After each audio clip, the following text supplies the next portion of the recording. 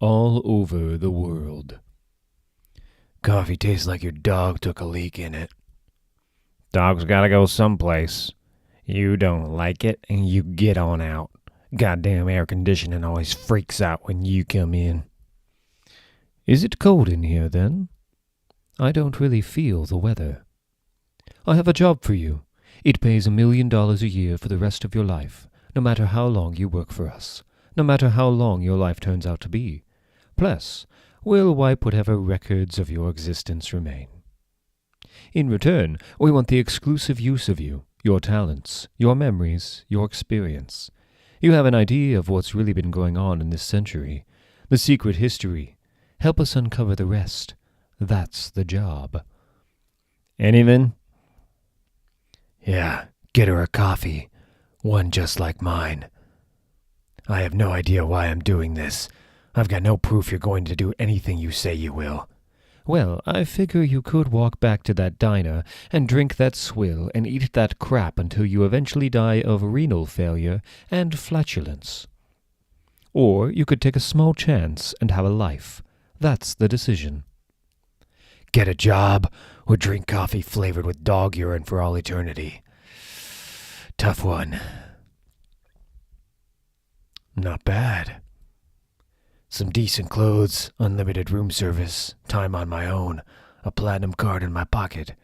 Either I've gone insane, or they poisoned the food, or it's for real. Don't know which scares me more. Mr. Snow, it's Jakita Wagner. How are you doing, Mr. Snow? I see the tailor you ordered has been and gone. Very nice. 2 days well spent. Welcome to the New York office of Planetary.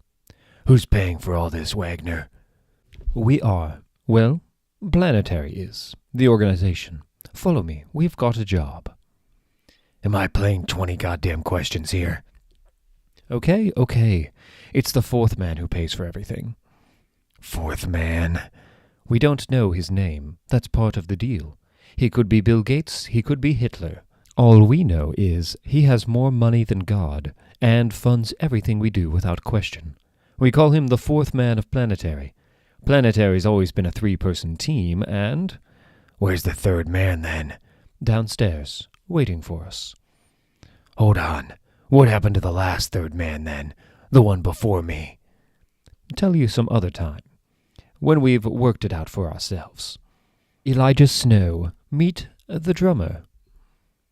Drummer? What, we're using code names now? What's your name, son? The drummer. First name, the. Second name, drummer. Don't mind the drummer. He's crazy. Am not. He talks to machines. Do they talk back to him? Or do the antipsychotics stop him from sucking television sets? It's his talent. Machines do as he says, but, you know, he's nuts. What's the word, drums? Adirondacks. Adirondacks. Big mountains. Some idiot or other planning to put tunnels, roads, and stuff through them. Though God knows what people think they're in the way of. Did resonance scanning, thermal imaging, all that kind of stuff, looking for stresses in the mountains? They found a complex of caves inside a mountain. A very designed-looking complex. Man-made. And you know, no one can see an entrance into this system. But scanning shows it's there. We got a mole in that corporation who throws this to us. We buy some time on a spy satellite.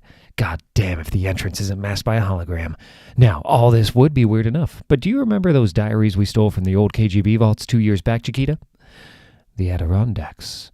Right, the Adirondacks were the last known destination of Doc Brass. What we know about Dr. Axel Brass is limited, to say the least. He was born on January 1, 1900, which got our attention. Same birth date as several other unusual individuals. Disappeared January 1, 1945. By the 30s, he was your genuine Renaissance man. Great scientist, gifted inventor, something of a visionary.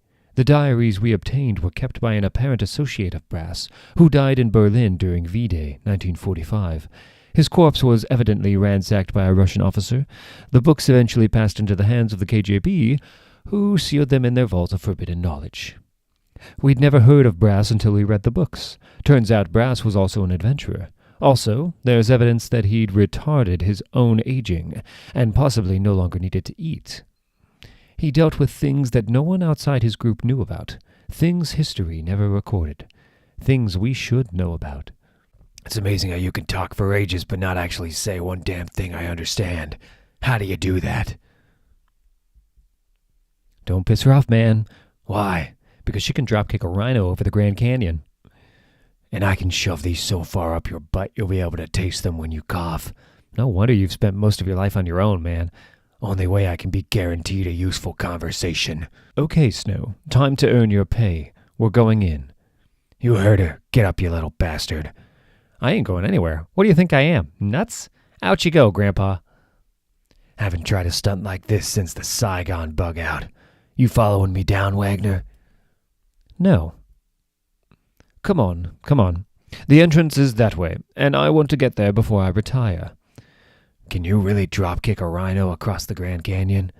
Tried it with an old man who irritated the crap out of me, and it worked. Might work with a rhino. How long's Planetary been going? I have no idea. I joined 4 years ago. Whether it was around before that, I don't know. Nobody said so. Why'd you join? The money or the secrecy your fourth man can buy? Neither. I get bored easily. Planetary stops me getting bored. That's it? That's it. Look over there. They all have signs. The Hall of the Carno Ship. Vestments of the Black Crow King. The Murder Colonels. A trophy room. Oh my God. I'm Axel Brass. You damn well better be the good guys.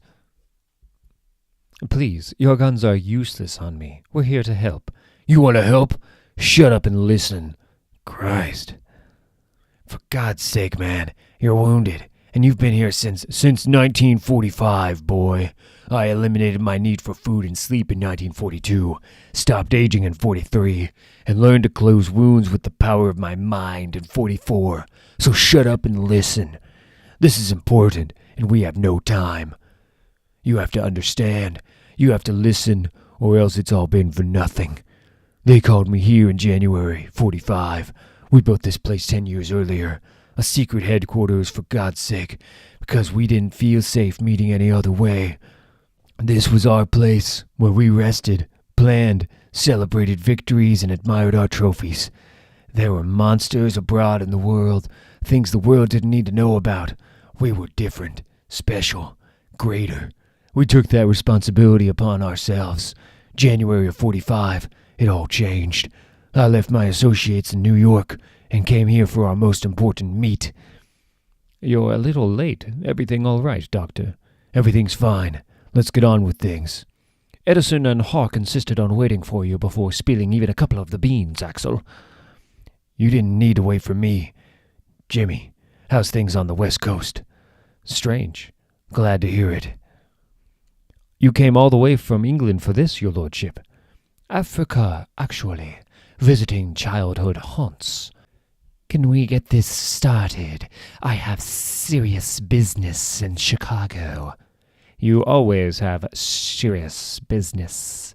Okay. You've all dealt with the computers Ed and I put together for you in 40.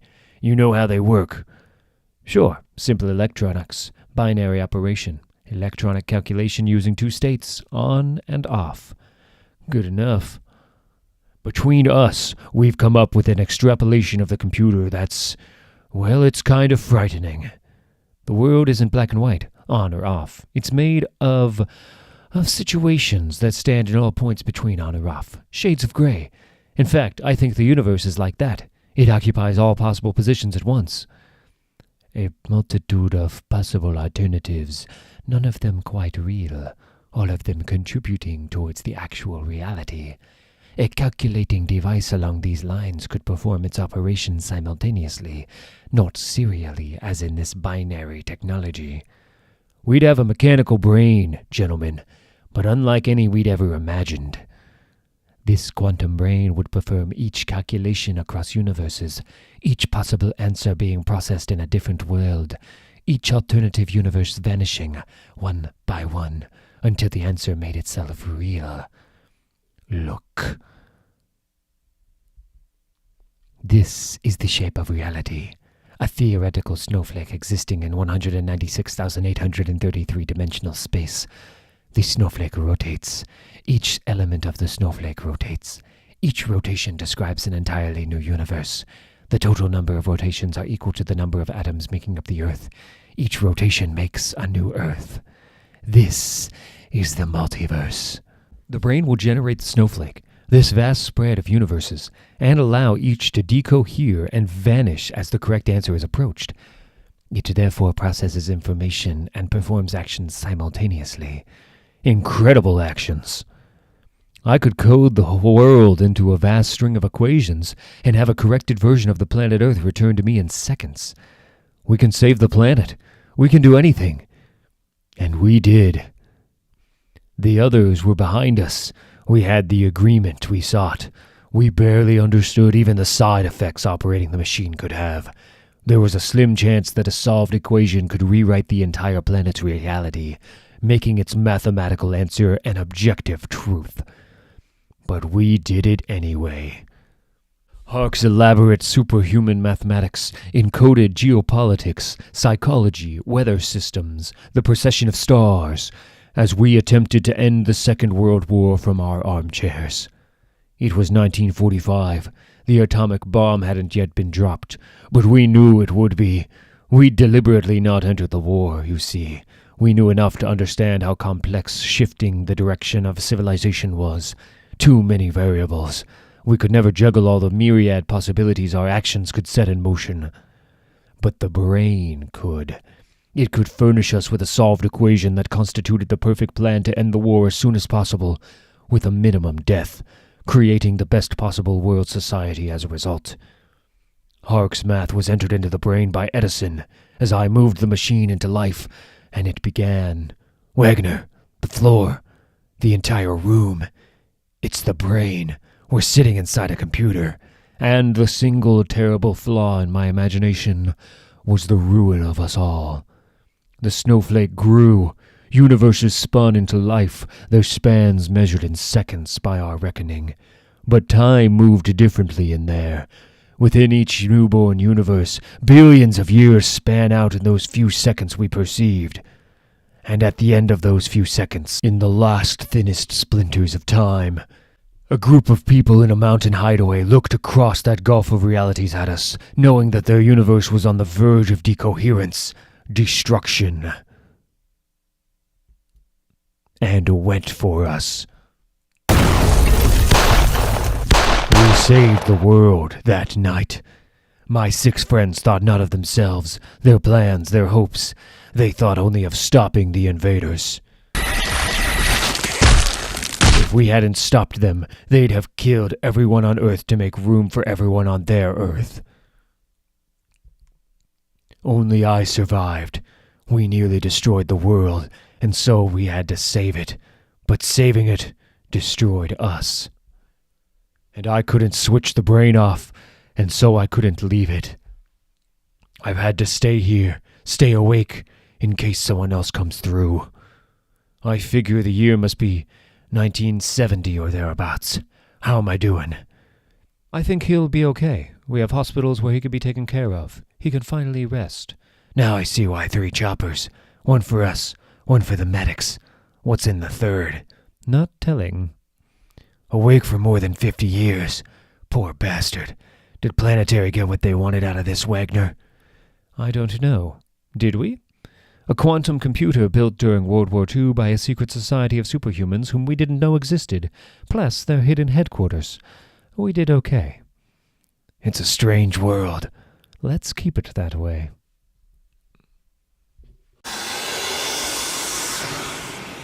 It does us good to have our genitals frozen into small blue dead things. Ryu, take my name from your lips, you cheeky bastard. Is respect suddenly too much of an effort for you, Jun? Very well, Master Storyteller. Why is it necessary for us to communicate here? I know that in several of your novels you advocate the code as a cleansing... Novels? I know no novels. Scripture, Jun. They are scripture now. Yes, Master Storyteller.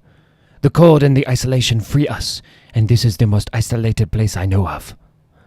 The last island between Japan and Siberian Russia, unpopulated because of its nature as a political football.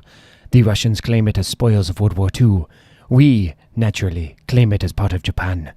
Legally, this island is a nowhere thing. We shall move into the interior of the island, find rude shelter, and make our plans. We need to be cleansed. We can take the Japanese government for our own only by having a cold hearts and clean hands, June. Guns will also help, Master Storyteller. Big goddamn guns. Of course, when you enter Parliament, you will also be ripped to the teats on fine cocaine. Imagine it. Veins fizzing, huge weapons all warm and oiled and hard in your hands as you declare me paramount leader of Japan. Ryu? I told you, damn it. Oh.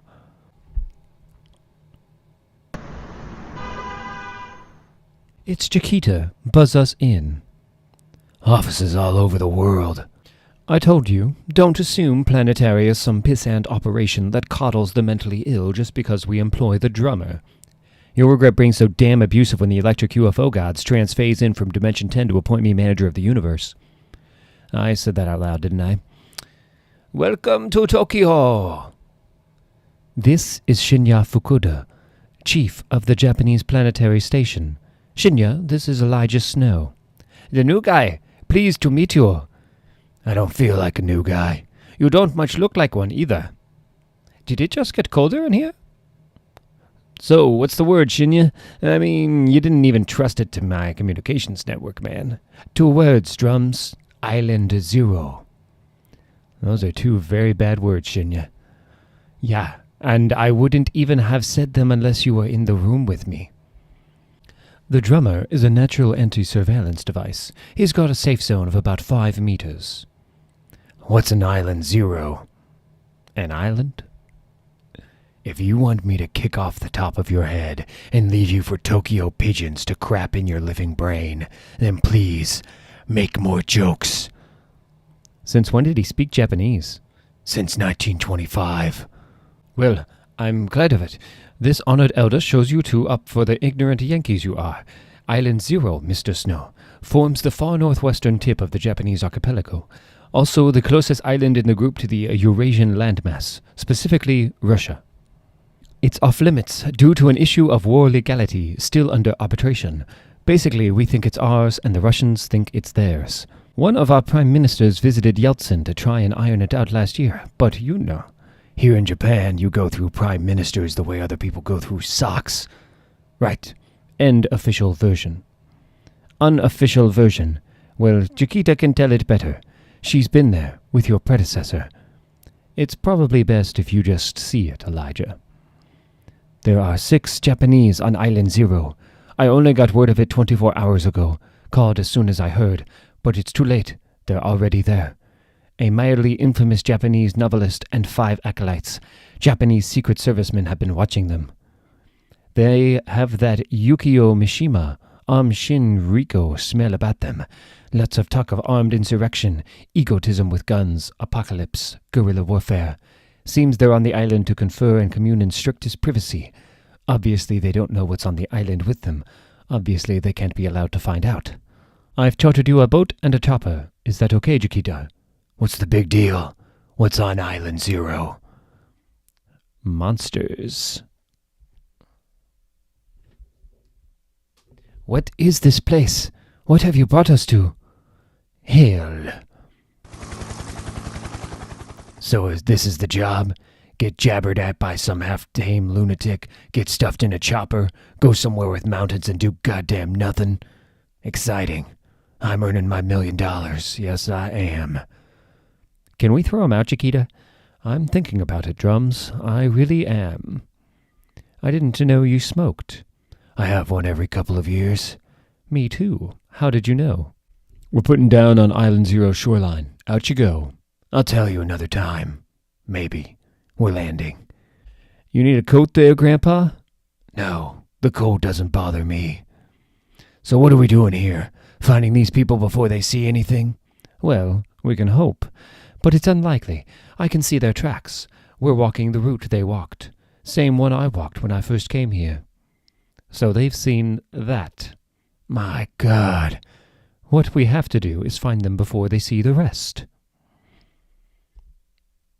I like it here. Please, Master Storyteller, we can't stay here. The stench alone. Shut up! This is holy. It's a huge dead monster and you're standing in its lungs. It is not holy. It's a bunch of scales and rotting meat and it's not real and it's dead. You show no respect. You think it's an accident that we find these things here? These are our dreams, June. They lay here sleeping. They offer us welcome within their very bodies. They remind us of our own greatness and horror. And that is our business. That is what we came to plan. That is what we brought with us. Come, sit, eat. I insist. I see them. Damn it, the one in the headband's got a gun, waving the thing around like it's a toy. The jerk. All I see is a green blob in the distance.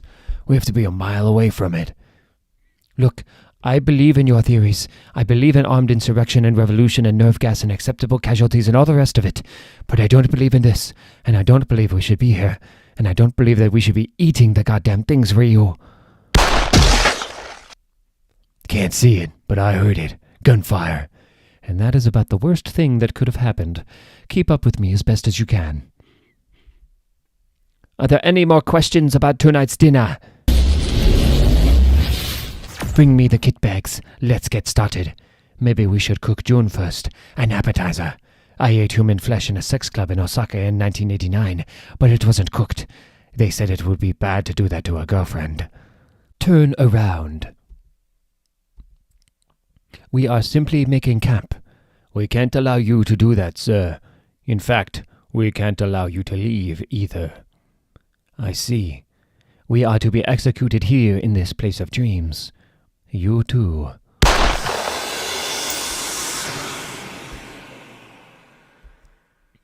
Snow! Nerve gas! The bastard shot a canister of nerve gas hidden in a bag. The wind's blowing it at you, so run, for God's sake! Run! Saved us the trouble of convincing them they didn't see anything. Love to know how those guards just appeared there, though. When your file said you were a cold bastard, I assumed it was a metaphor. Heat subtraction. I'm impressed. You telling me your precious fourth man didn't know about me? Oh, I'm sure he did. He just didn't tell us. Okay, I've seen. Now tell. It all started the day after Hiroshima. Nearby settlements reported a bright light and a terrible storm. The reports were dismissed, lost, or buried. We don't really know what happened here. We simply know what became of it. We can't say it was an atomic bomb. We can't say these things are radioactive mutants. I mean, that'd be stupid. Maybe someone ground-tested a mutagen, or a door opened from a parallel Earth, or something extraterrestrial impacted here.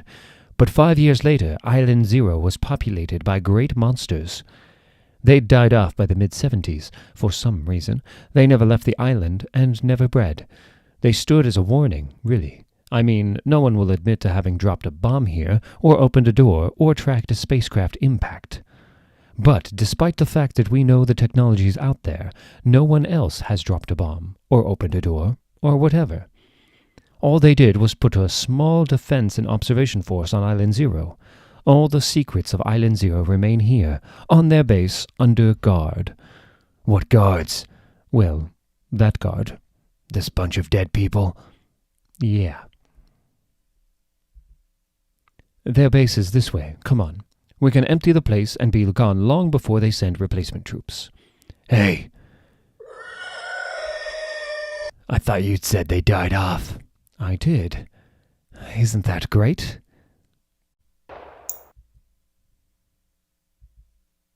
Ah. Money to make, drugs to take, whores to kill. Hong Kong is so kind to me.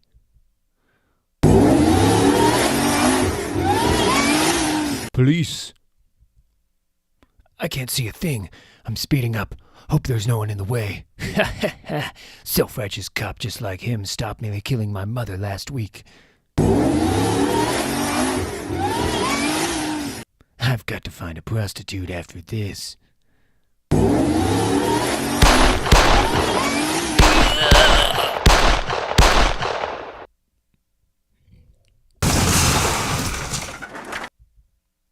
No.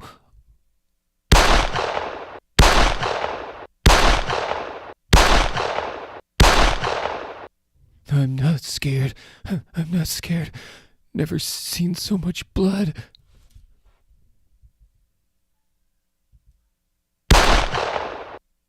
Oh no!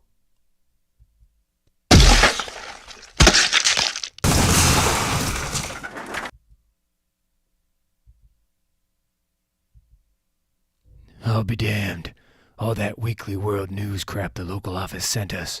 All that gibberish about the Phantom Cop of Hong Kong. Did you see that? That was incredible. Real life ghosty. Cool. Damn noise. You know what I liked? Bluegrass. Bluegrass was fun. Can't believe you're actually here. I've been in this office 6 years, and the field team has never been here. The old office manager would say, Michelle, none of that weird stuff happens here, apart from the cop, and who believes in him? 6 years? Sure, I was 16 when I started here, 6 years ago. You said you thought Planetary maybe was only 4 years old. I know. Never met anyone who's admitted to being part of Planetary for longer than 4. So the cop's real? You guys saw him? Yep, you're genuine ghosty. Ooga booga. With very real guns. Tell us the story. Well, there's no real story. It's just that people in the know, if you know what I mean, have always understood there to be the ghost of a betrayed cop in Hong Kong, and he remains here to take the vengeance until such time as another cop is betrayed and murdered. It's a fairy tale for the weird, you know? So, this cop, what do we have on him? Eyewitnesses my staff have questioned have given us a description that I've matched a name to. Want to see where he died? We couldn't have done that first. Shut up, Snow. This is it. Rumor has it that 2 other cops died here and came back. What happened? What's wrong, Drums? What's the word? Information. There's information here. Signal. The Triads. What happened was that a triad wanted a very popular film star here for their production company. He was happy where he was, so they castrated his brother and nailed the spare parts to the film star's door. Actually, no, correction. The film star's daughter's door. Kita, I've got some kind of junction box here. Several information flows meeting, but nothing solid. I need a bit of a kinetic energy here. What? Stamp your foot up and down over here a while. And this is where our dead cop comes in. Detective Shek Chi Wai. Him and his partner, Mok. Chi Wai's very good. Within 2 weeks, he's nailed the entire structure of the crime, from the hired hands to the middleman to the man who gave the order. What good will this do, aside from letting me live out my female stormtrooper fantasies? He and Mok pick up the hired guns, and they give a name. We don't know what the name was. Chi Wai was killed here on the way to arrest him, and Mok, the only other man who knew, is missing. Right here on this street corner, execution style. That's it. I've gotten something moving down there now. This is old information. It's in a machine, but I can't make out what kind of, what have you done, you little bastard? Never sounds good, Drums. Can we all maybe stand back a minute? Now that's your actual mystery archaeology. You figure? We made something old and big and weird jump out of the ground. What's your goddamn definition? What the hell is it? It's like a big stack of hard drives. It's a huge information repository. Now, if you're asking what kind of information, no idea, Gramps. One of these days I'm gonna kebab your useless butt with those drumsticks. Come on, you dug it up. One of you whiz kids tell me what it is. It's God. It's the only word for it that fits. It's unimaginably huge. It is an object with more than 100,000 different angles. 196,833? Maybe? Shut up, boy. Who killed you? A man called Tony, and my partner. The terrible thing is, my partner didn't betray me for money, or drugs, or power. He killed me just because he really didn't like me. I killed Tony earlier tonight. That's what I was brought back for. Vengeance. And not just for me, for all of us. I only ever wanted to be a policeman, you know, to see that the right thing was done, to make sure the bad people could never hurt the good people again. It's funny. I wasn't expecting to ever have a conversation again. Please, My name was Shek Chiwai, and there's someone I left behind. A woman, Xiao Yimfeng. Please tell her, make the most of these days. I've seen what happens when we die. Tell her it doesn't get any better than this. After this, there's nothing. Do you see? There's no sin, no hell for our bastards to burn in, no great punishment in the next life for the killers and rapists. That's why I was brought back. They need to be cut out of the world now.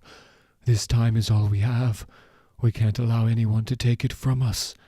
And no one understands that better than a betrayed cop executed in Hong Kong.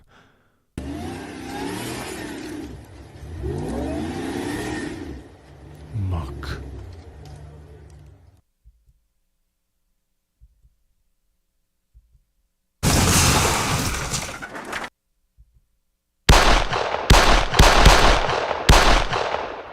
Now, you tell me what your damn problem is, or else I'm going to find a very small hole and reenact your birth. His damn problem is he killed me, but his friends are telling him I've been seen on this street corner many times since.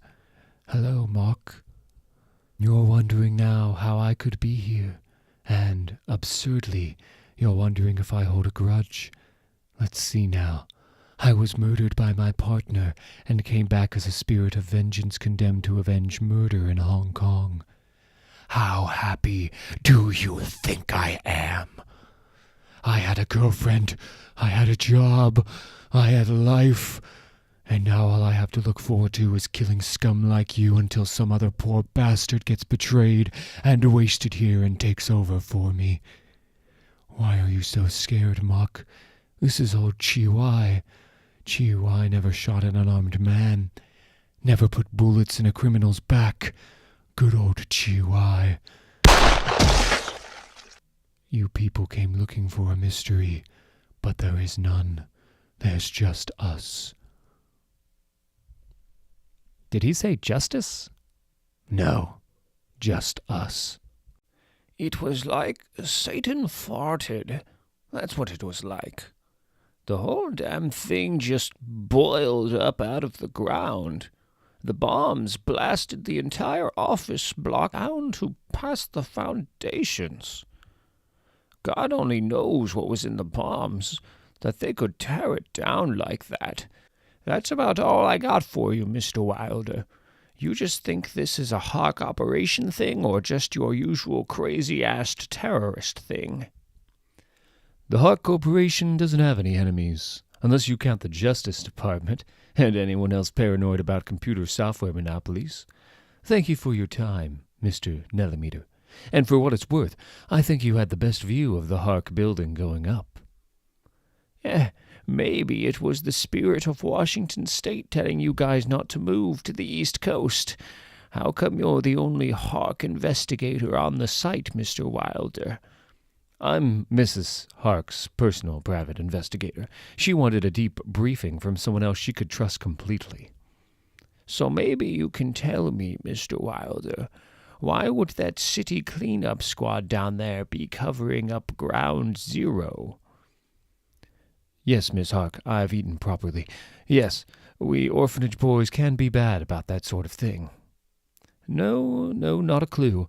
I mean, yes, we've gone over the videotape. We accept that the group that claimed responsibility probably did it. But we're no closer to why or how, and personally I would like to know why a brand new terrorist group would call themselves something as cute and fluffy as the Snowflake. I've gotten about all I can here, which is to say, nothing at all. Hey, get the hell off him! Are you gonna be okay? He's got my pills for my heart. Feels like my chest's gonna rip open.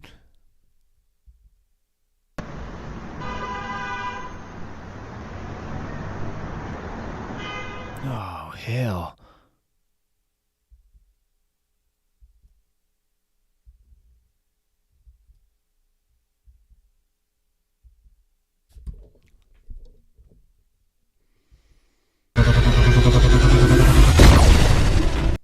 Well, I wasn't expecting that. Why isn't the damn thing working? I don't know, drummer. Maybe it doesn't need you because it already has a pet living fart. Drums, for God's sake, get off the find. Why do I even have to say this? Why do I have to say, get off the unique and probably alien living plinth that zaps the unwary? What is wrong with my life that I have to say these things out loud to someone who's been in Planetary that long? I mean, if it was you, well, if it were you, you'd be sitting on its corner with a coffee, moaning about how you never get to do anything. All I said was, do we ever get to see anything when it happens instead of mopping up after it or digging it up? All you said, all the damn way home from Hong Kong, Elijah. And anyway, we didn't dig this up. The bomb blast revealed it. And anyway, we just saw some guy vanish. What else do you want? Glowing showgirls dancing around it? I'll tell you.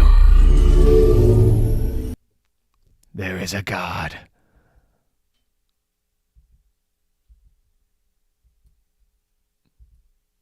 Good morning, Mr. Wilder. How are you feeling?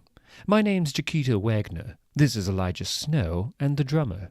We met about 5 days ago in the Hark Building bomb site, though you probably won't remember that too clearly. First things first, you're at a private hospital funded by the corporation we're attached to. Second, no, you're not held against your will. This hospital is unique and set up to deal with unique medical conditions, like you. Do you know what you have in your chest, Mr. Wilder? Yes, I do. And it's Jim. Okay, Jim. Here's the deal. The three of us are an investigative team. We're private, and everything we find is confidential. We're trying to put together a map, if you like. A map of things like the thing you encountered. Can you tell us what you remember? Yeah. Maybe you can help me, after all, if you know about this kind of thing. I remember everything. It was just waiting for someone to tread on it. Can you hear me? Where are you? You are inside me. I am a shift ship of the 2nd European Fleet. I am shipwrecked. My crew died on impact. I don't understand what any of that means. There is more than one Earth, Mr. Wilder. Your universe hangs within a structure of universes, a thing almost like a snowflake. Channels course between the countless alternative Earths, keeping them separate. This we call the bleed. I was designed to sail the bleed, a trading ship between universes. There was an accident. I crashed here. My crew died on impacting this reality. I was traveling too fast. All I could do was jettison travel stones so that rescuers could retain entry into me. But there were no rescuers. The fleet never found out where I went down. This was a long, long time ago. This was a long, long time ago. I am very deep beneath your Earth now, and I am trapped. I have no engines, I have no fuel, no pilot, no navigation or scanner. I was designed to work with a crew. Do you see? I need a pilot. I want to go home. Will you help me? The shift ship was designed to work in conjunction with humans, superhumans, who plugged into the ship itself. There was a man who was the engine, impelling dynamic flow to the ship's drive systems. The fuel stood behind him, her hand on his shoulder, powering him, her very presence lighting the ship. 7 people to make a shift ship work. 7 people to get her home. I'm the first. I need to find 6 more. Why, man? Because it's the right thing to do. You understand how your new enhancements work? Pretty much. You want to see her, don't you? Very much.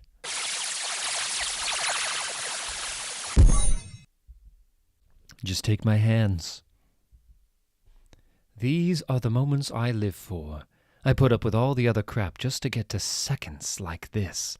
The moments when you know the world is a better place than advertised.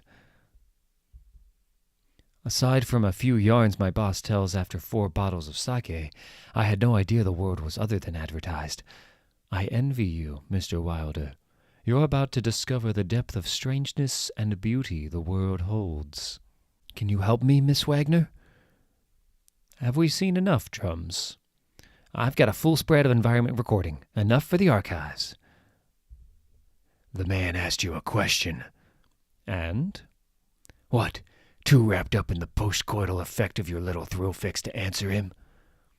Well, I'm sorry, but Planetary has only an investigative mandate. Wilder, take us back to the hospital. Mr. Wilder, Planetary is mostly an investigating, unreactive plotting operation. It's true. It is also a fantastically rich one. And what Miss Wagner is trying to say is, we'd be delighted to provide you with whatever you need, for as long as you need it. It's time Planetary stopped watching things and started doing things. My people here will take the initial interview, establish what you'll need first. Money, no object. No request denied. Now, if you'll excuse me, I need to go find a cat to kick and a dog to flavor my coffee with. And then, I'm sure I saw Doc Brass around here somewhere. Poor bastard has his body crammed with alien material and agrees to spend his life convincing 6 other people to do the same so a lost spaceship can get home. And she just wanted to play tourist in the same place he gave up being human. Don't know what's the bigger threat to my life and sanity, the planet or Planetary. Still, the look on their faces. Good afternoon, Mr. Snow. Dr. Brass, feeling better? Like you wouldn't believe. Come on in. How did you know it was me? I happen to know I have no scent. I remembered from our brief meeting in the Adirondacks, you have an unusual temperature emission. Plus, of course, your absence of presence in the olfactory landscape, as it were. You're a remarkable man, Dr. Brass. So are you, Mr. Snow, which I suppose is kind of the point. And call me Axel. We share the same birthday, you know. No kidding. January 1st. January 1st, 1900. Well, now, how come I don't know you better, Mr. Snow? I like to keep myself to myself. I bet we have a mutual acquaintance, though. Someone exactly the same age as us. Jenny Sparks. Her too. I didn't know that. I'll be damned. Is she still alive? With a vengeance, according to all the news channels. News channels? God knows I never expected to see all of them. And I've been meaning to ask someone. I keep seeing TV advertisements for something called the Hark Corporation. Do you know anything of them? What's this? Television, with a videotape player. Got some interesting tapes here. The Hark Corporation. That was one of about 1 million questions I had for you. I don't understand. I figured you 1999 fellows had all the answers.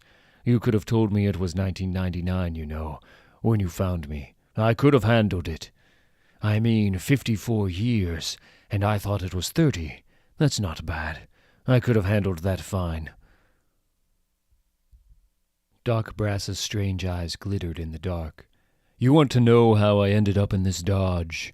Doc Brass began to pace the office like a caged tiger. I was born for it, trained for it, trained for anything. My parents came from a society stretching back to the French Revolution. There was a need, they felt, to develop people worthy of a revolutionary society. These were the greatest minds of intellectual Europe, come together to write a plan for the Superman. They created a new kind of diet, a new learning system, a radically original exercise regime, and began to apply it to their own children. Each new generation was stronger and stranger than the last. I'm the last of them, the end of the revolutionary line. I've been bred, born, and trained to deal with anything, except the unspeakable evil of my own parents, warped brother and sister that they were. What a weird date, 1999. It's like living in a piece of science fiction, like someone gave my life to H.G. Wells to write. I know what you mean. I met Wells once. He wanted to sleep with my girlfriend. Jenny Sparks. Haven't thought of her in I remember first meeting her. She spent the 30s in New York, you know. That strange little English girl in the dark, all in white. I only met her once, with John Cumberland. John Cumberland? My God, there was a brave man. Most people thought him a myth, or a trick of the light. I wonder what happened to him. He died as unknown as he lived, as I understand it, vaporized, trying to bring down a United Nations space platform. Oh, and it turned out he was from a parallel Earth. Don't know if even my colleagues know that. My God. We crisscross the world, making it right, making it strange, and the people never see our coming or our going. Beneath Chicago, Doc Brass fights for the future of man in the spawning caves of the feral miscegenated neo-arachnid variants bred by the murder kernels. When we found you, that was my first mission with Planetary, and I'm no wiser now than when I started. They're up to something, gathering information. You sound like you don't trust them. I don't trust anybody. Our birth date is important to them, and we recently investigated something found on Hark Corporation land. I don't even know why there's a Hark Corporation. And I spent too many years hidden to be able to puzzle it all out, Axel. Tell me about Hark. Hark's dead. Please. Hark was the greatest mind the Asian countries ever produced, and that's a part of the world often touched by genius. He began as a nemesis of the Western world. The careful training and calculated breeding of almost 300 years had rendered Axel Brass capable of masking any emotion, even the extremes of grief and agony. Today, for the first time anybody could name, Axel Brass let the mask of years drop. Hark's strange eyes narrowed, his sharp oriental features otherwise composed. Here was a man of equal control, the very pinnacle of the ingenuity of the East, contained in this tall, frightening figure. Hark had been the terror of the Occident since the turn of the century, bedeviling first Britannia and then America herself. "Hark," Brass said, "it doesn't have to be like this. We don't have to die here, and be sure, we will both die here if we allow it." Hark's sinister visage remained still. "Damn it, Hark, we're not your enemy. America doesn't hate you. It just doesn't understand you. We're on the same side." Hark's own mask slipped in the face of Brass's passion. "We both want a better world for our people that isn't mutually exclusive. For God's sake, man, we're all on the same planet." Anna Hark coiled herself into her father's life. She imagined herself a beautiful snake on a brightly patterned rug, if that snake moved carefully and was still at the right moments. Then to the casual eye there was no snake, only a beautiful bright rug. The world was just a gaudy pattern, and she a lovely coiled thing of venom. Her father's inventions, her father's money, soon. This could be a corporation, in the Western mold. She would hide herself in the warp and weft of America, grow rich, and wait. Hark understood that, indeed, he and Axel Brass could be a force to protect both the Orient and the world. While teaching the world to live with respect for its differing cultures, Hark's step into the light completed the secret society that Brass had spent 10 years gathering, in imitation of the group that spawned the system that led to his own birth in the days of Robespierre.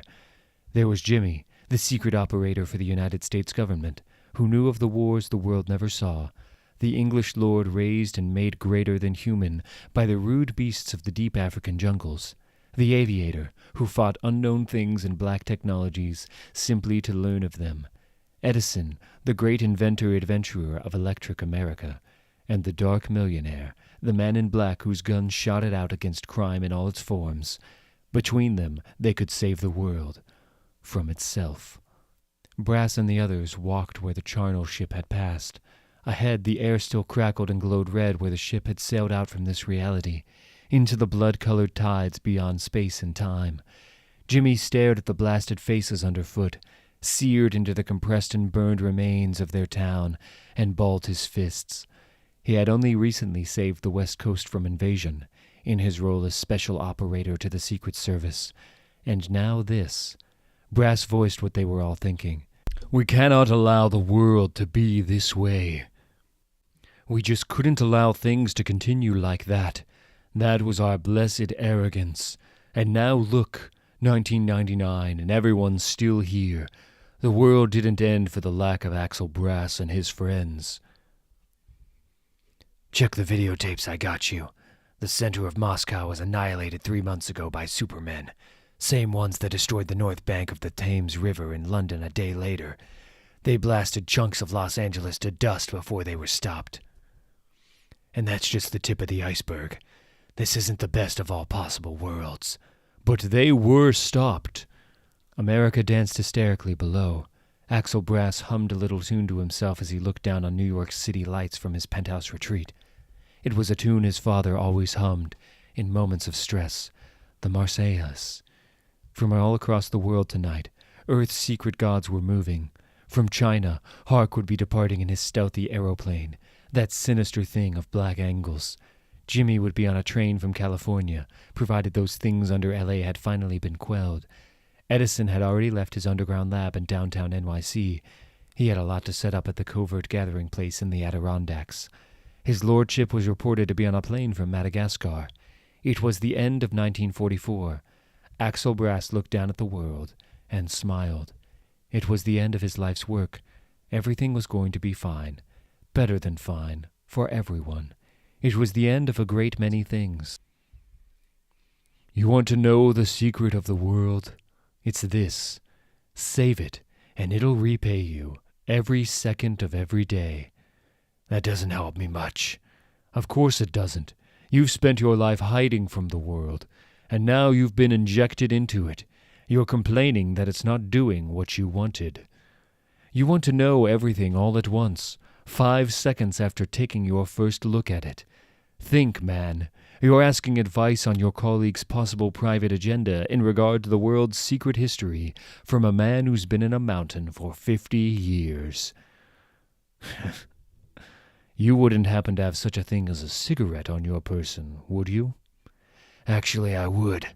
I normally only have one every couple of years, but I've been feeling the need lately. Turns out these are bad for you, you know. Break it down, Mr. Snow.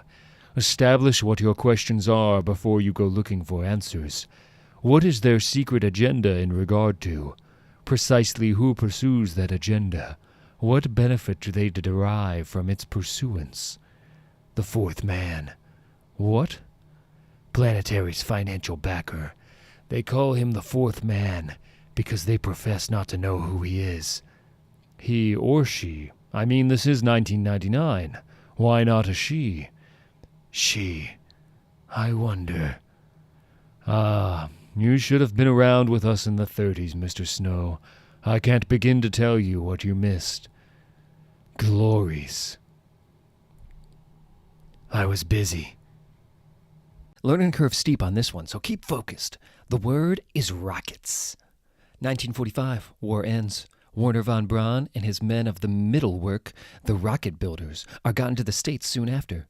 Their signature brand of German engineering will be the engine behind the Apollo program and will inform American thought about space travel until the 90s. Also gotten out by Americans, the engineers and analysts Hitler secretly kept close to him in Berlin. No one knew their names or even what they were doing. They were at the highest level of Nazi security. These were the people who were going to put Germans on the moon by 1955 and aim space arcs at Mars by 1968. A deal was cut. These people were geniuses. They outshone von Braun the way the sun does a kid's flashlight, and by the end of 45, they were in the States working on space travel. Relax a little, Elijah. Like hell. Not until I throttled someone to death or broken something really big. It took JFK and a hideous amount of public money for Apollo to produce the Saturn V booster, the only engine capable of slinging a man-rated spacecraft into an interplanetary insertion. The secret team, working under the call sign Artemis, had a comparable design working in 1959, and they sent men to the moon in 1961.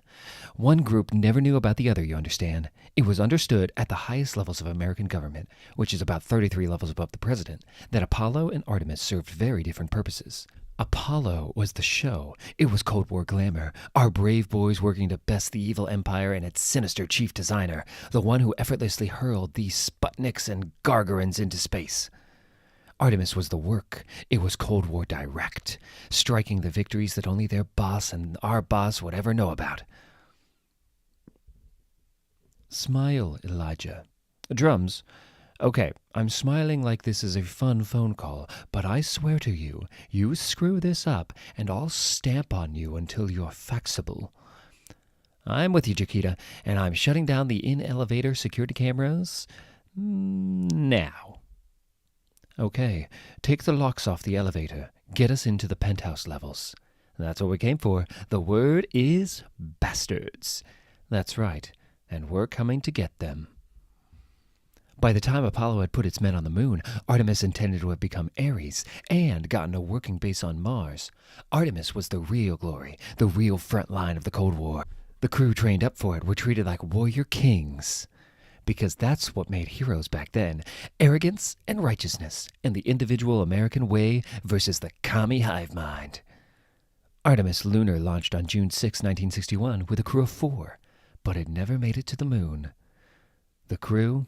Randall Dowling, physicist, engineer, you name it. List of the disciplines as long as your arm. Project leader, flight commander. We're in. Please tell me what the hell they are. Jacob Green, pilot. William Leather, flight engineer. Kim Suskind, physicist. These were all Twilight people. Green flew missions no one knew about in World War II. They might have let Dowling be the American Einstein if not for his background. Leather, the younger man, has some hazy history hinting at involvement in exotic airplane design, and there was a woman in Florida who swore to her dying day that she and Leather were the last people to ride in the Nautilus in 1959. Suskind was the daughter of one of the Nazi brain trust. There was something in translunar space waiting for them. Artemis L had an array of color cameras with automatic film changers running throughout the flight. We have copies of the films. Artemis L to control. All systems nominal. Go for thermal control roll. Commit registered. Go for thermal control roll, Artemis L. Randall, this is Science Station 2 at control. Can you run me a check on exterior scientific package B? That's Hall Prow, yes? Running diagnostic.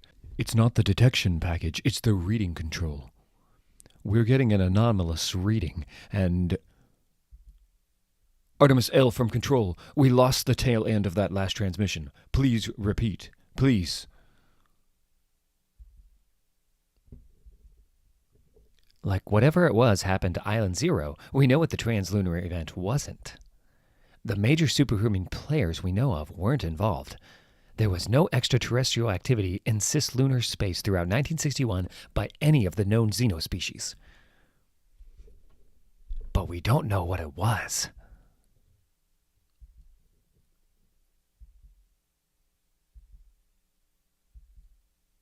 Artemis L returned to Earth 5 days after this encounter. Seems like it whipped around the moon and back again, much like the Apollo 13 rescue trajectory.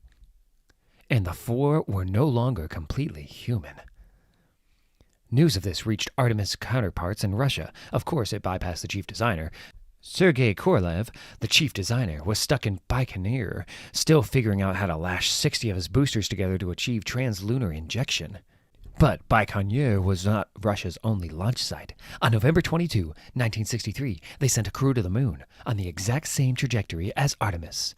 And that craft never returned. Vanished. So did the first 4. By 1964, they officially didn't exist, because by then they were running Artemis. They'd taken over the entire operation and were using the Black Ops cash flow that fed Artemis for their own agenda. Elijah, I'm going to let you look at the files and make your own judgment. But these people are the dark side of everything we do. They're so deep undercover that drawing a bead on them is like trying to beat up fog. But we have resources most people lack. These people need putting down. And you're getting this briefing now for 3 reasons. You're a cranky son of a bitch and no one really likes you, but we trust you now. You're always complaining that we do nothing proactive, and we just found out where the 4 are. You'll want to go get them? Elijah. Jakita, What do you think of the files? How did we manage to track them? Remember the guards on Island Zero? Sure, American flag, Japanese flag, few weird insignia, appeared from nowhere. They were from what Artemis became. So the files you raided from their base after the nerve gas killed them out on the ice Led us to what we needed to draw a bead on the 4. Also gave us new insight into Island Zero, but that's something else. Even if a tenth of this thing is true, the things these scum have cost us since 1961. I don't enjoy killing people. I want to kill these people.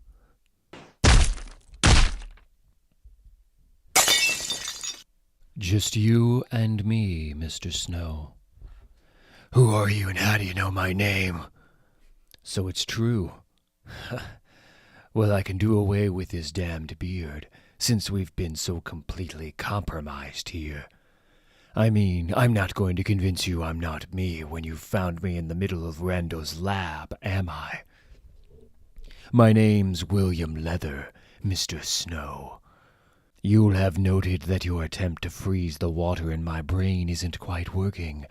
Keep trying, though, and Miss Wagner will just be a bit sore when she picks herself up out of 4 Voyagers Plaza. It takes a lot more than a fall like that to seriously hurt her. Ask her about Broken Earth A in 1997. I only know the barest part of what you do. I know that you've done more than your share of making the world mediocre. The things we've seen here alone, if I understand them right, then they alone could save millions of lives a year. Why?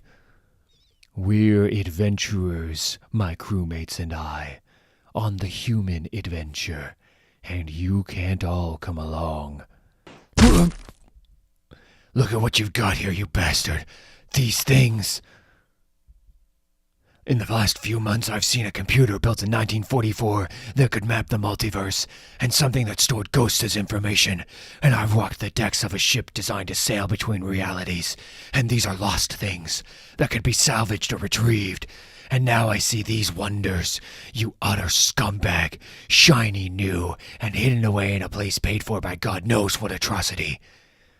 Kick in the unmentionables, you've changed, Mr. Snow. You don't know me.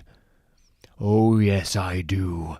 I've known you for far too long, and we're leaving you alive because this new train of events amuses us. Remember what we 4 are. We were reborn in the exploding heart of the multiverse. We are optimal humans. We are explorers, scientist gods, the secret heroes of a world that doesn't deserve us. I don't know you. Oh, God, I can't see you anymore. We were given the world in 1961. We know all the things that you've struggled to uncover for decades. We are all those things. We are the secret history of the planet, for we are its secret chiefs. Time for you to ask yourself some hard questions, Mr. Snow. We'll overlook this compromising of our New York lab. There are others, but do you really want to invite doom for yourself and others by continuing to investigate us? Do you really not remember us? Who benefits from your lack of memory? Who knows the secret history of Elijah Snow? What are your teammates not telling you? Jack Carter's dead. Good. Who's Jack Carter? Old friend of ours. Had serious connections in the occult underground. Real player in the 80s. The word Snow is scumbag. He was not. Well, maybe I'm biased. I wasn't sleeping with him after all. Coming to the funeral? What was he like? Jack Carter?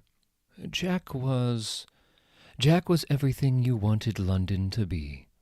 All right, Squire. He was funny and smart and mysterious, and sexy and scary. You know what they say, if you're tired of London, you're tired of life. For me, Jack Carter was London. You could never get tired of him. And I'll miss him terribly. You're never what I expect, Jakita. He was our window on England in the 80s. Lots of strange stuff went on here, even without the costume stuff. Costumed? They were superheroes in England? Sure, Jenny Sparks ran a team here in the 60s, and again in the 80s. All went to hell, of course. I think there were some holdovers from that, too. One or two people wanting to do it right.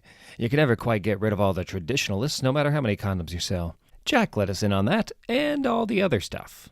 One of these days, you pains in the backside will speak a complete sentence that I don't have to ask another damn question about. What other stuff? Well, come and meet them.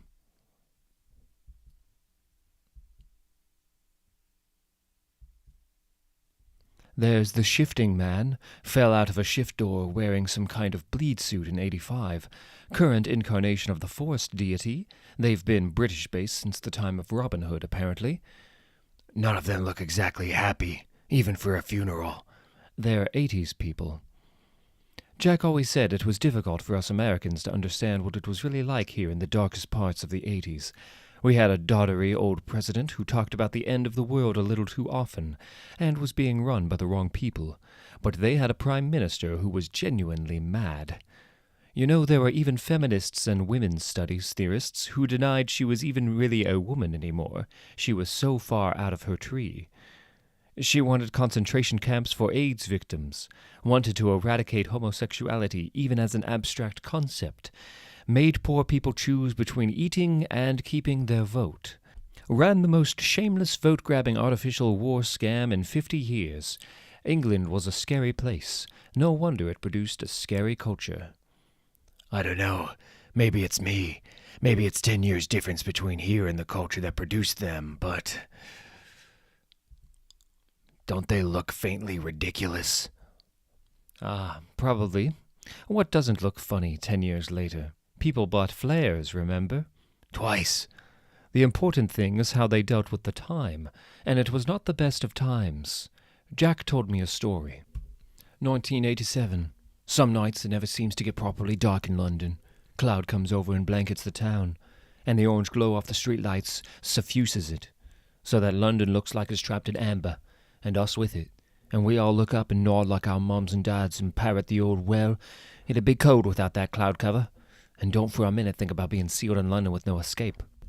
The sky was black and orange when I left Matt Lindsay's gaff above the shoe shop in Carnaby Street. I didn't look back. I knew she'd have her chops pressed to the windows, screaming her guts out and pulling weird faces. Sealed in brick and glass. There was a rippling sound, like waves breaking. Just about audible from here above the taxis. It was her own stupid fault. Evil moo.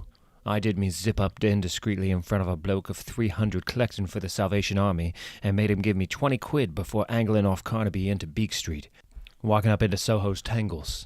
Christmas never does bugger all Soho. It's grey and doomed and hopeless and life-sucking all year round.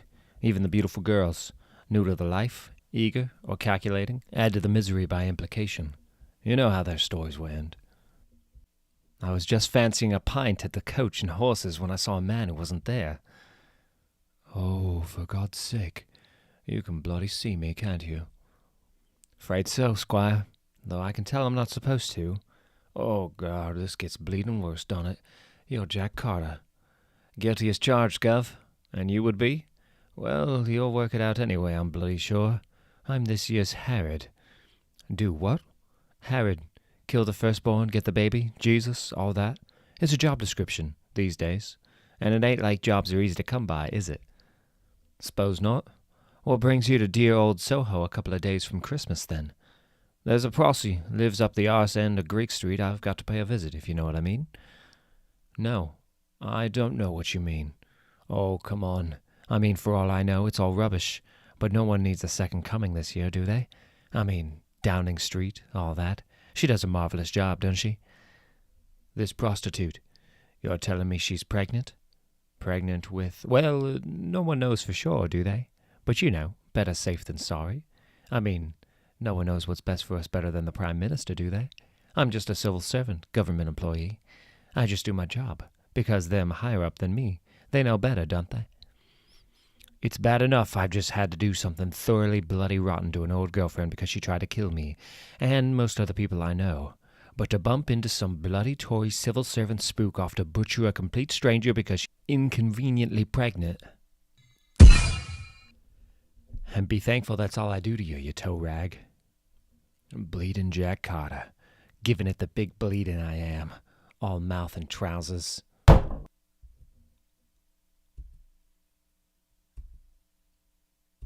Memorial service without a body. Terrible thing.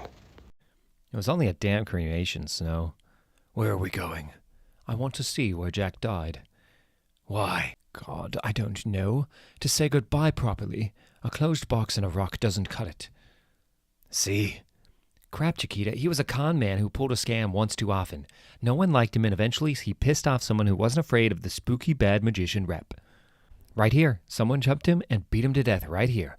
That's all that happened. There's been magic here. Magic's a messy signal. Kinda loose and lossy. There's traces everywhere. You can see magic? Sort of.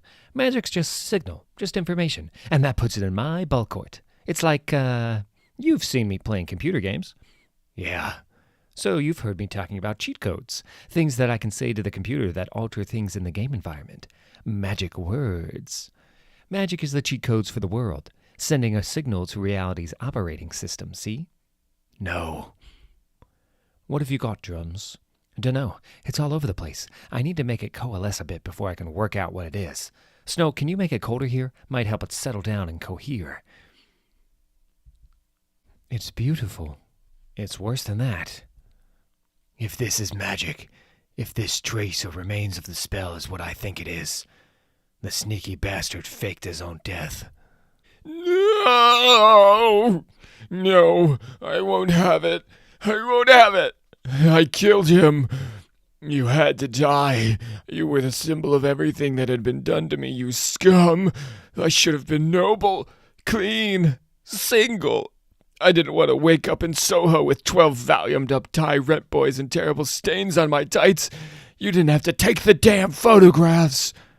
I didn't want to find out that instead of getting my powers from a transcendent scientist mentor, I was grown from the DNA of Aryan super athletes and Hitler's personal sex midgets. I didn't even know Hitler had personal sex midgets. I liked my life. There was nothing wrong with me. I wasn't hip. I wasn't trendy. I wasn't edgy. And you know what? That was okay. I didn't need the split personalities, the nervous breakdown, the shift in sexual orientation, my life being a lie. If you didn't want me, you should have just bloody ignored me. Evening, all. Jack. Hello, Jakita, love. I knew you'd do right by me. Oh, well, probably time I quit anyway. Why did you fake your own death? Hell, how? Well, it was fairly bleeding obvious that Chummy there fancied beating me to death for God only knows what reason. And since I could have done without that, well, I had to pull a bit of a stunt and then grow underground. He did seem a bit determined, after all. And if there's one thing I've gotten good at in 30-odd years above ground, it's disappearing. But when you turned up, everything changed. I knew you'd work out what happened. And so dragged that tow rag out into the light, so I could sort him for good. Not like I have a claim to be a role model, after all. The 80s are long over. Time to move on, love. Time to be someone else. Cheers. Be seeing you.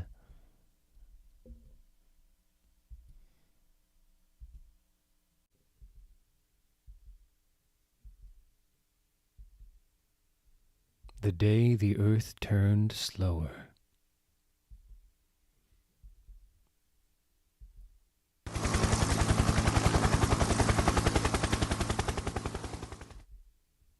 Oh, God.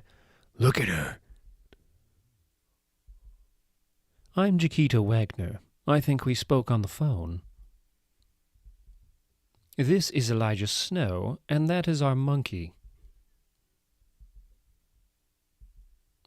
You're Allison, right? Allison will do, for now. And this is U.S. Science City 0. Not on any maps, just like the old Soviet science cities. Nowhere towns. I know what you're doing, especially what you've been doing recently. That skyscraper that was blown up. Dramatic kind of excavation, wasn't it? You're not the only archaeologist in town. How do you know that? When you're this far underground, there are ways of moving news around. I've been hiding since 1960.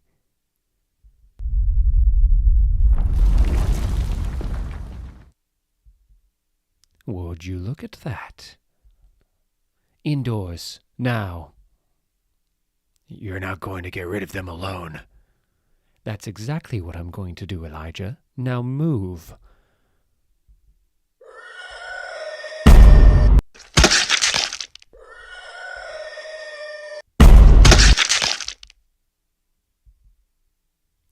This is the place. I haven't been back here in 30 years. This is where we made the monster movies. I was killed here. What did they do here, Allison? More to the point, what did they do to you here? 0 was built at the top of the Red Scare. You know what it was like, living in a country driven mad with fear of nothing. Yeah, I was here, at least for some of it. You don't look that old. Neither do you. Good point. It's a strange world, Mr. Snow. Sorry about that. I kicked it a little too hard. Have fun? Hell yes. Got our pilot out, too. How are we doing, Allison? I never expected to be back here. I mean, I used to have nightmares about ending up here. Do you have any idea of what happened here? Only rumors. City 0 was first and foremost an experimental concentration camp for American dissidents. They needed warm bodies for what they had planned. They wanted rid of all of us, supposed Reds under the bed. Perfect plan. They picked up those of us whose disappearances were explainable, the drinkers, the dopers, women who slept with the wrong men. They disappeared us, brought us here, were quite open about the fact they could do anything they wanted to us, and began to change us. They shot me, you know, quite literally, took me out back of the canteen, put me up against the store's wall, and shot me, 5 of them, with rifles. I remember quite distinctly that one of them wet himself when he squeezed the trigger, and then they brought me back, just to see if they could. In here. This is Theater A. This is where they dragged my corpse. I'm told I was still warm when they put me on the table, still leaking. Weird. It almost seems harmless, seeing it all like this. The devil's empty house. I remember the smells first. Ozone, bonfires, and then the light. It flickered, flared, sent everything monochrome, and then electric blue, and then flickered again.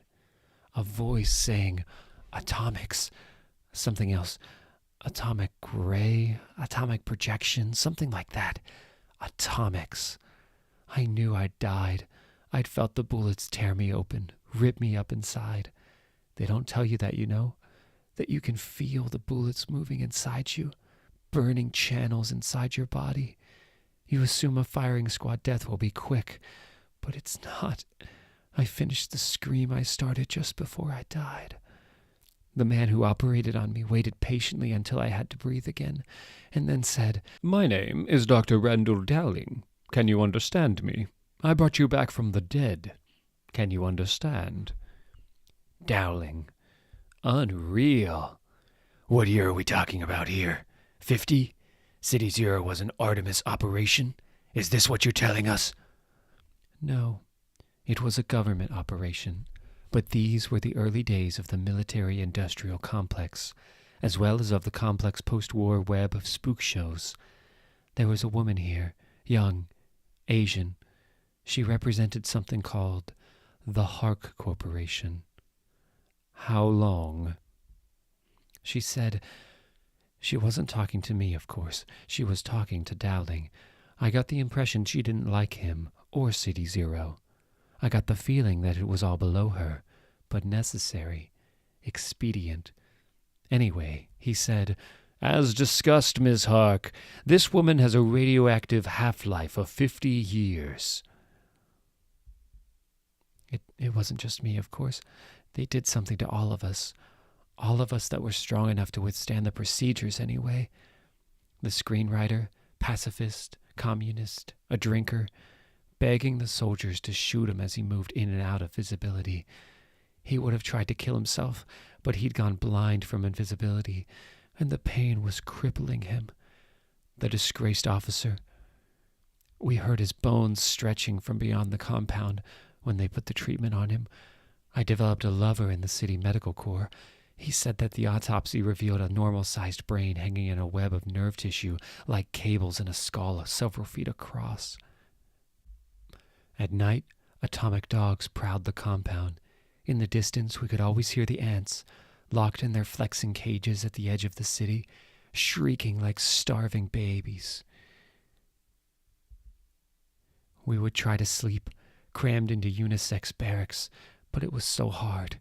There was a man whose brain had been replaced by an atomic snowflake field, who was channeling the consciousness of someone on another planet, who would whisper obscenities all night long, never repeating himself. They laughed to look at us, the soldiers and everyone else without the right need to know. We were the big joke, dirty Reds being used as guinea pigs for the special anti-Red super army to come. But the actual joke was even worse. There was no real Red threat. They were as afraid of us as we were of them. The people who built City Zero knew it. That's not why they built City Zero. The Red threat angle just got them the initial funding and the secrecy they needed. City Zero was simply about testing the human body to the limits of the available technology. It was about seeing what they could get away with doing to us. Can we go outside? For me, personally, I can't always be angry at them. You never get tired of looking at the stars, do you, Mr. Snow? And I've seen them a lot more than I otherwise might. But what they did to everyone else... City Zero was left very quickly. Dr. Dowling had more than one change of fortune before the end of the decade. Some of the information is still here, trapped in machines, buried in abandoned books. For all their sakes, for our sake, use it. I could have done this a while ago, but I'm a coward. I wanted to live for as long as I could, you see. It was only half a life, but I wanted it. Radioactive half-life of 50 years. Time's up. I'm so glad I met you.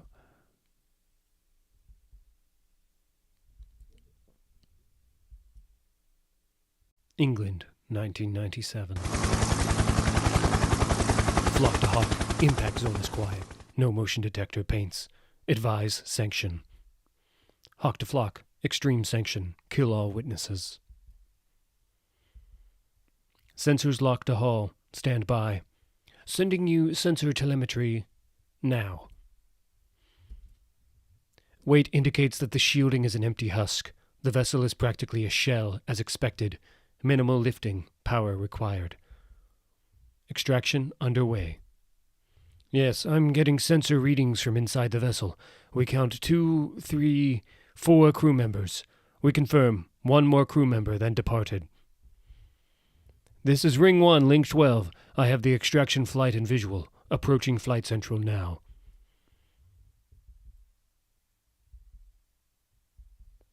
My God.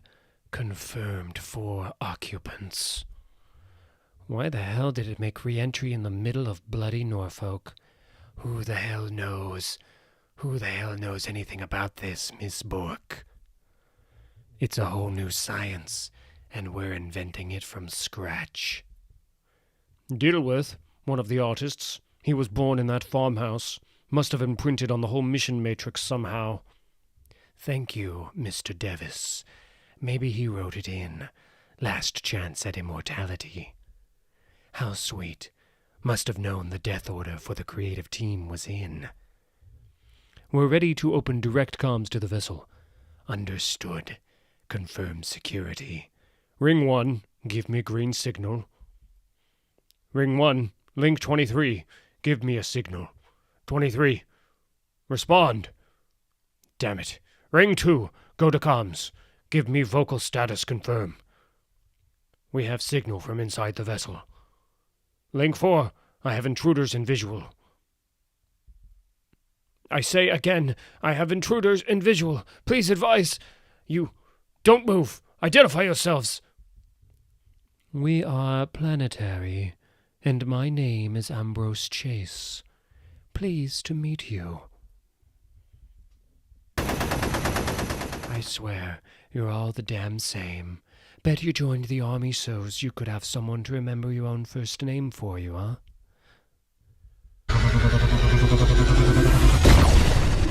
Too easy. We're good, but not this good. We know there's a strength of 2,000 on this site. Drums, talk to me. Data flow is getting sluggish in here. Looks like they've got a partial power outage in the site's central sections. Ambrose? Nothing to do with me. My reality distortion field is unpredictable, but it ain't putting out lights without me knowing. In which case, this is horribly bad news. Their retrieval ops gone bad already, and whatever they pulled out of Planet Fiction could already be loose. Which means that your 2,000 soldiers are probably formed up around the central sections. Keep your head down, Drums. This is going to get damn ugly. I knew it was going to get ugly when I tapped their comms. 4 confirmed occupants of the exploration vessel, and they only sent 3 people in. Emergency generators down too. Where are the damn torches? Battery-driven spotlights in the store on Green Corridor. Oh my God. Get some light in there. Do it now. They can't hear you. We've lost power to comms. I can see something else down there. God, do you smell that? What is that? I can hear something. Not quite music. Oh no. Get upstairs to the control room. Tell Horn. I count 3 bodies in here. All dead. 2 mutilated. Doors electrically powered, and with no damn electricity. We have to rely on you. I can live with that. You couldn't live with me if your life depended on it. There. Oh, shit. Everything. Slowing down. Information breaking. Stay down. Turning time back on. Jakita, what do we do next? Oh dear, Dr. Darling will be upset. Why did you invent me? Well now, not an easy question. Do you have cinema where you come from? Moving pictures? We're in a strange relationship with our fiction, you see. Sometimes we fear it's taking us over. Sometimes we beg to be taken over by it. Sometimes we want to see what's inside it. That was the initial project profile, to create a fictional world, and then to land on it. A sample return mission, to bring back someone from a fictional reality. Ambrose, they've opened the vessel. You and Drum shut this operation down right now. Understood. Drums, we're both going to need some info dump updates. Here. Give me a minute, and keep your eyes on your job. I can tell you're not using your field. Don't make me regret doing an op with you.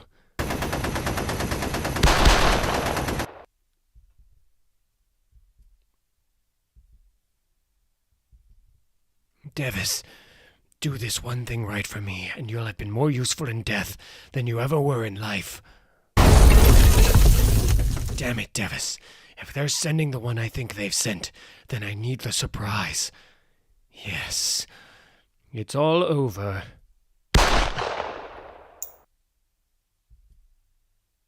I can do it when I concentrate, when I can look at what I want to affect and think. What I don't know is what I do. Last time we saw it, it was called a selective physics distortion field. From what we've been able to turn up, your father is a survivor of something, or some place called City Zero. You know what Planetary is. It's this mirror. Look into it. It's warped. No, the mirror's fine. It's the world that's warped. This is the mirror we hold up to it. He's coming back, Jakita. He will. You've just got to hang on. World, this is my daughter. I want you two to be good to each other, because it's a strange world out there, and you both need all the help you can get. Come in. Do you know who I am? Yes.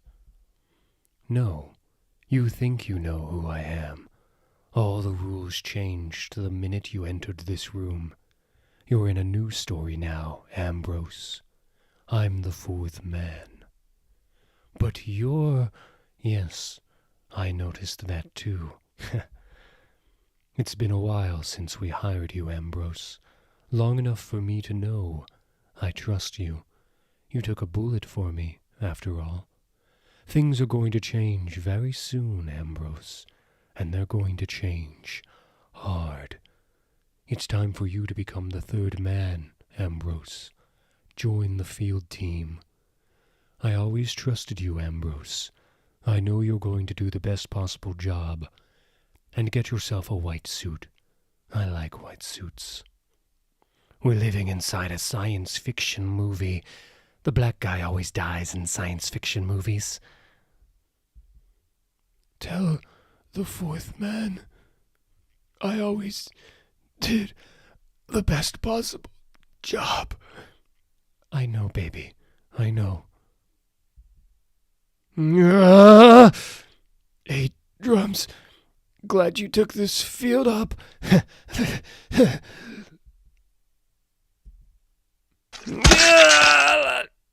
God almighty. You can't treat me like this, you bloody bitch. I'm the villain. I'm the only one here who knows the plot. If you kill me, this movie will never end. He's out there, you see. We brought someone back from a fictional reality, and he's loose here. There were 3 fictionauts in the vessel before the lights went out. We saw that he'd killed 2 and violated about 5 different laws of physics in doing it. We're archaeologists. We'll dig you up and work it all out in a couple of years. The end. In 1997, the fourth man was missing in action. Elijah Snow had never heard of Ambrose Chase. Jakita Wagner was already a member of Planetary when Ambrose Chase became the third man. The fourth individual, brought back from the sample return mission, is still at large.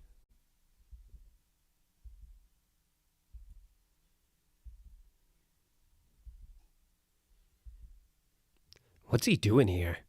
Guess he's supervising the dig. This ain't a dig. I see no trench. Okay, whatever you want to call it, McEwen. He's supervising, I guess. He gives me the creeps. Word is the field team saw some action here. Bet he didn't give Jakita any backup at all. Creepy old goat. What? Damn, Nash, I said the field team. Sorry. Just looking at this stuff. This sheet here's got a weird radiation signature on it. Where the hell do you suppose the 4 found this stuff from? And why bother keeping it?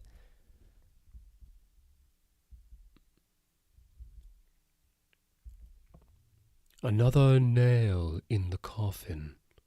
Any day now, any hour now, and they still launch their probes full of art and anthems, aimed at imagined civilizations in distant solar systems. Civilizations who won't understand how the probes could have issued from empty space. The probes carry detailed maps. You helped design them. Any Type 1 civilization will know how to find us. No, because our planet won't be here. You're certain now. The static black hole at planet core is no longer stable. Every time we shoot gravity through it to derive an amplified launch beam, stability decreases another increment. We're so proud of ourselves, aren't we? We must be, to fill the skies with the sounds and shapes of our wonder. We've killed ourselves with self-inflicted glory. I take it the junta didn't agree. Obviously. They have no intention of giving up amplified gravity wave launch. Can you see the furthest pad on the launch field from here? The one named for the old god of the sun? Yes, there's a vessel on it. Yes, I bought it. It has a birth system on it. The vessel is fitted with the full probe apparatus, every aspect of our culture encoded and slaved to an educational array, a mind precipitation system. My mind is encoded there too, and yours. Actuate, and the probe is launched, the birth system initiated. The child will be incarnate when it touches down. The probe is aimed at a world high in the North Spiral Arm, with perfect environment. We talked about initiating children, but building new life on a doomed world is just a sick joke. Actuation.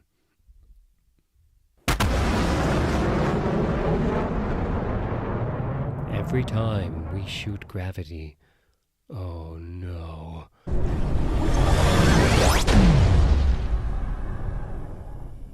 A waste.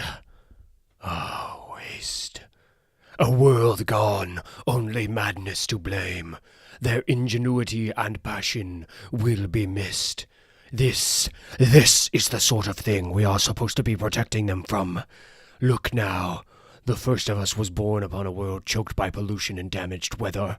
The continent he worked upon was shrouded in smoke, mist, thick gas. He was known as space's first policeman. To light his way, he wore a lamp, whose element glowed perfect blue.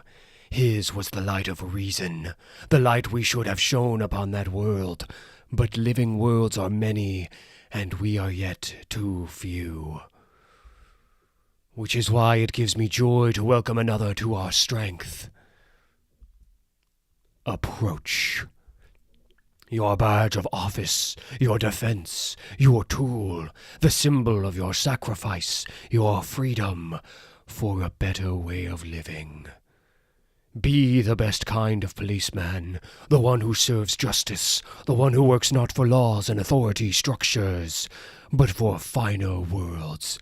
Be the light in blackest night.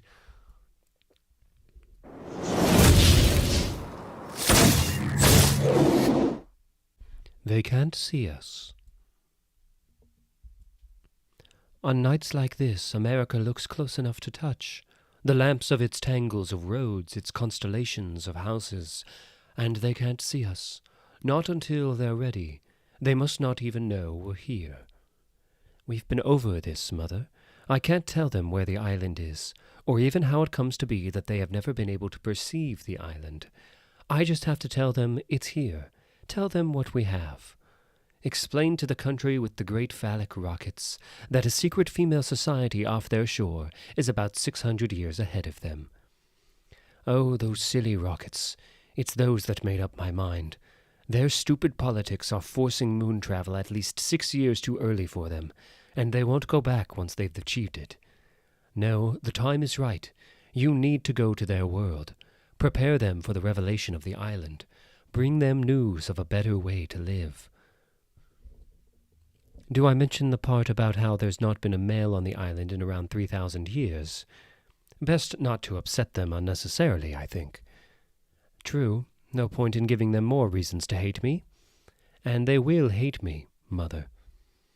Yes, they'll hate you. You'll frighten them. They'll hate you and insult you and lie to you and try to hurt and kill you. But you are one of us. You are beyond their small hates and small arms. You carry our ethos with you, and you carry our science with you. Of us all, only you have tamed these and learned to dance with them. Of us all, you are the greatest. You are a wonder, my daughter.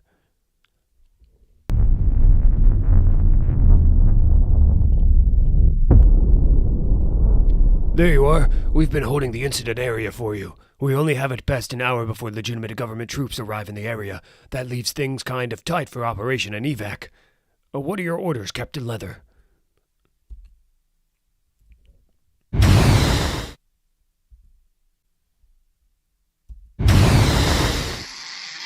Hello, Randall. This is William, over. Yeah, like you said, not human, baby. And its blanket's made of something weird. But, you know, the kid burns. What? You never said anything about... No. No, you didn't. Well, damn it, Randall. That's just your rotten luck. I incinerated the little freak. Next time, be more specific. Now what? I have to get these boys choppered out of here and back under cover. Will you need us on the coast? Kim said something about a profile on that, whatever you called it, signal leakage. Indeed, it was something our old friend wrote in his Planetary guide in 1949, evidence pointing to an offshoot of ancient Grecian civilization. The theory was that following some cultural interference or other, a static civilization was rendered imperceptible. But imperceptible as then is not the same as imperceptible now. Their communications leak through the shield. In my spare time, I've managed to collate an almanac of their civilization. An all-female culture sustained through highly imaginative cloning procedures that evade genetic degradation. Quite fascinating. Not the sort of thing we can allow to affect the exoteric culture, of course. I think having Kim assassinate this ambassador of theirs from orbit as she emerges from the island shield should send the correct message. There. Get hold of that Henry Bendix in military intelligence. Tell him I've got an alien badge of office that is also a mind-powered weapon. I believe he was in the market for something like this. Tell him I also have the tapes of the creature's interrogation after we shut it down over the Great Red Spot.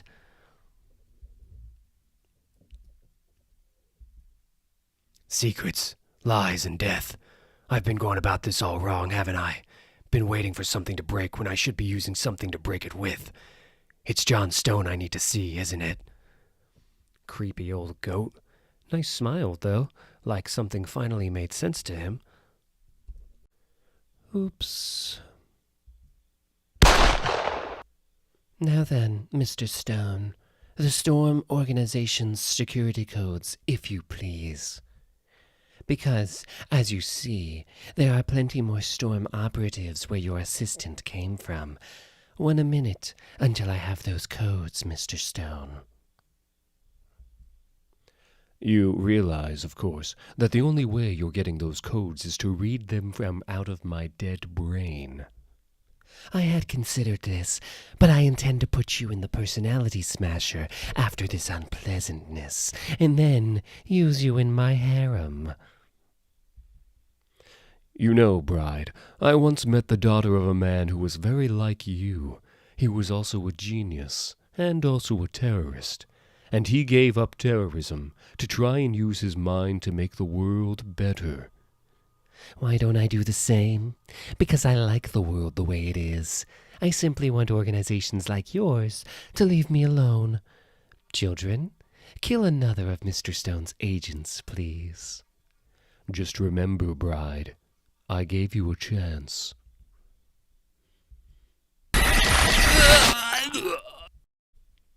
You should have checked me as thoroughly as you normally do. I'm wearing a Blitzen suit under my clothes, 2-second magnetic teleportation, equalizer disc, target Bride's best men. Secure the area, call in backup from Storm Watch. Bride is all mine. Ready the hyperfoil for launch into the universal border. We'll come around the Earth in 4-dimensional space and be in our Polynesian base in 5 minutes. Decouple the fuel pipe and the coolant delivery system. Detach the flight program loading cables. Die.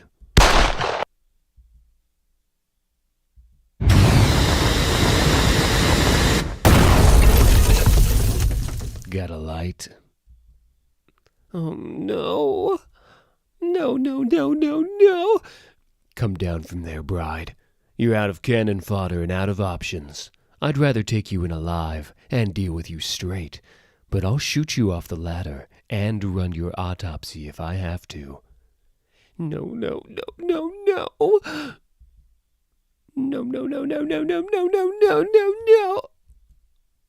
Too late, Mr. Stone. It's a gazer. Focused reactionless gravity beam. Would have punched a hole through your brain big enough to spit through. She used it on a girlfriend of mine in Marrakesh in '67. I was trying to work out how to steal her plane. Without the plane, you see, she couldn't get away, and I could make sure she was arrested or shot. Either way, I got a little revenge. I'm Elijah Snow. Stone. John Stone. Agent of Storm. Kazakhstan.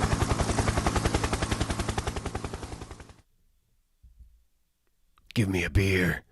Give this old man a beer, too. Hello, Elijah. Been a while. What is this place? It's very secret. You wanted privacy. It's called The Last Shot. There's a team of rogue ex-Soviet nuclear technicians holed up nearby, attached to the same research team that established that the human soul is an electromagnetic field. They say they also found out where souls go, that heaven and hell are nothing but siege engines set in a constant tug of war against each other, and souls provide the coal. This is the place where the afterlife gets cheated. Electromagnetic fields, you see, get terminally disrupted by nuclear explosions. They have their last drink and their photo taken here, and then go to be strapped to an underground nuclear test device. To the triumphant dead. That's something worth toasting. Damn it. I've got holes in my memory you could throw a damn nuke through. Heard of someone called William Leather? God, you have got memory problems. What? Of course I have. Almost killed him in the late 50s. Nearly killed you too. The Nautilus, 1959. You told me back in 74 that all the time we were firing on her, you were hidden in the hold. Okay, yes. I know of William Leather. Why? I met him recently. So I heard. The intel community had a fit. Just march right into the main lab of the foremost frightening people on Earth and trash the place. Everyone wishes they'd thought of it. He knew me. He knew me of old, and I'd never met him before that night. He said something to me. Do you really not remember us? Who benefits from your lack of memory? Who knows the secret history of Elijah Snow? What are your teammates not telling you? You're the best and only expert on secrets I know, John. Help. Think about what Leather said. Who benefits from your lack of memory? He does. He's met you before. He knows you, but you don't know him. Therefore, he benefits. He has you at a disadvantage. I've been playing mind games like this since OSS. Hell, I've been playing them since before the word was invented. I was on the Nautilus. Why would they not want me to know I was on the Nautilus? Someone's running a game on you, Elijah. Same sort of game I ran in the 70s when I left Storm to head up the Unreal Sanction Force. Someone's built you a virtual world, a scaffold of lies strong enough to hold under pressure. Why? Because he and his have known you a while. They know you're not on their side. So now they get to constantly wrong-foot you, knock you off guard, keep you distracted. Only one problem with that scenario. What? They're the Four. They could just kill you. They could just kill Planetary. Hell, they could kill half America before lunch if they felt like it. And get away with it. It's not just why would they run a game on you. It's also, why would they not just kill you? You remember me. You don't remember the Nautilus. But you detect no flaw. Very elegant job they did on you. How much do you remember about your life? Stupid question. Yeah, sorry. Okay, try this. Do Planetary know you're here? By now? Probably. Do Planetary know who I am? Check that before I left. You're still off their radar for some reason. Should damn well hope so, too. Can't be the best secret agent on Earth if everyone knows about you. Wouldn't be very secret, would you? What are you doing these days, anyway? I got to admit, I really didn't think you'd still be checking your old mail drops. Well, the not aging thing is starting to disturb people. I've put about 5 years on since 1954. So I'm consulting here and there. UN Covert Ops, the Hark Corporation, presidential intel support, staying well out of sight. You know, I met someone a couple months back who had a planetary guide from 1931.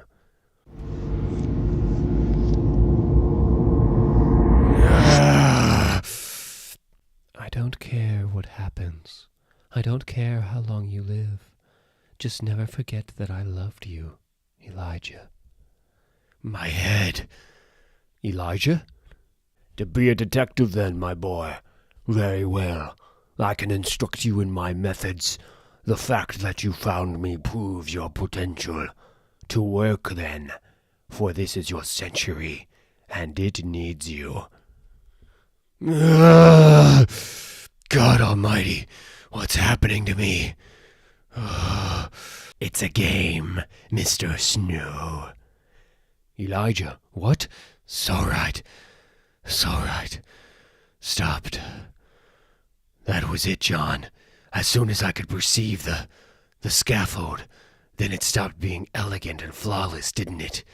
As soon as I stopped accepting being unable to remember and started asking myself why I couldn't recall specific things. I can get up. I can do it. You're shaking like a leaf. Stress and shock would probably be worse if I hadn't had a beer. Give me a cigarette, for God's sake. How much has come back? Not all of it. Not nearly all of it.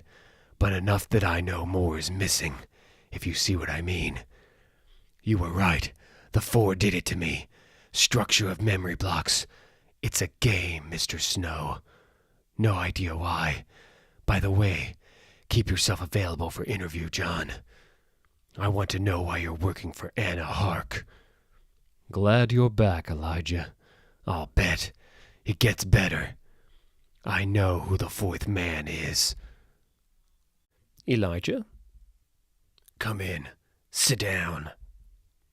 I don't know why you called us in here, but we really need to talk about your use of the helicopters, and we should postpone Sit down. any other business until we've straightened out the protocol on borrowing expensive equipment. And Sit down. I think you're both aware that I've been concerned about memory loss since we took 4 Voyagers building. The truth is that quirks in my recall have been bugging me pretty much since I met you. Remember the first time I gave you a cigarette, Jakita? I didn't know you smoked. I have one every couple of years. Me too. How did you know? I didn't. That is to say, I didn't know how I knew.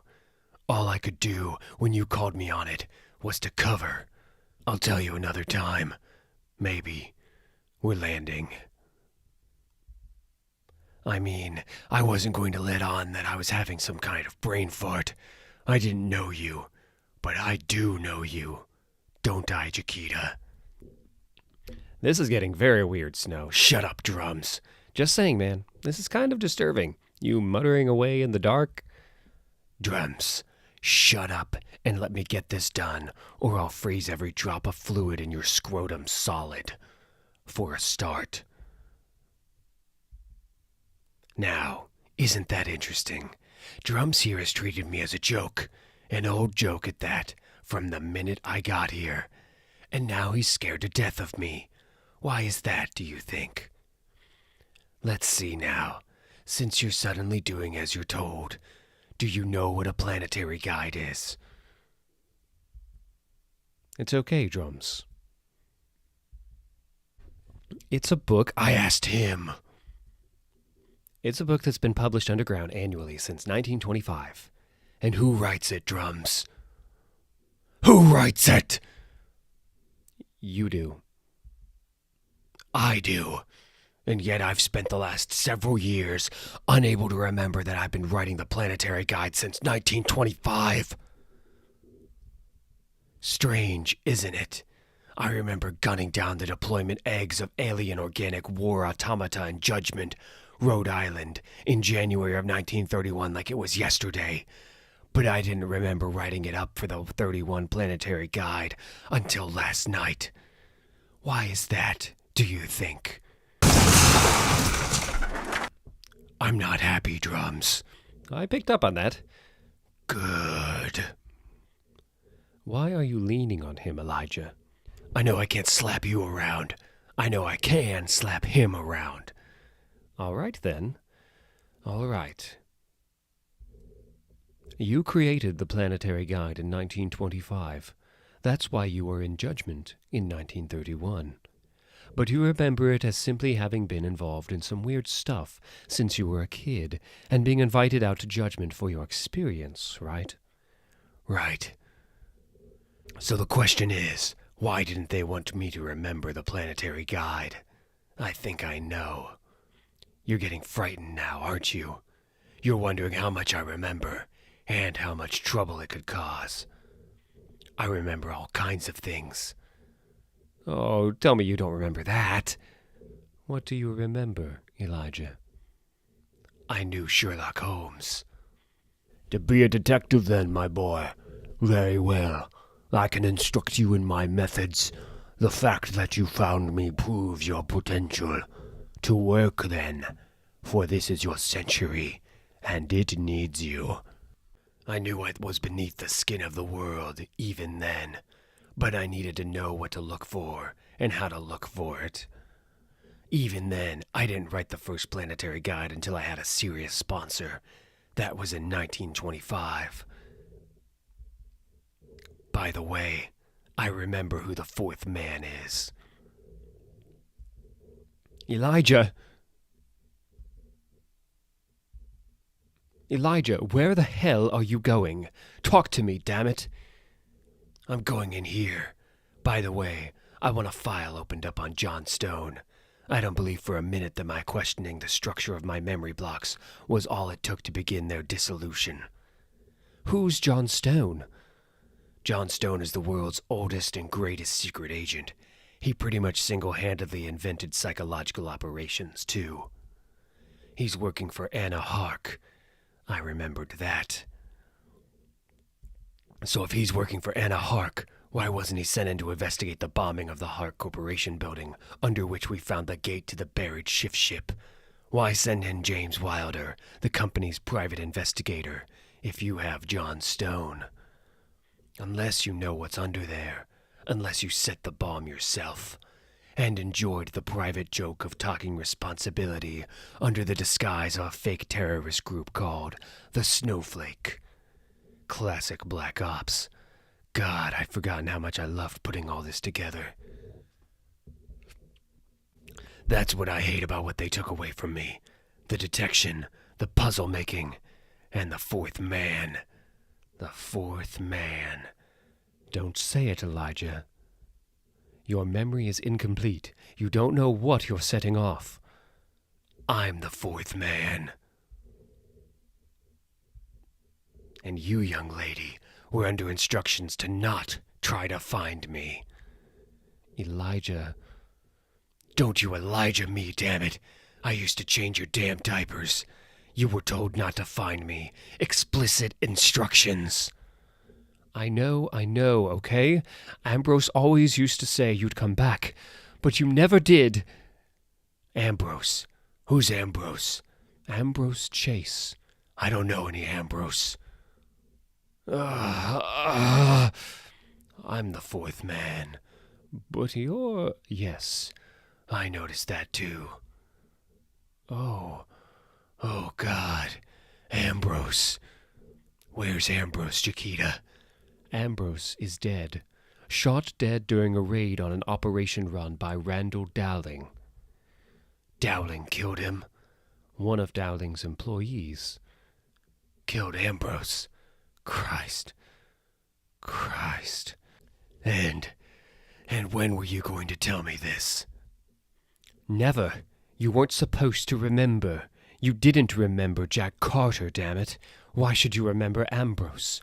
I remember when we were going to Jack's funeral, and you just said something stupid, and I remember looking at you and thinking, why don't you remember? But this hasn't got anything to do with anything. Elijah, they said they'd kill you if you started remembering. No, they didn't. They said they'd kill you unless I submitted to the memory blocks and went and hid. They said they'd kill you. But you came and found me anyway. And we've been poking and prodding at you to get the old Elijah back without the memory blocks loosening. We admit it, but now the blocks have started to break up. We're all in it deep. It's a game, Mr. Snow. But you see, you and your people are just a little too good at it. If you're not careful, you may graduate from amusing pest to serious annoyance. And we can't have that. So here are the rules. You submit to the placing of a sequence of blocks in your memory, just enough to prevent you from being quite so useful. And go away. Go and hide. Or I kill your team. We are old and powerful, and bore easily. We enjoy the game Planetary represents, but we cannot allow ourselves to lose, Mr. Snow. So, say yes, Dr. Darling. No, we're not in trouble deep. They are. I'm back. The game's afoot. And I want them to know it.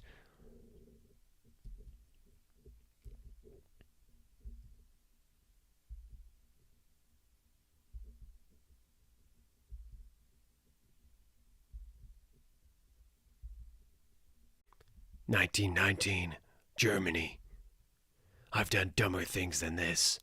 Licking a fire hydrant in winter, or drinking Uncle Caleb's homemade liquor that he made in the same bathtub he scrapes his foot sores in. And since I was 15 years old, I knew I could never resist stuff like this. Seeing things I ain't supposed to. But everything says the map is here. Damn, would you just look at this place. The things he made in here.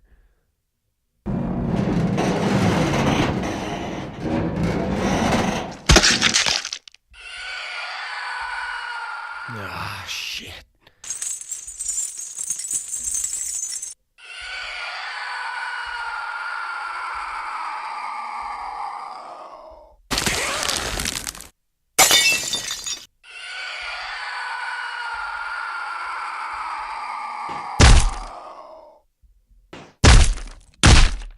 Die or something, would you?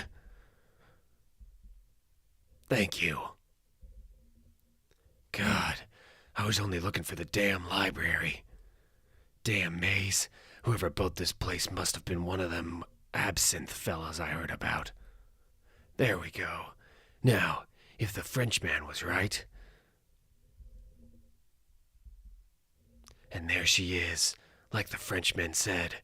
An electrical picture of the globe as seen by the conspiracy. The secret map of the world. 1920, England. Damn. Strange world.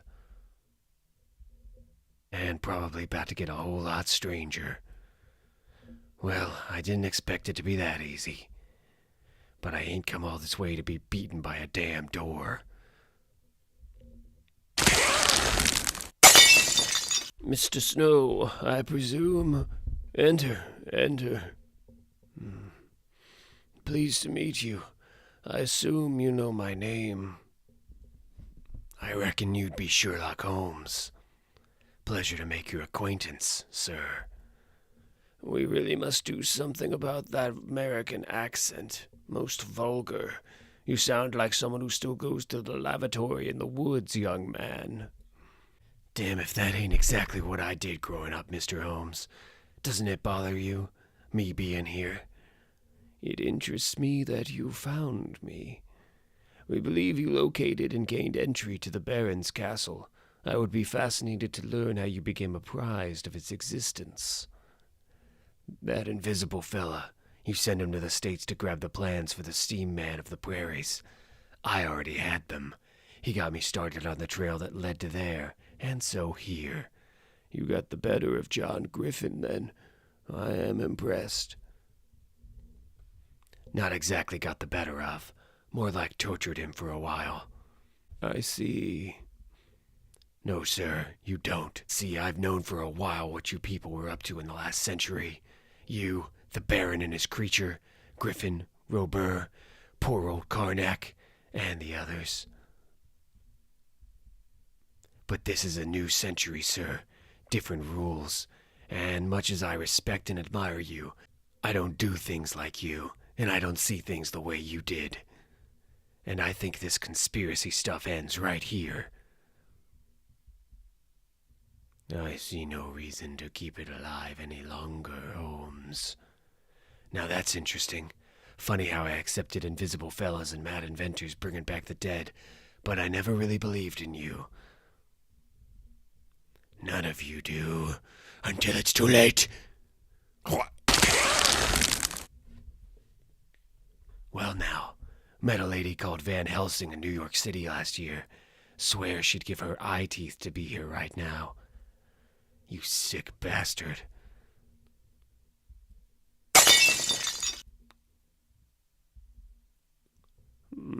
I must say, I've wanted to do something similar for the last 20 years.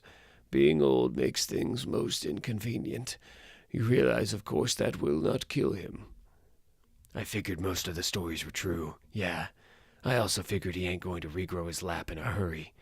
I got time to saw off his head and all that stuff. Anyone else in here I should know about? No, his presence was insisted upon by my associates, despite my most strenuous objections. I'm not certain whether the association will survive his demise. The conspiracy you speak of was intended to be an open conspiracy, Mr. Snow. In fact, we have an inventive young man named Wells in our retinue who demanded we name it just that. We, the extraordinary, were conspiring to make the world better. We were the elite, do you see? There was no one like us in the world. Our minds and experiences were far beyond the streets and towns we found ourselves locked into. We were equipped like no one else to educate and direct this place, our home. Him, for example, the greatest of strategists, not a mind like his to be found anywhere else on the planet. Hunted by the common man, forced to sleep in bilge water with rats if he but wanted to travel. I kinda noticed he referred to me as it, sir. He did that to anyone who was not like himself, a distressing tendency to view the great unwashed as livestock. But you distract me. It was our hope to bring our minds to bear upon the problems of human society and construct a brave new world from the remnants of the old. It soon became clear that certain of our notions were safe for discussion in the newspapers, but far too radical for reality. Eugenics, re-education, a controlled economy, a sane world is built on these concepts, but all indications were that no one was ready for them. And so we took to the darkness. And as we remained in the darkness, so we grew darker. I kinda noticed. Yeah. I don't like the things I'm seeing as a result of your open conspiracy, sir. Needs to stop. I agree. You have no idea how often I have wished that I were allowed to die many years ago, sir. This second life of mine has not been fulfilling. I don't understand. Nor should you, my lad. Tell me, what do you want here, other than to tell us to cease and desist? I want to know what you know. I want to know secrets. I've seen the shape of the secret history of the world, and I need to follow its traces. To be a detective, then, my boy. Very well. I can instruct you in my methods. The fact that you found me proves your potential. To work, then, for this is your century, and it needs you. And we must do something about that accent. How many languages do you speak? English. That, my boy, is a matter of opinion. And so it was that I studied with the world's greatest detective for 5 years, until he finally died of old age. To his disgust, I never got rid of the accent in his lifetime. It took another 10 years of walking across the world to do that. But I never lost my love of the secrets, and I don't think I ever will. 1995. The truth is in here. It's a stick. What's this got to do with the abductions? It has a central core of dense subatomic machinery. It has a residue of bleed radiation on it.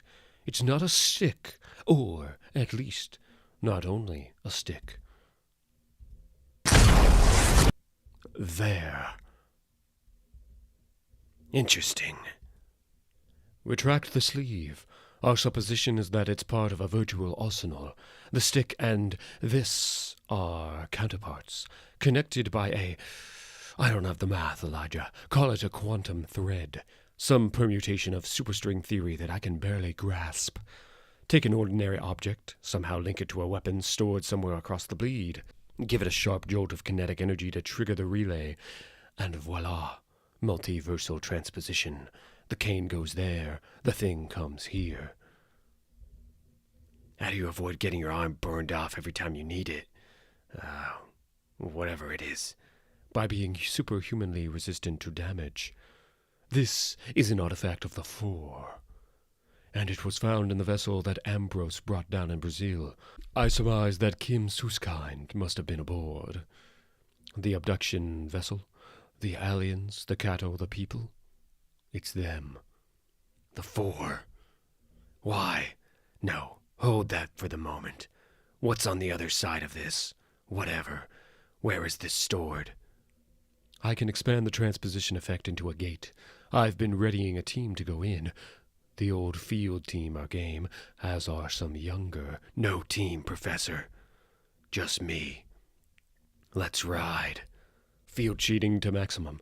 Preparing to initiate the transposition channel between the hammer and its counterpart in another universe. Power to maximum. Ready to force the transposition channel open and create a transportation gate for you.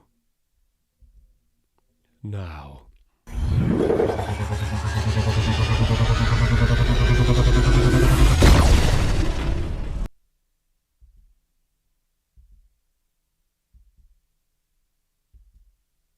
They killed an entire world so that they had somewhere to store their weapons. The Antarctic.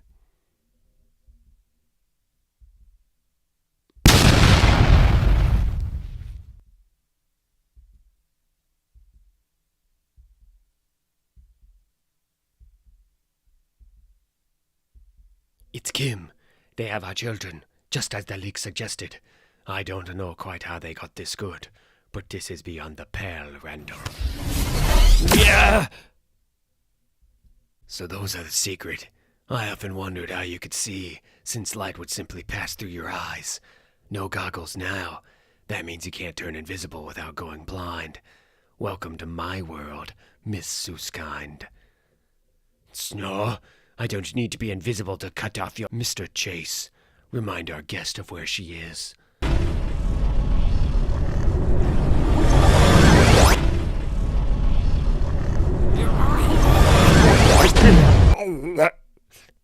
Kim. Oh, Christ. Kim, we're coming in. Jakita, it'll be leather first. Are you ready? Bring the bastard on. Drums, we're waiting on your word for target acquisition. I got it, Mr. Snow. Impact point 11.22 meters south-southwest of your location. Incoming 135 kilometers per hour. 10 seconds from impact on my mark. Mark. Kim, where are you? No good unless you can see it coming, are you? Not so tough when someone ambushes you, you sneaky goddamn piece of... Excellent. Ambrose, keep the field active on Suskind. I've seen her explode people who lost their concentration for a second. She's more dangerous than leather. What's his status, Jakita? I hit him in the brains every 20 seconds or so, and he remains laying down. Very good. You've all done superbly. Now we get them into restraints, get to the next staging area, and assume we can now draw Green and Dowling out. Drums, shut down your location and saddle up. Drums.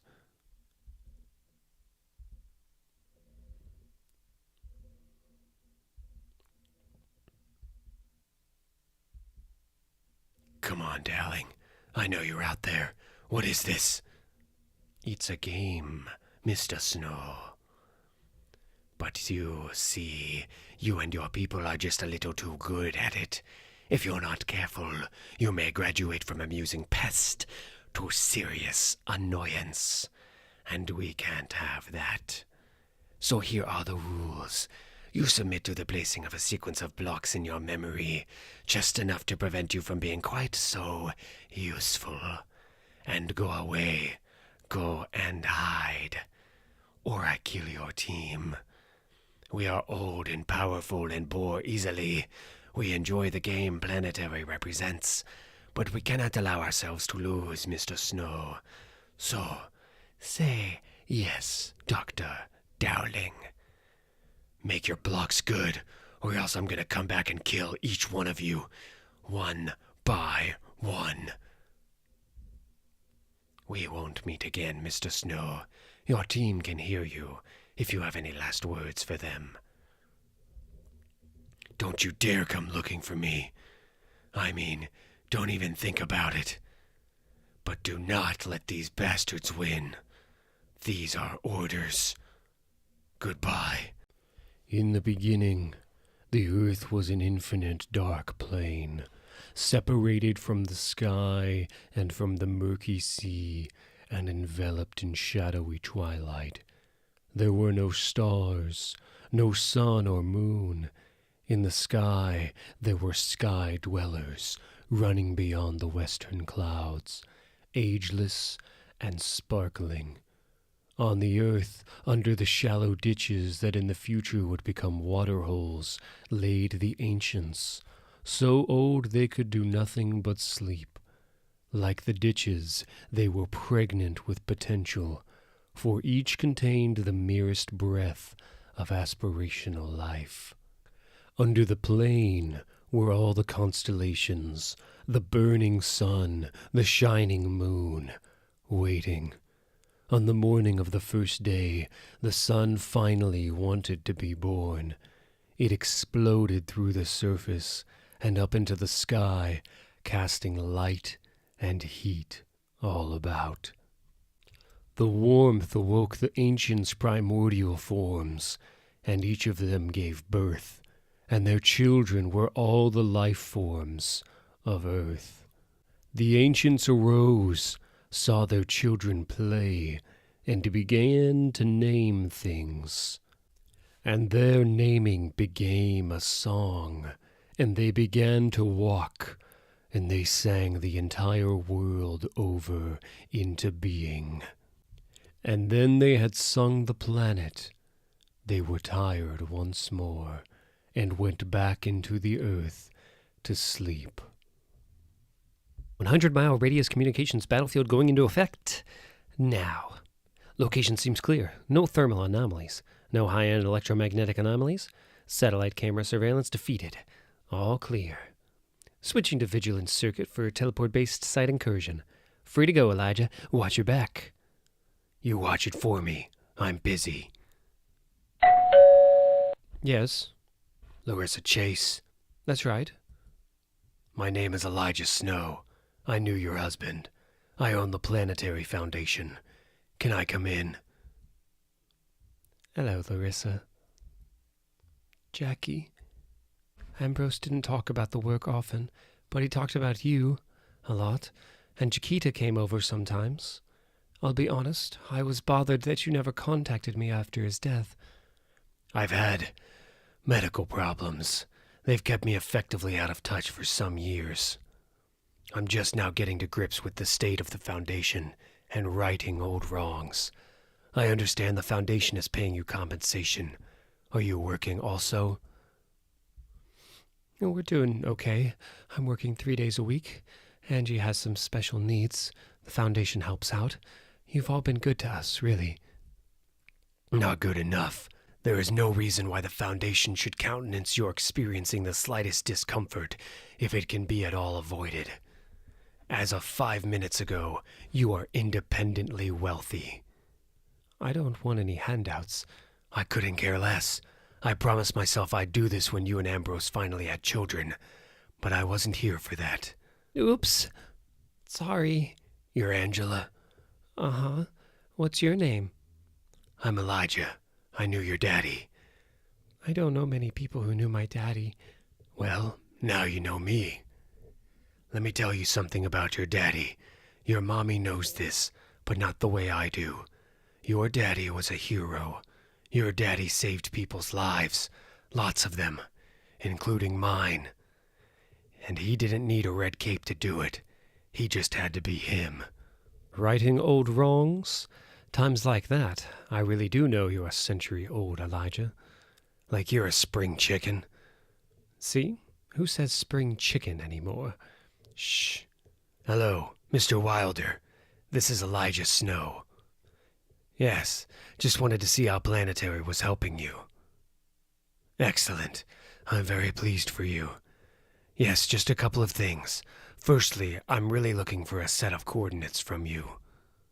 And I want you to tell me all about Anna Hark. Hello, Mr. Snow. Hello, Axel. Time to stop playing their game. Yes, Miss Wagner and the lad explained.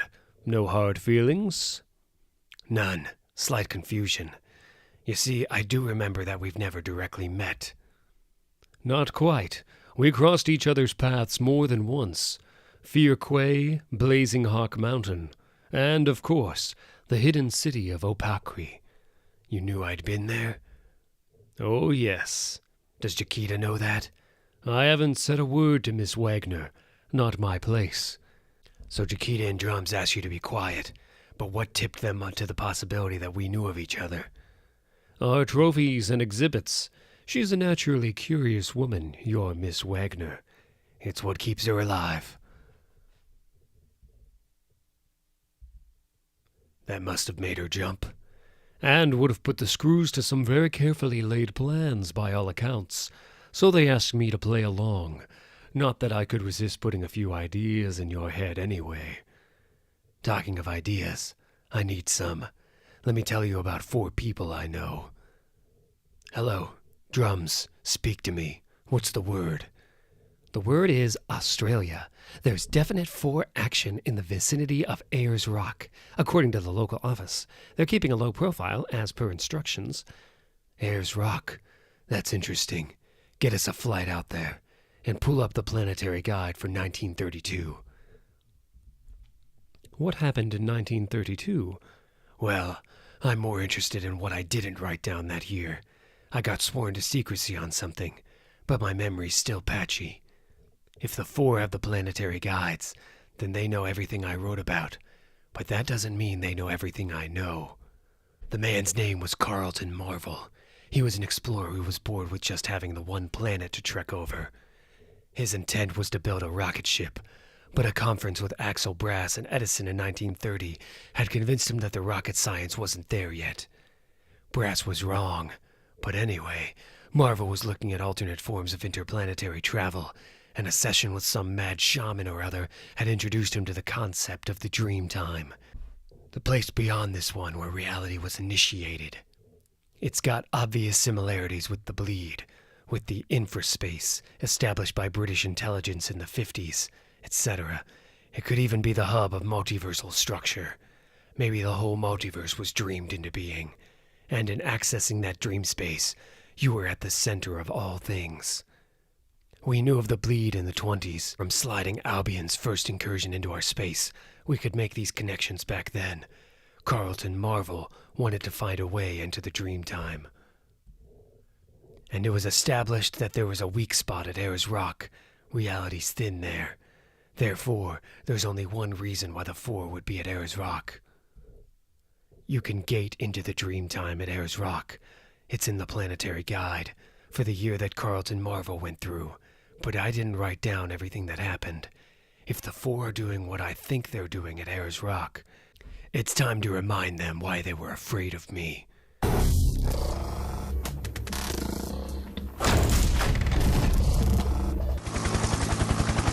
What the hell is that? Looks like a gun. And check that out. That must be the Force supervising. Time to ruin their day. Your brain's gone dry. It must be curling like an old sandwich in there. It's the plan, Drums. Get your kit. Carlton Marvel swore me to secrecy about what we really saw up there because he didn't want anyone to follow him. What do you think they're trying to do? Shoot open the gate that Marvel went through in 1931? It's a very Four thing to do. I don't know, Jakita. It takes a song to open the gate. The old Aboriginal Dreamtime stories say that their ancient ancestors sang the world into being. The gates seem to be on the same operating system. It's all operating systems, but you don't just shoot wild information into operating systems that big just to see what happens. Sure you do. I've read all about it. It's called a virus. That's what this is. You want me to shoot a computer virus analog into the Dreamtime? These are the options. We let the Four do whatever they're doing, and accept that we're going to allow monsters to gate into the Dreamtime. And we know what happened when they found a way to get into the bleed at will. Or we do what's necessary to stop that. What's it going to be? Okay. You've done your big bad daddy bit. We're all on the same page, Elijah. Good, because you've got the rotten job. You need to aim this outside. We're going to be inside their security cordon in a few minutes, Elijah. We need to fire the signal from Drum's computer directly at the site. That means using that outside the chopper. Which means, yes, Jakita might get shot at by Force security. Hey, I never wanted a boring life. Everything is song out here.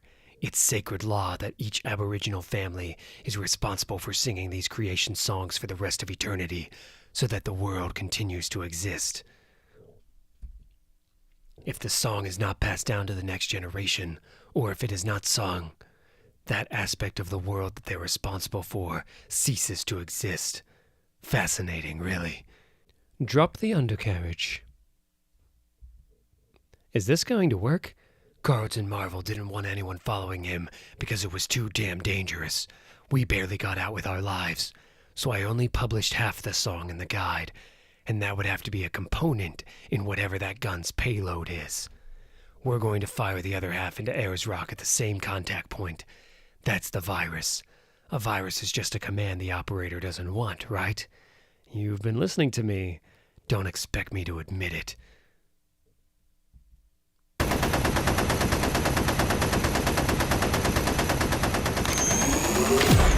Oh, hell.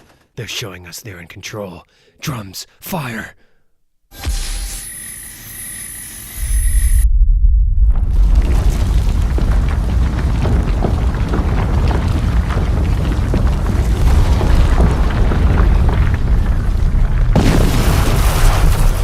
Shut it off! Good morning, Dr. Dowling. From here, things will only get worse.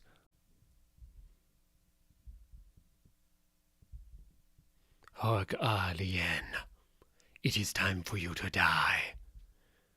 You are braver than I thought, Lo, to stand there alone when you say that to me.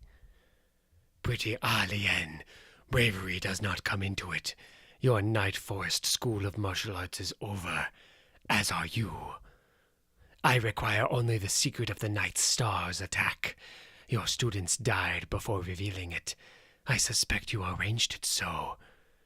Lo, you must understand. If you live tonight, then China will enter a great darkness. I know this. This is why I built my school.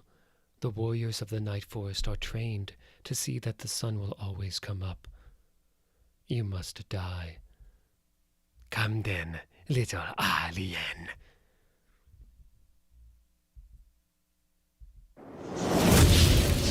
My name is Hark.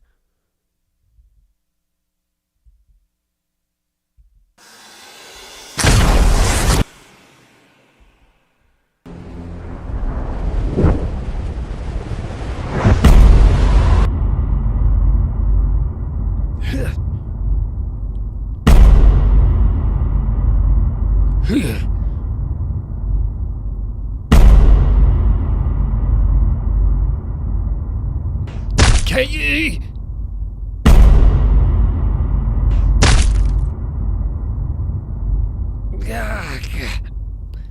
You scum.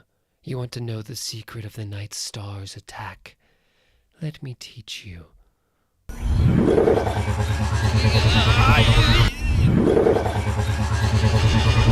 Please, no.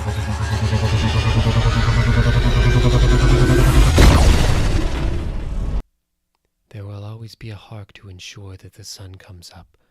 That is what Hark Alien said then, having preserved the Night Forest School, China's secret heart. There will always be a hark to ensure that the sun comes up. And here I am. I am not afraid of you, Mr. Snow.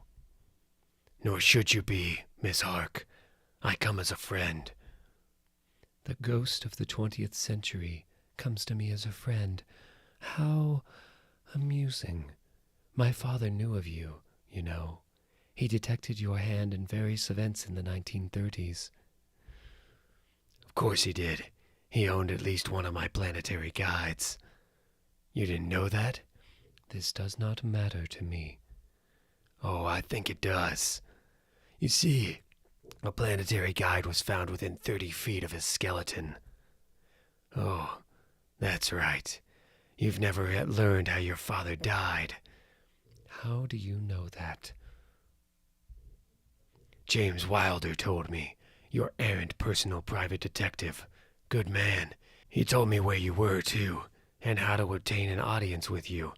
My people are in the building, by the way, just in case. You know, James Wilder says you're a good person, but I don't think I like you very much. My father, you say you know of his death. He covered his travels very, very well, and he didn't tell you everything, did he? Did you know about his association with Axel Brass? Tell me what you know of his death, Snow. He died ensuring that the sun would still come up, like Harks do. And if you weren't afraid of me, you wouldn't have told me that story. If you weren't well aware that I know much of what you've been doing since you took over your father's estate. We both know why I'm here, Miss Hark. Your extracurricular activities stop here, with a full and frank accounting. We have witnesses placing you at City Zero with Randall Dowling. I do what I have to ensure the sun comes up each morning, including partnering with murderers, thieves, torturers, and betrayers. I want you to tell me where my James Wilder is. Now, Snow. No. I don't trust the people you hang around with. I have kept James Wilder's fate to myself, and restricted your contacts to telephone conversation, precisely because the Four do not need to know. I come as a friend, but you need to renounce your old friends first. Who are you to dictate to me? I, Miss Hark, am the man who knows. What do you know, old ghost? 2 things. I know that I can, and will, remove the Four from this planet, and put their knowledge, as well as my own, in the service of the people of this world. I'm on this planet with you. It is in my best interest that the sun continue to rise each morning. This place is a launch pad for the Four, one of many. Earth is no more than that to them. Join with me, and you can do a Hark's work with great effectiveness. Secondly, I know about Jim Wilder. A Hark building bombed down to its foundations. A staged mugging whose perpetrator led Wilder right into the bomb site and literally right across the travel stone exposed by the explosion. Your files are very well defended. It took the drummer almost a day to hack the Hark Corporation system. You didn't know exactly what was down there, but you had heard stories and made intelligent suppositions. This was a clear attempt to create a superhuman. Your best man, very loyal to you, very capable, your personal superhuman detective. Does he know? No. He is an orphan, you know. I found him at 16. I know how that is. You're Miss Wagner, of course. My father always suspected, you know. Of course he did. Your father was a marvelous man, not always surrounded by people of his own caliber. Like yourself. I am not aging, Mr. Snow. I predict a natural lifespan of some 300 years. Therefore, I must take the long view. The questionable activities of the four must be weighed against the technological exchange we have participated in since the 1950s. I have managed to give the world things, despite the four. Crumbs from a very rich table. I've been in 4 Voyagers building. Just the scraps they left behind could save 1 million lives a year. That's a process the Planetary Foundation is currently deeply involved in. Work with us. Mr. Wilder, please join us in Miss Hark's office now.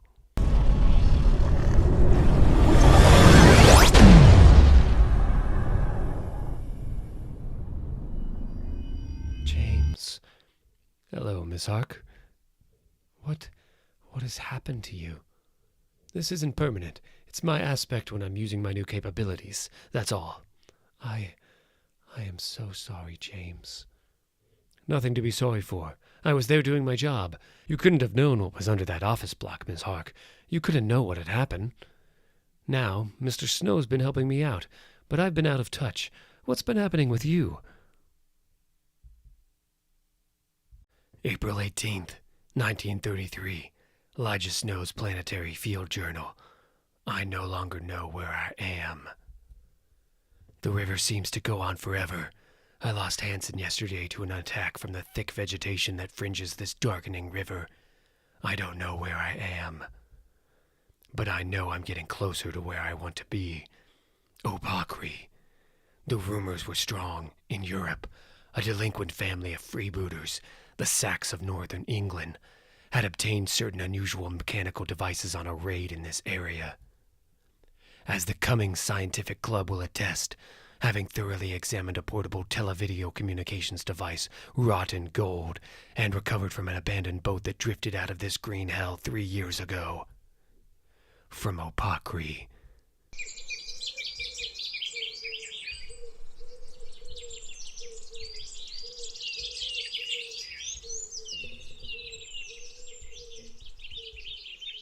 Okay, I know I'm going to regret turning around. Yep.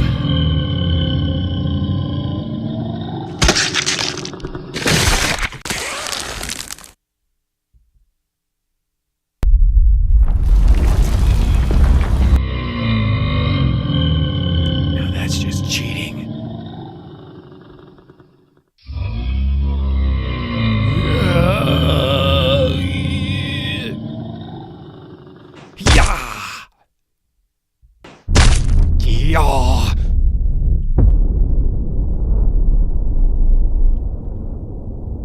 Good afternoon, old boy. I'm Kevin Sack, Lord Blackstock. We're going to have to see what we can do about you. You caused quite a stir. I'm afraid the outer guards tend to stab first and ask questions of your entrails. I did try to speak to them. We know, from the ones you left alive. I say, you're a Yank, aren't you? I'm an American, yeah. They didn't speak any dialect I know. Well, the survivors did say you tried a parley, which stands in your favor. They'll be a little put out about SNK, but then you shouldn't have been exposed to him. The snake? They have a whole book on how their doctors tamed him. Time to face the music, old boy. Don't worry, I'm on your side, and I have some pull with the locals. We minorities must stick together, what? The Society of Opakri is broadly communal. 5 elders describe all angles of a situation for the people's consideration. Crimes committed against the society from outside seem to be dealt with more kindly than those committed by actual residents. They understand my position. They have admiration for my journey, and some awe at my little talent with temperature. I must give something if I am to stay and enjoy the community. And as luck would have it, I possess that which they prize most highly, special knowledge of the outside world. Blackstock, too, is impressed. I suspect he doesn't yet realize that I've heard of him. Blackstock stays because he is a legend on this continent, even here in Hermetic Opakri. Evidently the legends are part true. He was lost as an infant, raised by jungle fauna. He returned to England to discover his true life in an unexpected heritage. The Sacs had purchased a title. He comes back to Africa every few years to hone his gifts, to renew himself, he says. We have the same birthday. Blackstock is an adventurer. He is possessed not of a need for knowledge and mystery, but of a pathological fear of boredom. He needs that which is new. I don't know how much longer he will stay here. The women fascinate him, but there are rules. I'm good with languages. Soon I find the rules out for myself. You may not reproduce here, Elijah Snow. I hadn't planned to. I hate kids. Unpleasant, but acceptable. Children are our kings and queens. But we wish Opakri to remain Opakri. We have no need of white in our water, do you see? No cross-breeding. Yes. This isn't going to be a concern, Elder. As you say, but be aware, there is interest in you. I have never been the kind of man who knows when a woman is interested in him. Therefore, Aneka, pinning me against a tree and nearly knocking out my back teeth with her tongue, came as something of a surprise. She was one of Opakri's intellectuals, attended every one of my little storytelling sessions. Far cleverer than I could ever be. Why me? You have nice eyes, and your mind amazes me. I'm not pretty like Blackstock, Aneka. No. What do you mean, no? For women, it is not all about the body, Elijah. I don't understand. No, you don't. And Blackstock, yes, he is beautiful. In another time, perhaps. But you are here, and he is dangerous. I thought women liked that. Well, they do. But you must comprehend. He thinks of us as his subjects. He thinks of Africa as his domain. He loves us in his own way. But part of him is a king ape that expects allegiance. And part of him is the white man who believes we are all there for him. One day, I will change his mind, for he is brilliant and valuable. But he is not you. I have filled 3 books with Opakri. Tomorrow I leave, for I have business in the outside world. But I'll be back, because I love her. Really? Good God, is she that impressive? Jesus, man, they all are. Look at this place. 1,000 years ago, Opakri was 1,000 years ahead of the rest of the world, built using scientific principles no one else had even imagined, and they found a way of life that worked. You don't think them stagnant? No, they still think. They still refine the city and their society. They just want to feel safe. And your girl, she makes you feel safe. Yes. I must try that sometime. I've never slept with an African. You're fooling with me. Why should I, when there are English girls? But you spent more than 20 years here, without British morals affecting you. Surely you... Oh, I had sexual experiences here, yes, but not with, well... When will you be back? 18 months or so. Will you be here? Not sure. Look me up at the manor in a few years, old boy. We'll have more stories to trade. Yeah, there's going to be danger. Some of the things I do to gather information are not safe. Maybe this is... I explained. It seems I'm going to live a very long time. Maybe, if you don't want me to come back, now's the time to say, darling. I don't care what happens. I don't care how long you live. Just never forget that I loved you, Elijah. And so I left the first great love of my life. 18 months to the day, I piled the Opakri River in perfect safety. I should have known that was wrong. Elijah! Elijah! hell was that? What's going on? I knew you'd come. Please. Your baby? Yes. Mine and Blackstock's. What's happening? They're sealing the city. No more infections from outside. And my baby, they leave her out here, outside the city, too. They left your baby to die? I had to wait for you. I knew you'd come. Everyone else is below as the city seals. It was designed to do it from the very start. I refined it. We'll be killed if we stay here, Aneka. Where's Blackstock? Gone. I tried. I wanted to. We were bored. Come with me. I can't. I belong here. Eventually they will forgive me. Come with me, Aneka. I can't. Save the child. There is love in you, Elijah. Save her. Please, Elijah, because I love you. I always loved you. I am so sorry.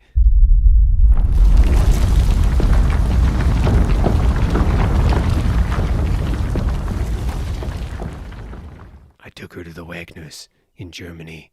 They were childless, a farming couple who'd had an alarming experience with a crashed space vessel the year before. Good people. I told them a little of the story, that she was an orphan in extraordinary circumstances, and I told them that she would have a very, very low threshold for boredom. They named her Jakita. Stone. John Stone. Hi. Please leave. But CDC, he has diseases. He gives them to girls. You don't want to know how. Bastard. I was doing her a favor. I know how your girlfriends end up. What are you doing in Texas, John? Oh, lots of things to do right here in Austin. Lots of people to see, people to watch. Okay, let me try again. What do you want, John? Look at this. Looks like some hippie art. What is it? Launch an object between two bodies of gravity in the right or the wrong way, and it might make an orbit like this, stuck in space, not landing for many, many years, if at all. Why are you showing me this? This orbit is estimated to be some 150 years old. It terminates this Sunday at this location. The object has the profile of a space capsule. The four have particular interest in space vehicles landing on Earth. They will want whatever it is. They will come for it. The one likeliest to be on the scene is William Leather, probably alone. He's been moving separately from the others of late. I think this time you have a real shot at taking out the four, but you won't do it alone, Elijah. Don't try it. Accept the help. There's a whole planet on your side. The word is translunar. This describes an orbit between Earth and the Moon. It cuts through the Lagrange points where Earth and the Moon's gravity gnaw each other out. Whatever it is, it has no independent motive power.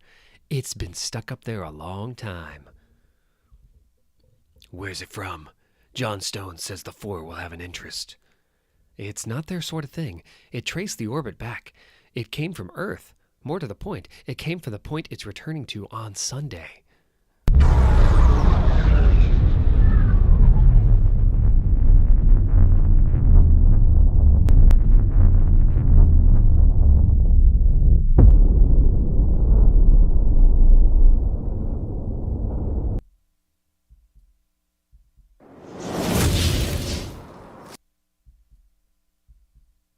I'm here, Randall.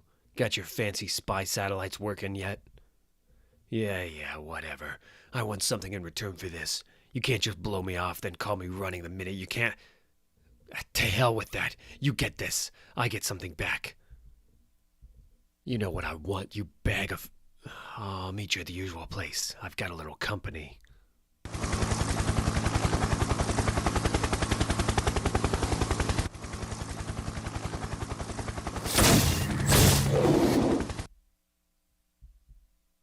Hello. Delivery from New York for a Mr. Buttwipe.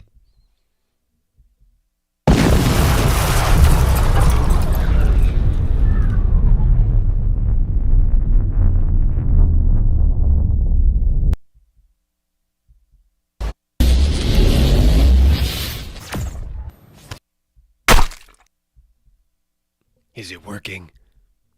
He's out of it. We'll hold him at the Planetary Hospital. Hold his head up. We don't want to dislodge the needle. Take that piece of crap away from me. So what is this, then? Beats the hell out of me. If it's been in orbit for 150 years, it's way before my time. When dinosaurs ruled the Earth, then? I hate you. Reckon you can open this up? Reckon I should? Well, we could drag it to the Nevada station for deep scans. But the hell with it. I'm curious.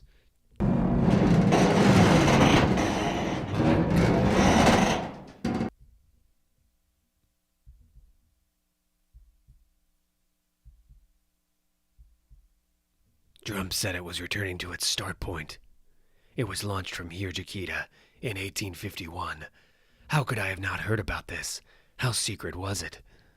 Jakita, would that thing fit inside that pipe? You're kidding me. Look around.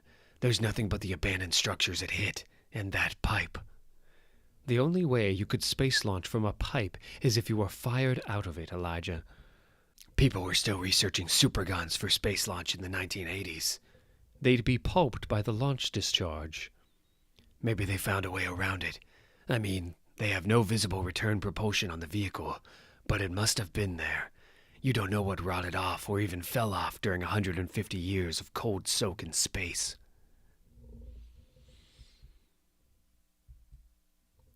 Get a forensic unit down here. Make that too. I want a full analysis on that pipe, and I want everything here cataloged.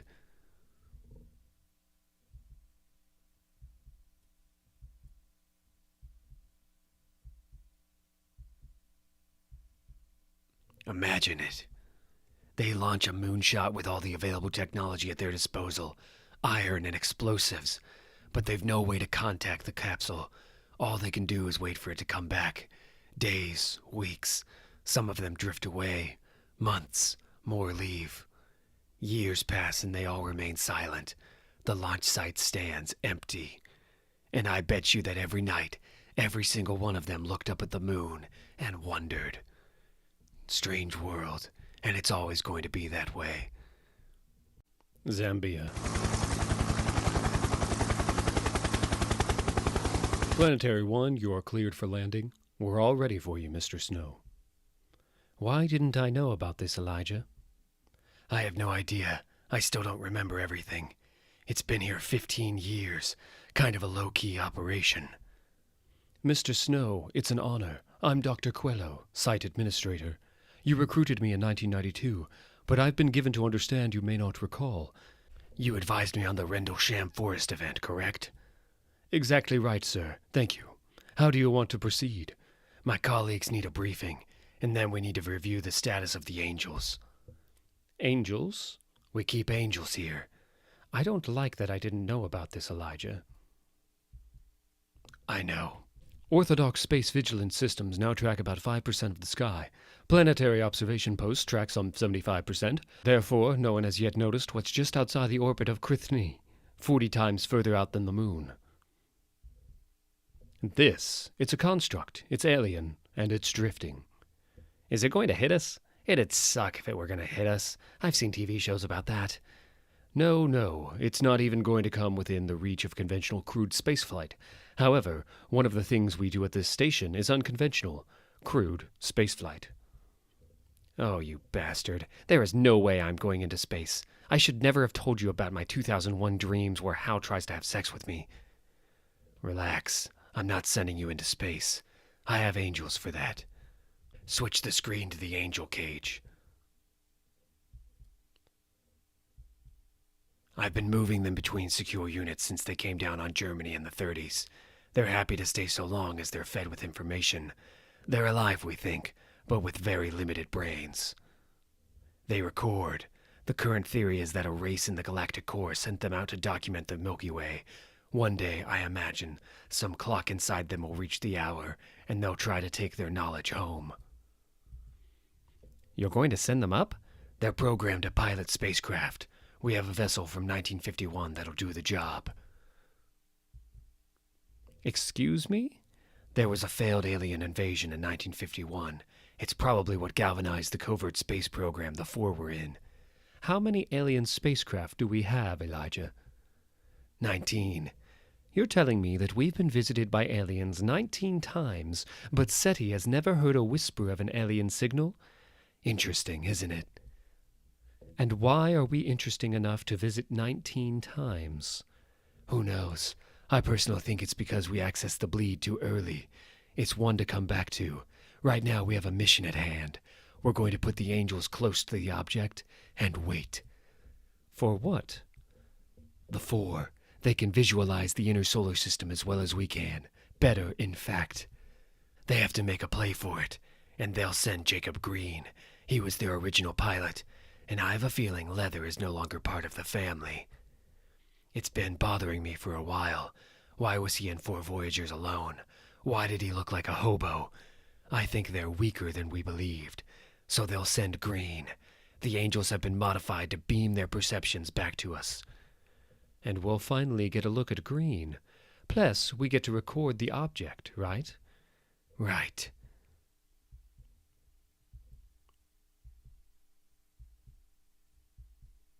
How did you convince them to go? All we had to do was show them our telemetry on the object. They'd seen nothing like it. They asked to go and record it. They told us they love us for it. What now? We wait here while they fire it up and incinerate us all? Actually, this is for you. You're going to enjoy this, you little freak. God, I think I'm on drugs. The information flow in the room just changed majorly. That thing is... Dr. Coelho, could that thing be, I don't know, could it be eating and crapping out information? That's very good. Our current belief is that the Craft's engine is an informational drive. There's a theory that the universe's underpinning is information, not matter and energy. Matter and energy move in volume, but the informational capacity of the universe has been found to rely only on surface area. That means that the universe is two-dimensional. Matter, energy, time, you, me, and the floor are holograms. Everything in volume is an expression of a two-dimensional plane of information. What this vessel does is employ what you might call a scoop that digs into the informational plane and rewrites local conditions to produce thrust. What you're seeing in the ejecta, young man, is the new code being jettisoned and the plane restoring itself. Drums, what are you doing? Working through what we know. The computer we found in the Rockies generated a working model of the multiverse, right? A snowflake in 196,833 dimensions. What if that snowflake existed in actual three-dimensional space? Not the 3D we perceive, because that's an effect of the 2D plane we live in, right? Actual 3D space. And every facet of the snowflake, all 196,833 blades, is a 2D plane. The multiverse is an arrangement of flat informational planes, like a stack of hard drives. That's how you described the thing we saw in Hong Kong. Right, you understand what that means? The entire multiverse has life protection systems so detailed that they'll create individuals to protect people in one area of one country of one planet. That's like delegating 1 grain of sand to watch the billion others in 1 square meter of the California coastline. You once said something like that about the people born on January 1st, 1900, long-lived and with extraordinary ability. Axel Brass, Hark, probably the rest of that whole crew. Elijah. But not the 4. No.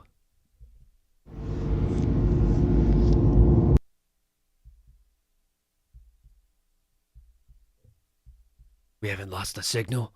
They're just in an unlit area. Be patient. The scanners we installed on their hull are still working? We restarted them. The Dynaflow, when the drive was operating, did, there. Wait for their eyes to adjust to the light. How big? Coelho, telemetry? It's the size of Manhattan. I see people. Is this theirs? I don't think so. It's not built to their scale, and they don't look like tool users. A ship this size, this old, with its own ecosystem, they could have evolved there. What's this? They found a way into the next compartment of the vessel. They must be attempting to review the entire vessel before recording each element.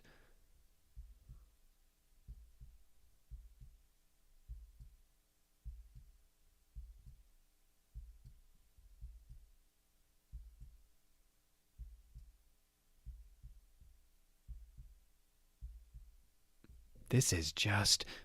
Yeah. He died. Is it even a he? It. I wonder how long. Me too. Mr. Snow, we have a hit from the scanner system. Another vehicle is parked around the object. One life sign, very strong. High thermal output. Finally. Jacob Green.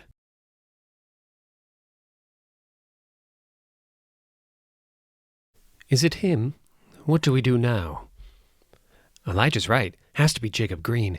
He was the pilot. And what little we know suggests he's hard to kill. We wait. We just wait.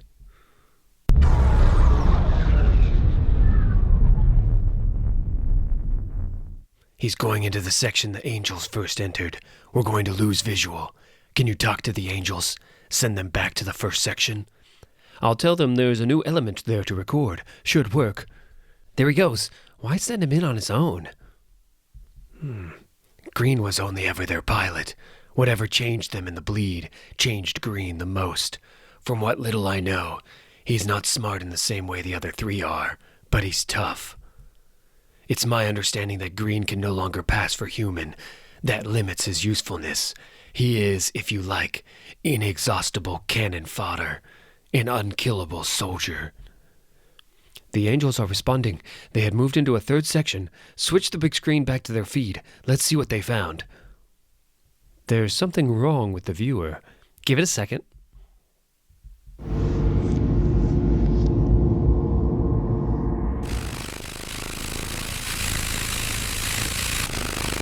Good God. I wish they could stay there just a little longer. To be honest, so do I. But there's a mission here, Jakita. I'm sorry. You know what I said about not wanting to go to space? I take it back. Can we go up there once we've done this green thing? They're back in the second section. It's astonishing. They're approaching supersonic speed. They've been here so long, and I had no idea.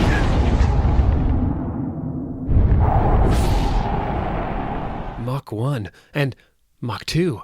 This is... I don't know. I don't know anymore. Approaching the entry to the first section. First section.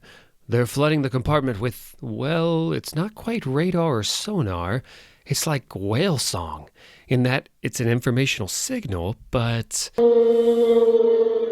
I ran out of words to describe them a while ago.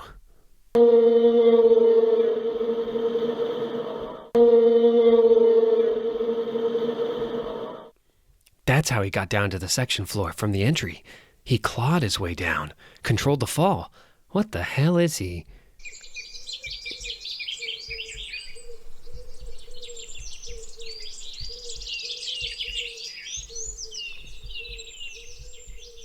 Can you hear something? Kind of a reedy noise.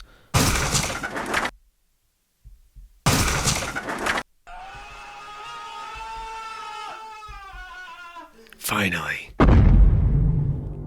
Out of my way, bastards. What the hell you looking at? What? What happened to him? Dr. Quello, are we getting telemetry on him? The angels are scanning him now. It's unreal.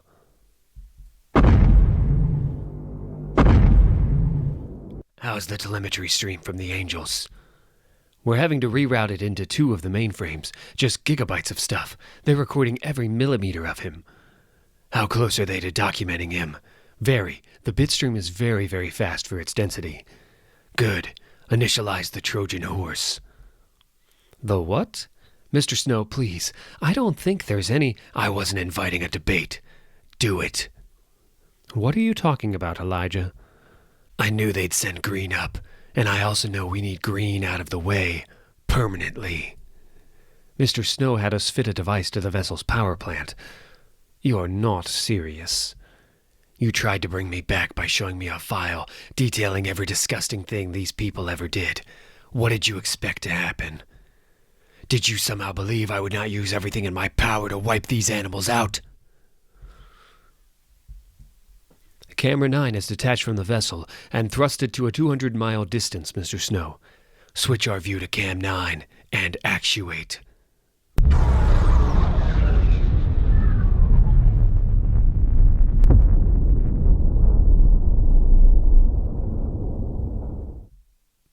I'm getting a communication from the Angels.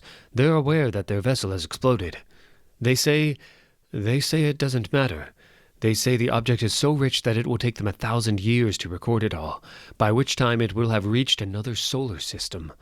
They wanted to tell us they love us, and to thank us. Jacob Green is stranded on that object. It's on its way through and out of the solar system. The 4 are now 3. I'm not sorry.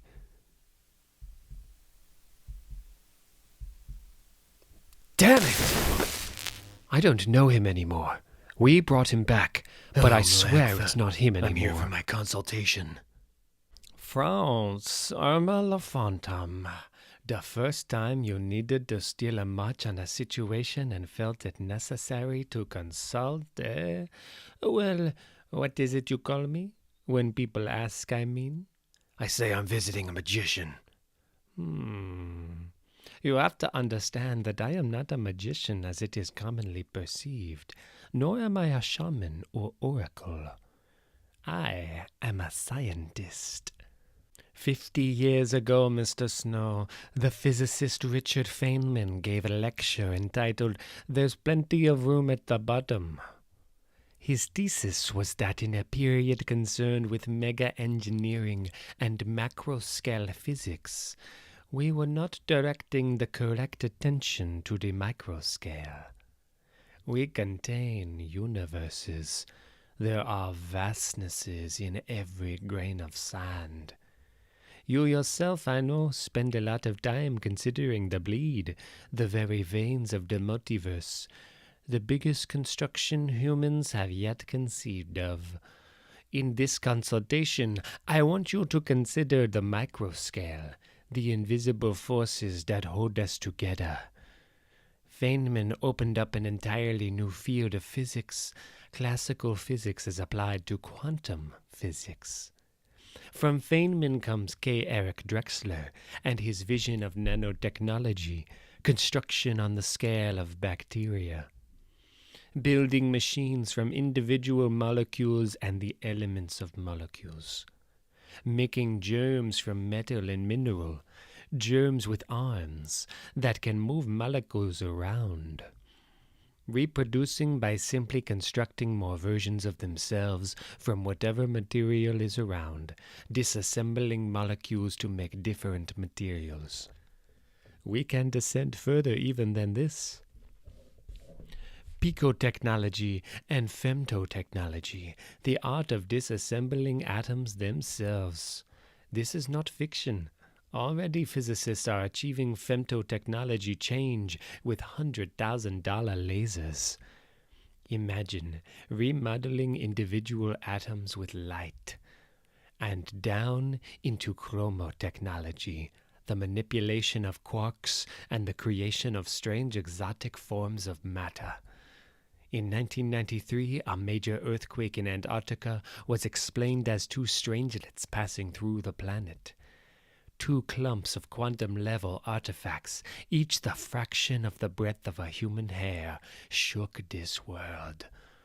And beyond quarks and strangelets and chromometers and atometers, what might lay there?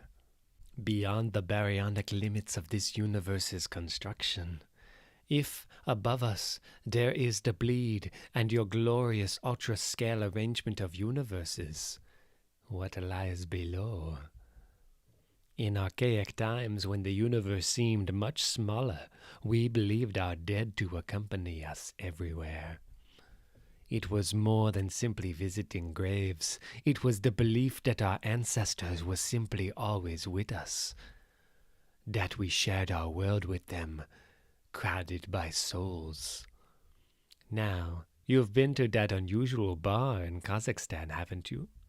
You are aware, through esoteric scientific research conducted by many people over the 20th century, that souls do not die. Souls are some form of electromagnetic field that continue to inhabit the body after death. Bones crackling with strange and imperceptible energetic activity, and we buried them. Are they still aware? Can the dead still perceive? We don't yet know. Is that what happens? We lay in the dirt, still somehow aware of being in there? Some cloud of being, beyond the atometer boundary, a condensate of life lying in old bones. We buried them, infecting the dirt with our souls. We burned them, scattering land and water with the living ashes of our souls. And gravity draws us into the earth. And plants grow. Ayahuasca, peyote, psilocybin, Stropharia cubensis, the drugs. Yes, historically, we consider them shamanic drugs, and they were overlaid with ritual and religion and the other crap of archaic societies. But all societies had their speakers to the dead, and their oracles who looked into other places. In legend, the oracle at Delphi stood at a pool and inhaled its vapor, the pneuma, to oraculate. It was recently found that a vent beneath the pool expressed ethylene, a hydrocarbon gas that creates a euphoric derangement into the water. Ethylene, the pneuma, is a plant hormone. The dead lay in the ground, their souls oiling out from their bones, into the earth, into roots that effervesced into the clouds that the oracle inhaled to see new worlds, into the plants that our speakers to the dead ingested to do their business, the drugs that were in your tea, Mr. Snow. No need to panic. The effect will last only 5 minutes, and you will hear my voice throughout. I'm not sending you down there alone. Just as the bleed forms a boundary around the macro world, so there is a wall beyond the micro scale. I have given you the key to it. This is Huxley's door of perception, sending you to a place beyond the sight of our microscopes. Tell me what you see, Mr. Snow. A flower. Is there motion? Yes, I'm moving towards it. Good. Break on through to the other side, Mr. Snow. This is archaeology, Mr. Snow. Dream archaeology. You're in the world of the dead, an ecology of souls. The world beyond, Mr. Snow, the underworld, Valhalla, the Bardo, heaven. I'm right here, Mr. Snow, telling me what you see. Something's happening. I'm standing on a floor of melted mirror. I don't know. And things are jumping out of it like salmon. That's right. This is their home. Understand, this is not a hallucination. Are they talking to you? They're exhaling. Noma. Remember what you learned in Africa, Mr. Snow. Perhaps it was no coincidence that you gained this knowledge in the cradle of the human race. Everything is information. Something like the Japanese kanji for life, and a shape that reminds me of the transhumanist symbol, suggesting growth and emergence. DNA code, and the Death Tarot card, which symbolizes change. They're telling you where they are. Isn't it extraordinary?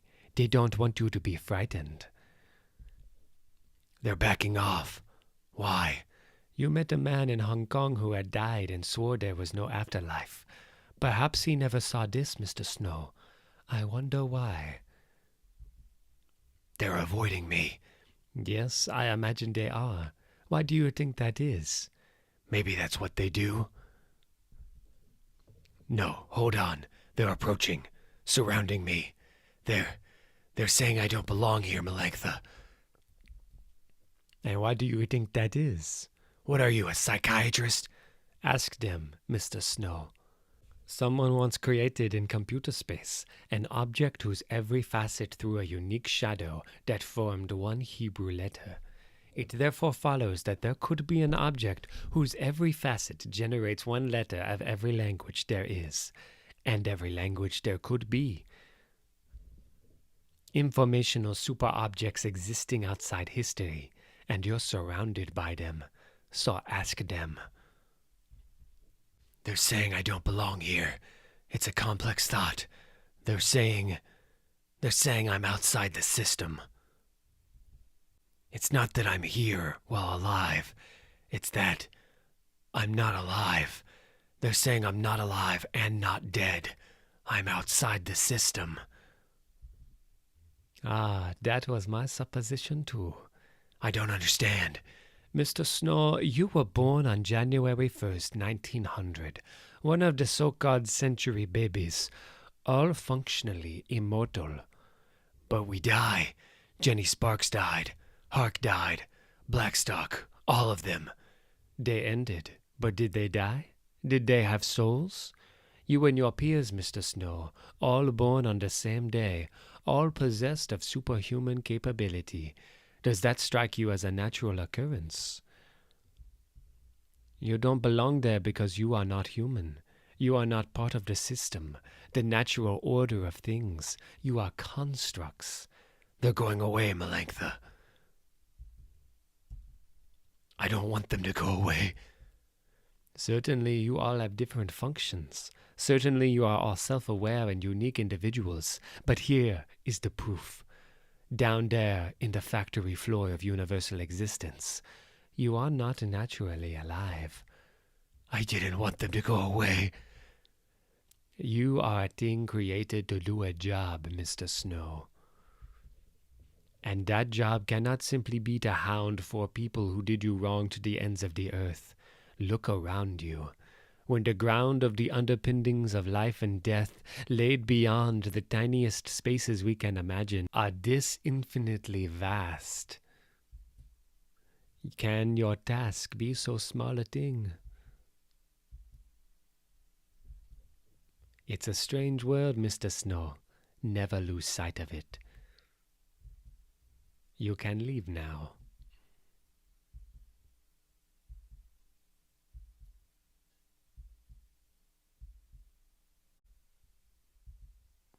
I'm William Leather. John Leather was my grandfather. A Texas Ranger, like his older brother Paul. Until the day he and his brother were attacked by the Dowling gang.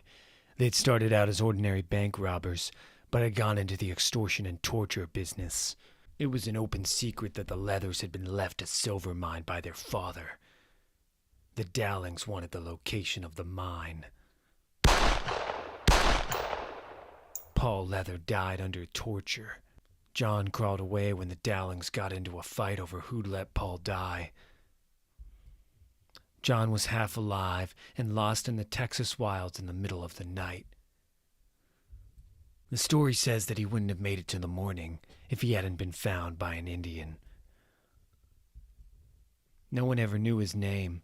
He was a medicine man, a rogue shaman who drifted away from the Potawatomi tribe. No one trusted the Potawatomi. They sided with the French against their own, and they sided with the British during the Revolution and during the 1812 War. By 1841, most of them had been locked up in reservations north of the Mississippi, but come 1852, a small group of them had come to Texas and settled along the Sabine and the Trinity. This guy, a renegade among renegades out in the middle of nowhere, listening to thunder and knowing from his religion that it was the sound of the spirits playing vast celestial games and stamping their feet. This guy decided to test John Leather to see if he was worth saving. He dosed him with Indian drugs from his medicine pouch. The Potawatomi didn't use peyote back then, so God knows what he gave my poor old grandpappy there. Now we see what kind of ghost man you are.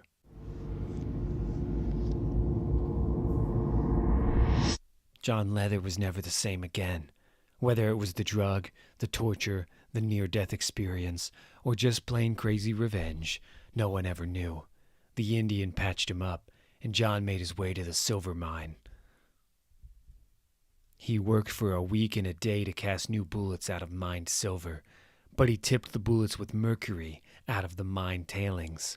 Mercury is a byproduct of silver mining, and it kills. If they wanted the silver, then they were going to get it. People said that the dead ranger always shot to wound, but that wounded bad man died of shame. Nobody ever worked out that the bullets were poisoned. Of course, he looked for the Dowling gang first. Wake the hell up, you stupid bastards!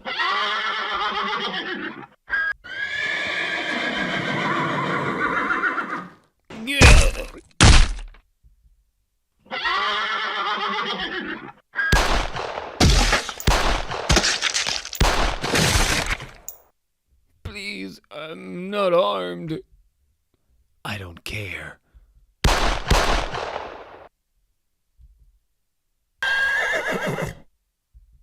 Went on to clean up a fair part of Texas. Eventually, he met someone, wiped the ashes from his face, and started a new life.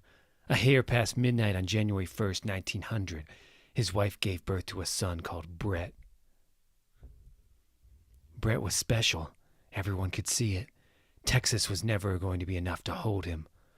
Oh yes, he was special. Born on the turn of the century. You know all about that, don't you, Mr. Snow? Sole heir of the silver mine, he moved to Chicago. A philanthropic city boy millionaire. 20s and 30s Chicago. Bad years in a bad town. Everyone knows that. Brett Leather funded a progressive newspaper, but that was never going to be enough for the son of John Leather.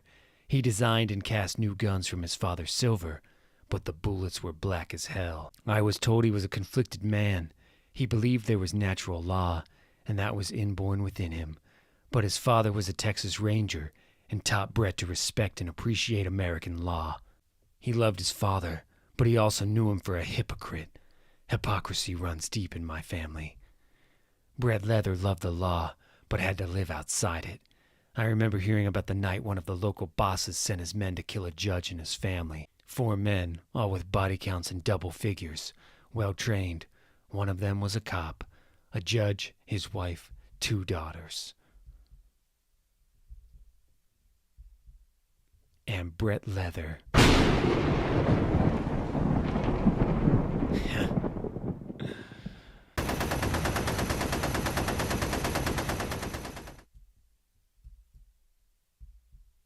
The hell? They look like goddamn spiders.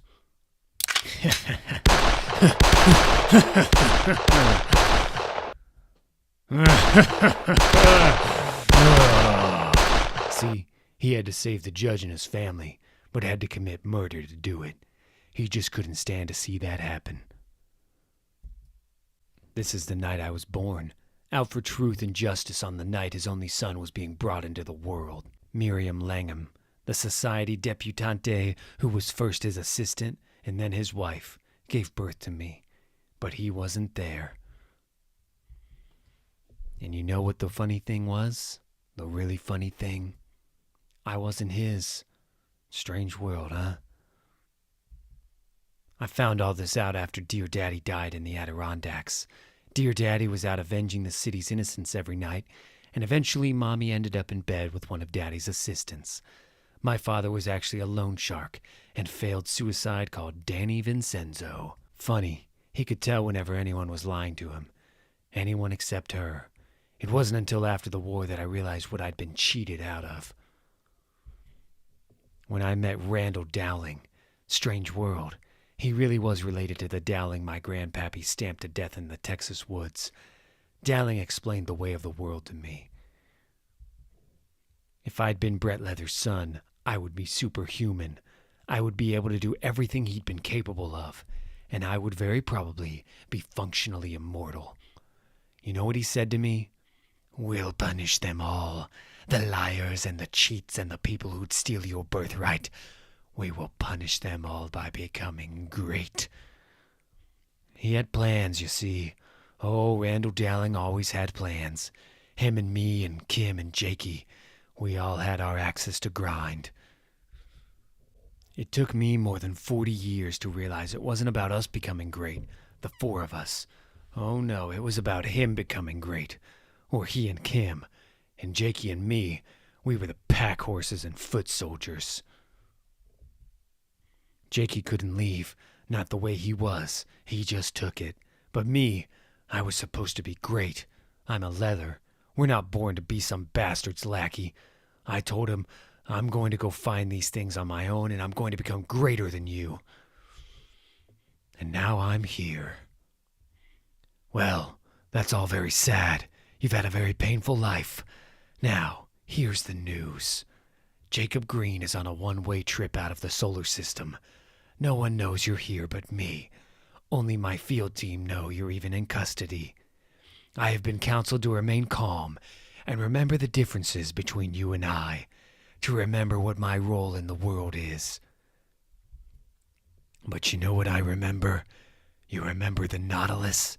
You remember who I was with? Who you shot? I remember that. Now you're going to tell me where Susskind and Dowling are, whether you like it or not.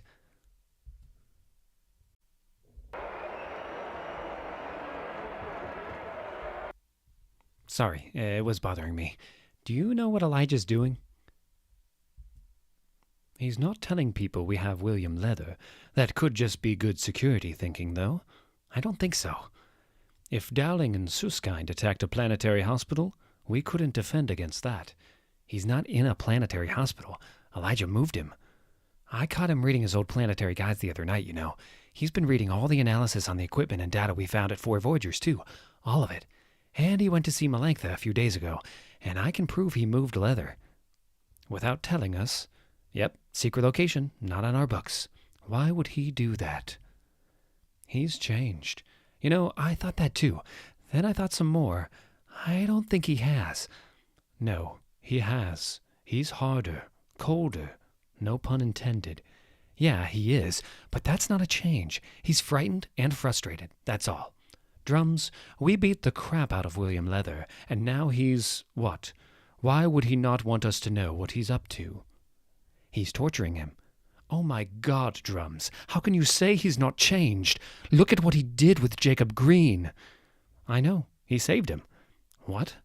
If he sent Green away, he didn't have to kill him. The guy will probably have a natural lifespan, whatever that might turn out to be. He lies about Leather because he's afraid any leak could bring Dowling and Susskind down on him. And he lies because he wants to save us. Melanctha always sets him straight, shows him what he needs to see, and makes him think. They all have jobs, these century babies. There's reasons why they're here. And Elijah's staring me in the face all along, too simple for me to see. And what you all forget about me is, I know everything. Of course you're defending him. Well, it's not like I don't have a good reason to defend anyone who wants to go after the Four, right? Put those friggin' things down for a minute, would you? You got stuff to do, you little bastard. Did Dr. Dowling leave okay? Yeah, he's left the building. Thank God for that. I never know what's worse, that smell or the crap we have to listen to. I mean, the internet, global communications web. Hasn't he heard of the goddamn telephone? If I wanted my ex to bitch at me through a little TV all the way from Canada, I wouldn't have thrown it at her when I kicked her ass out. I thought it was like radio. You think? I sat through the same goddamn lecture you did, Max. I thought it was like controlling radio. Like, all these information beams go all over the world, and he wants to control them. Does that make any sense? I mean, it's what these little freaks are supposed to be doing for him, but... Put the friggin' sticks down. Little friggin' drummer boy really gets up your ass, doesn't he? They bug me. I'm gonna take a leak. Will that help?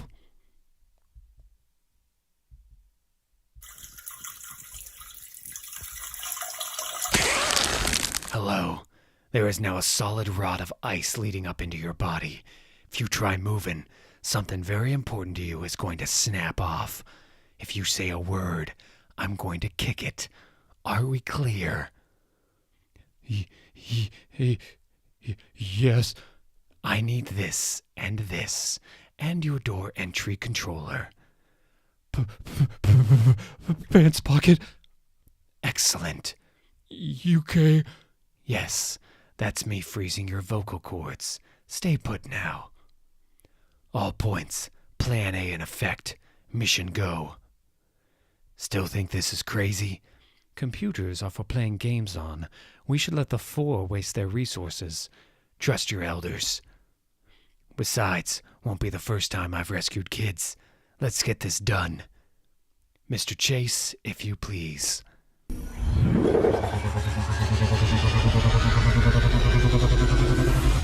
missed the big guy. Jakita.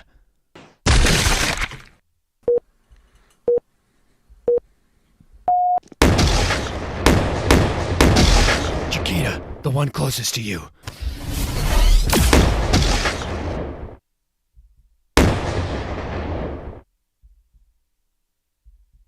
I'm out of time here.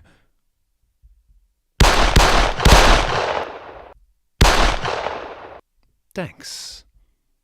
So long as I'm around, I've got your back. What's your name, son? Little drummer boy, what's happening? We're taking you home, son. What's this you've been doing? Supposed to be putting control overrides into the internet. Bad. If I'm leaving, can I break their stuff? Knock yourself out. Elijah? Screw you, stinky Dr. Dowling, and your crappy food and rough toilet paper. You crazy little bastard.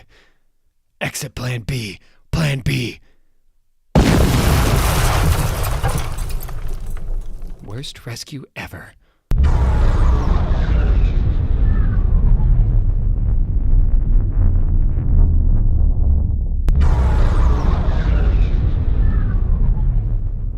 We're even. Like hell. Well, he's not a picture of health, but a couple of weeks of meds and a decent diet will put him right. It's been difficult to check him out. Why's that? Well, the diagnosis we came up with is he's an informational black hole. He sucks up and processes information. Any information. Any diagnostic tool tends to stop working around him. They were using him to control the flow of information on this internet thing.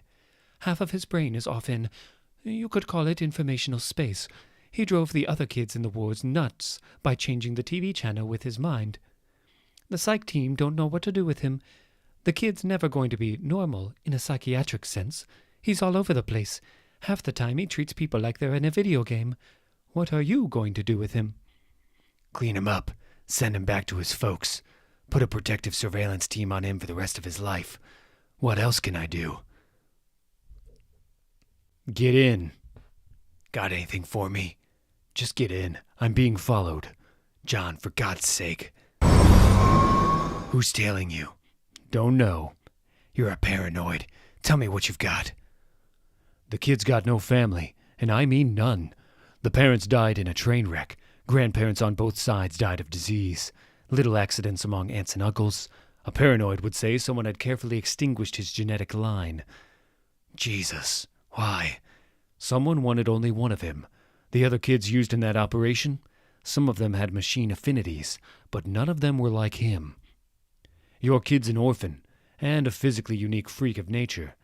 Ah, hell. Hold on, Elijah. Who have you pissed off this time, John? Sumatran robot death sluts. Damn it, one of these buttons fires the atomic death biter. Well, here's the thing, and I'm not good at this sort of thing, so... Your mommy and daddy, and everyone in your entire family, in fact, everyone even slightly related to you, are all dead. Yeah, you gave John Stone's dossier to your staff, and one of them entered it into your computer database. Gonna put me in a home? You gave the pretty woman to foster parents. I don't think she knows all about that, though. Damn it. Yeah, I could maybe find someone who'd give you a home. Try and cope with your weird crap, all that. But there's really only one idea that makes sense to me. Do you know what we do here? You find strange stuff. We do more than that. For one thing, we're going to get the people who kept you locked up all that time and make them give up all their secrets.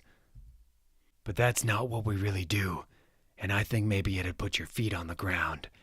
What we really do is save things. We keep the world strange, because that's the way it's supposed to be, and we save the people on it. He saves things, Jakita. He saved me. He saved you. You were an orphan too. You know that much. The whole point of his writing the Planetary Guides was to save things. Save information, save experiences. He has to take out the 4 to save us. Same as he took the memory blocks to save us. He also has to get at their information. He has to save the knowledge they've gathered from them, see? But he needs all that weird science and esoteric data for something else, too.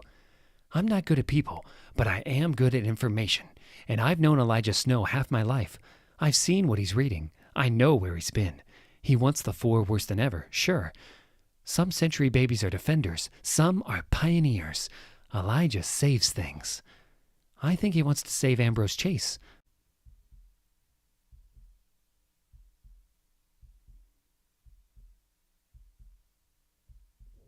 There he is. You promised you'd stop him hitting me, right?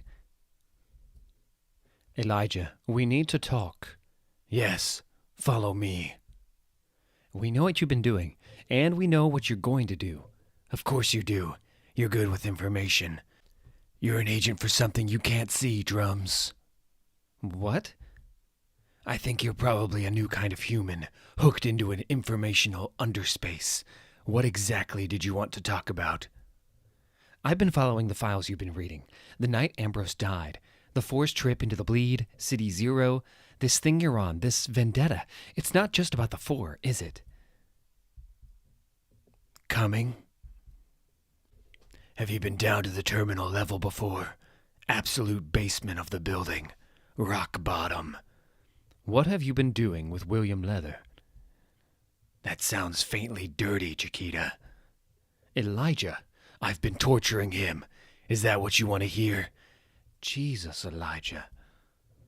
I saw Melantha a while back. You knew that, right? Some things started making sense. Life on Earth is surrounded by protective systems. Astonishing complexity. Great mystery. It's the work of years to scrape the protective clay away from them and see them for what they are. Systems built right into the fabric of reality. You scrape and exhume and step back, and finally, you find a pattern. Imagine a system that selects out the unjustly dead from a specific area in time. Someone who understands justice. Someone who understands betrayal and loss.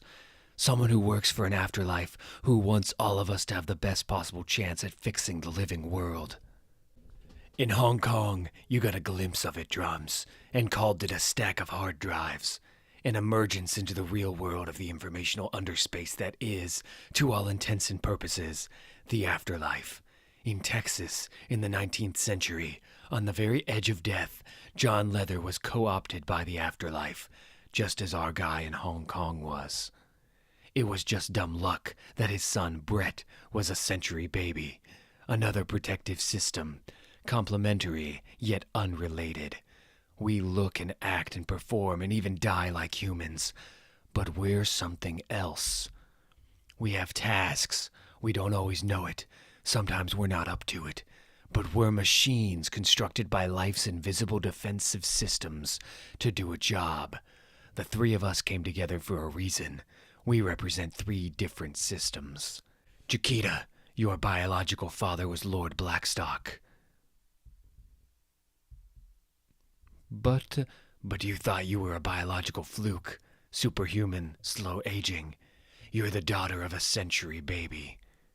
Your mother was my first real love, a woman from the hidden African city of Opakri. Many of their genes were recessive. I think it's why they discouraged reproducing with Caucasians. Plus, of course, Blackstock's genetic contribution would have been extremely aggressive. Drums knew all this, of course. You could have been my daughter. But we would have made a lousy operation if I was constantly trying to protect my kid, right? Did you know the little bastard can actually see genetic information? So, the Adirondacks, one of those skeletons, was Blackstock, yes. Who was a piece of crap, by the way. I'm not supposed to smoke down here. All the old paper. So don't tell anyone. I can't. Why are you telling me this? Why are you telling me this now? Because I need you to understand everything. Now. There's been a time for secrets and mystery. That time's past. So, Brett Leather is related to William Leather? Brett Leather's wife was unfaithful. William Leather didn't inherit a thing from Brett.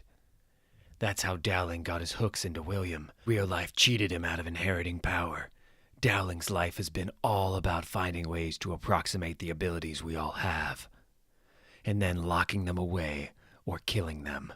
Which brings me to the question of why he left us all alive. We find things. We protect them. It's a strange world. Let's keep it that way. All we ever did was leave a trail of breadcrumbs for Dowling. I bet that, if we ever found a way to look, he'd have a complete set of my planetary guides. And when we got too dangerous to them, he removed me and let you people carry on the job. And when you all got disruptive, he set a trap. He armed all his people and built something you couldn't ignore, creating and traveling into a fictional reality. And Ambrose got killed. You two are good. You two are good. You're very good. But this isn't a job that we can do. Dang. You two are good. You're very good. But this isn't a job that can be done by just 2 people. It needs a set of skills that takes 3 people in the field. So you came to find me again. I got my memory back, and I've changed the way we do things. I know that's been bothering you. We're all old now, me and the 4. We've gotten set in our ways. If they couldn't predict us, they never would have caught us, way back when. Trapping Jacob Green on a spacecraft heading out of the solar system shocked the hell out of you. Imagine what it did to Dowling and Susskind. Leather had already taken a walk by then. He's not too smart.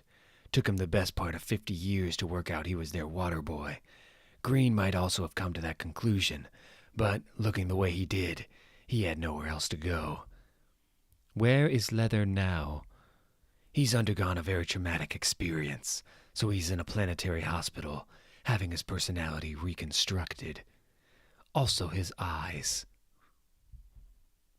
What's all this got to do with Ambrose? Drum says you've read everything about his death. Oh, I have. He vanished after being fatally shot. What does that tell you? Elijah, I was there. I know where you're going with this. There's no way he used his powers to survive the shooting. There would have been an informational trail. I would have seen it. And instead, there was an absence of information. There was no sign of his presence in the physical world, not even his corpse. This is someone who had the ability to defeat local physics. What would have stopped him, even in those final moments, from shunting himself out of time and space into a place where he wouldn't quite die? No information, no change, no passage in time.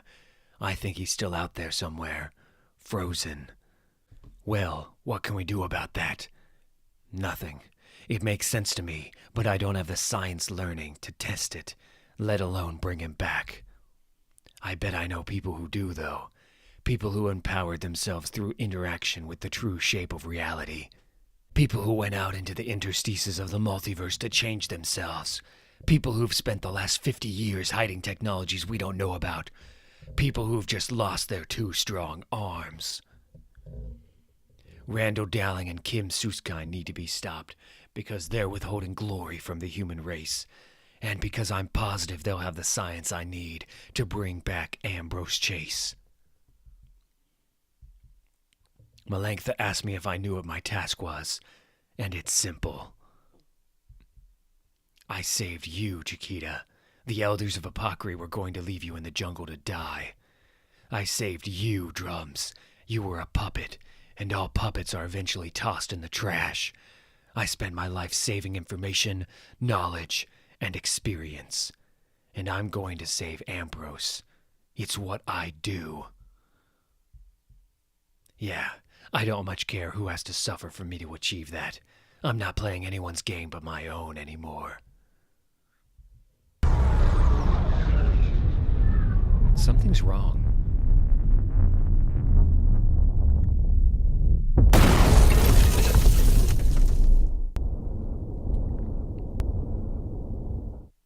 Elijah, it's getting hotter in here. It'd take a cluster of about 20 nuclear devices to crack this bunker. That's why I have one of my collections here. Don't worry about the heat. I can handle it. Worry about the people upstairs.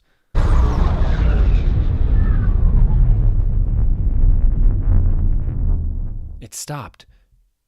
Yeah, Jakita. Get the elevator doors open.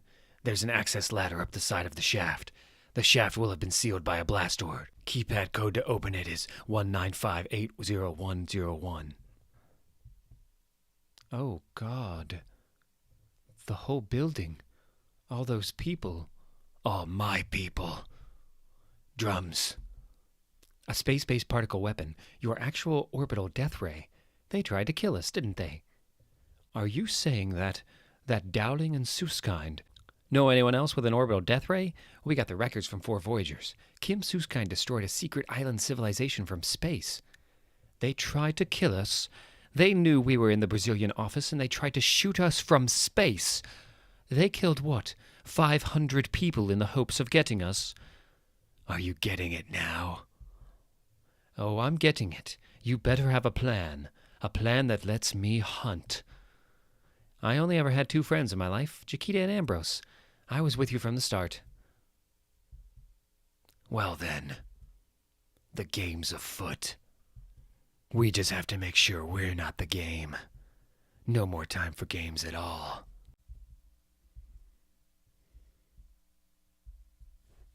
Here we are again. Here we are again. Thanks for coming, John. No problem. Going to tell me what all this is about? Well, this is a useful place, John. I need to go. You did what you could, I know. But they've got something on you. And I know you're my friend. You never did anything for Anna Hark, after all. That alliance was all for show. She still doesn't know it was you who got Jim Wilder to stand on that travel stone in Washington State. They destroyed that building to get at the travel stone, but they didn't want to risk using it themselves. You selected a candidate to test it on, Anna Hark's personal detective, no less. The 4 must have been pissed when he came back empowered, and leaving you with no clue as to the location of the shift ship the travel stone connects to. I bet they tore you a new one. And you must have been just humiliated or scared, enough to put a thorn back in their side for revenge. Payback was breaking the blocks the 4 put on my memory. I'm leaving, Elijah. We're not doing this. Call me when you're less crazy.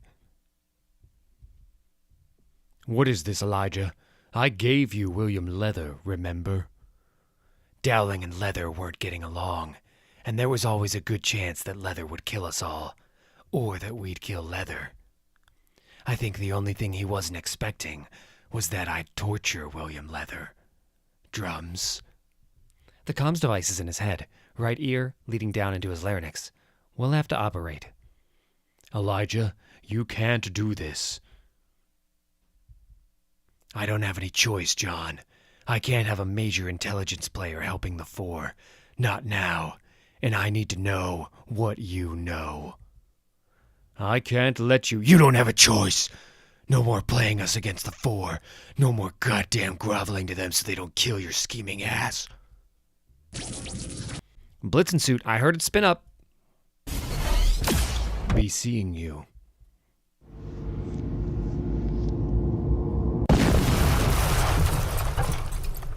Mines?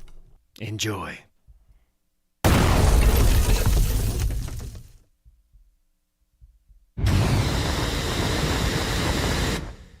No. Give up. I can't. Don't make me hurt you. Don't make me laugh. I warned you. What happens next is your fault. Yours and goddamn Elijah Snow's. The devil's paw. I hacked it off someone tougher than you 20 years ago, and it had killed 180 people before I ever laid eyes on it. Make your move.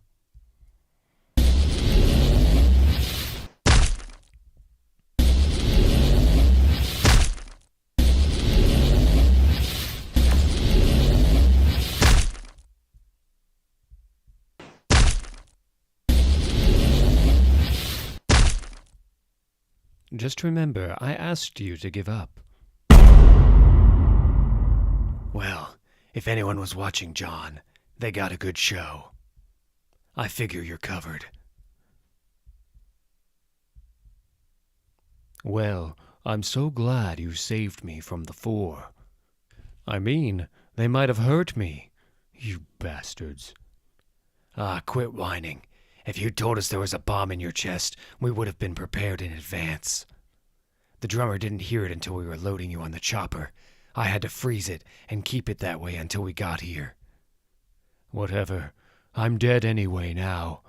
What do you want to know, Elijah? Everything. But we're going to start with the four.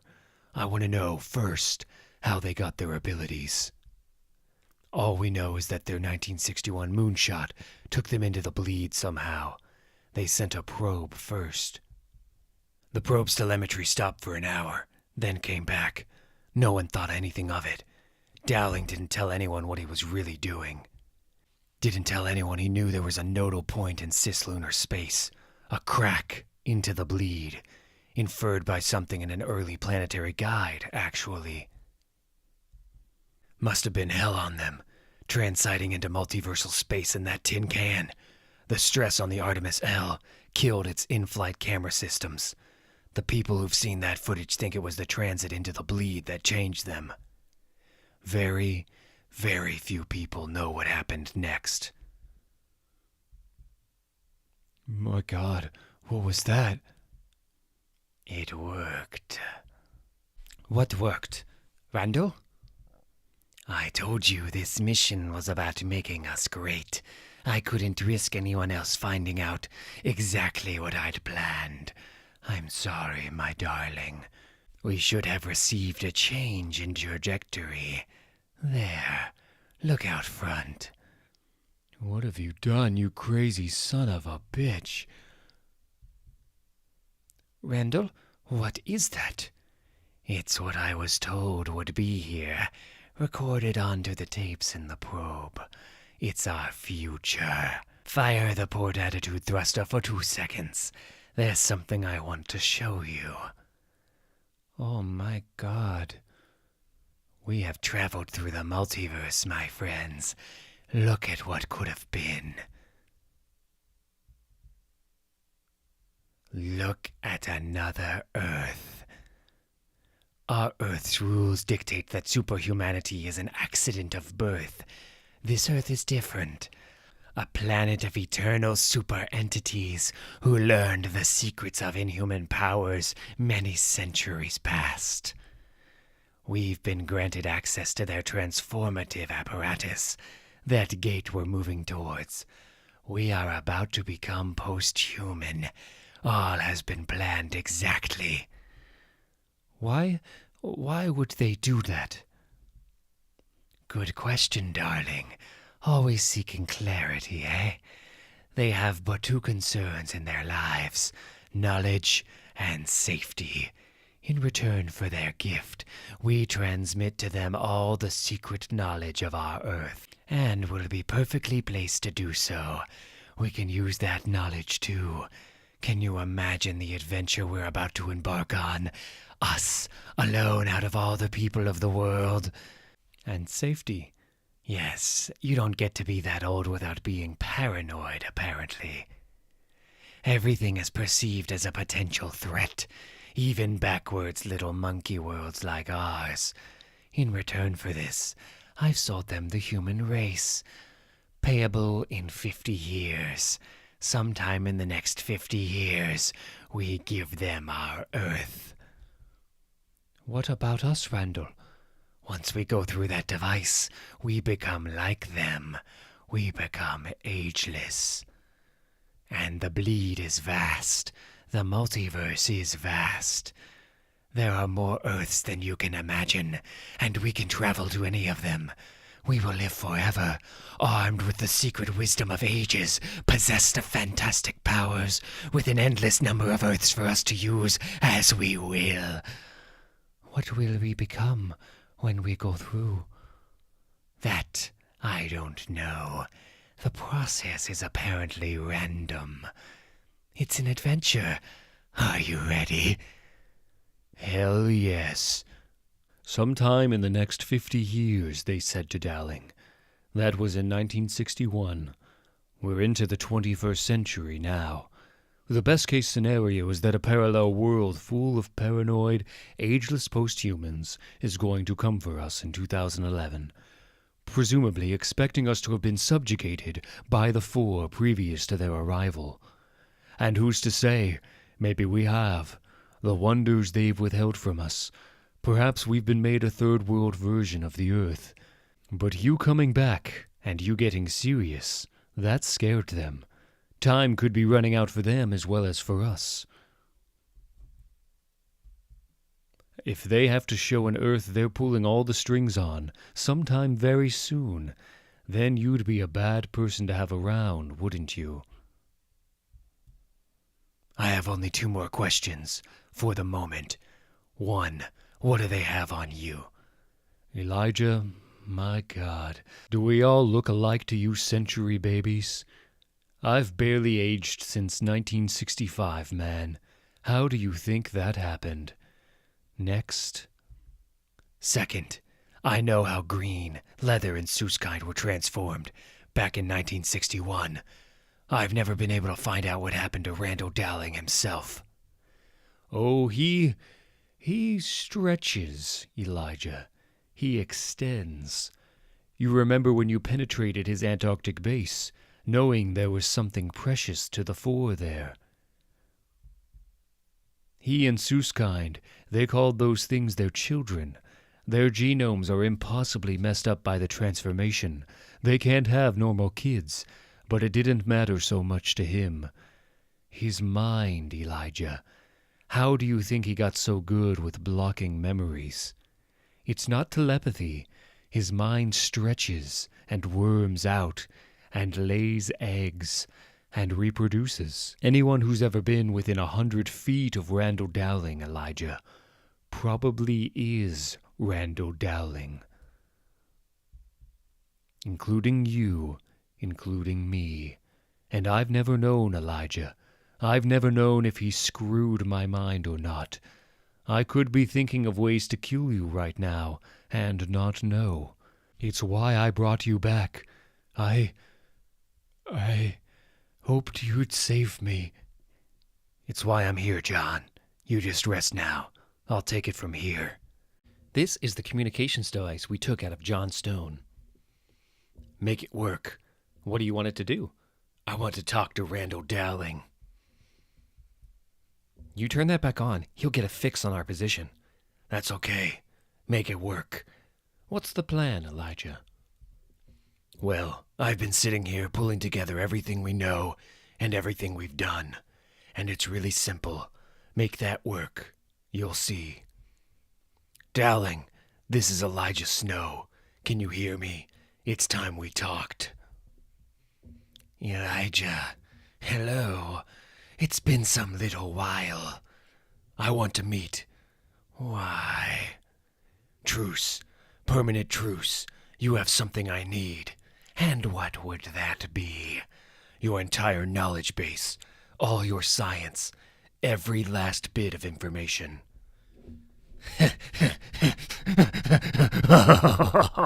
Oh, God, that's good.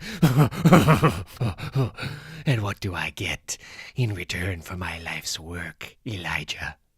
Well, for one thing, I won't kill Kim.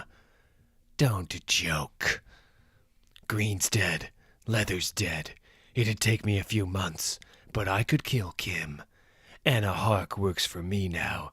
I have the details of every survivor and descendant of City Zero. A private army of very resentful superhumans with new identities. That's just one of the things I could bring to bear. I'll sweeten the pot. You never did get the location of the shift ship that the travel stone under the Hark building led to. Also, I won't stand in your way when your alternate universe partners come to collect. In the long run, you see, none of that matters. I've seen heaven, Dowling, and it's not a place where you exercise any power. In the long run, We are all three-dimensional side effects of a two-dimensional universe existing in a multi-dimensional stack. What on earth are you talking about? But I have things to do before I leave, and I need your knowledge to add to mine. I want to meet... Where? You know where Jakita found me after my time in the wilderness. That seems like an apt location. Also, very remote. Yes, very apt. This amuses me, Elijah. Now, answer me this, and I will know if you are lying. You intend on using my knowledge against me, yes? No, it has nothing to do with you. You no longer hold any importance to me. Because, Randall, I can kill you any time I like. But ultimately, you are too small to matter to me. You've gone insane. No, I've gone sane. I'm a child of the century. You know what that means. The last century. All centuries. And it doesn't matter what personal tricks you bought off another universe. You're still one of the little people to me. You're just a very clever little person who's diligently gathered science I now have a use for. You... Tomorrow, noon. I'll be there. Just you, Elijah.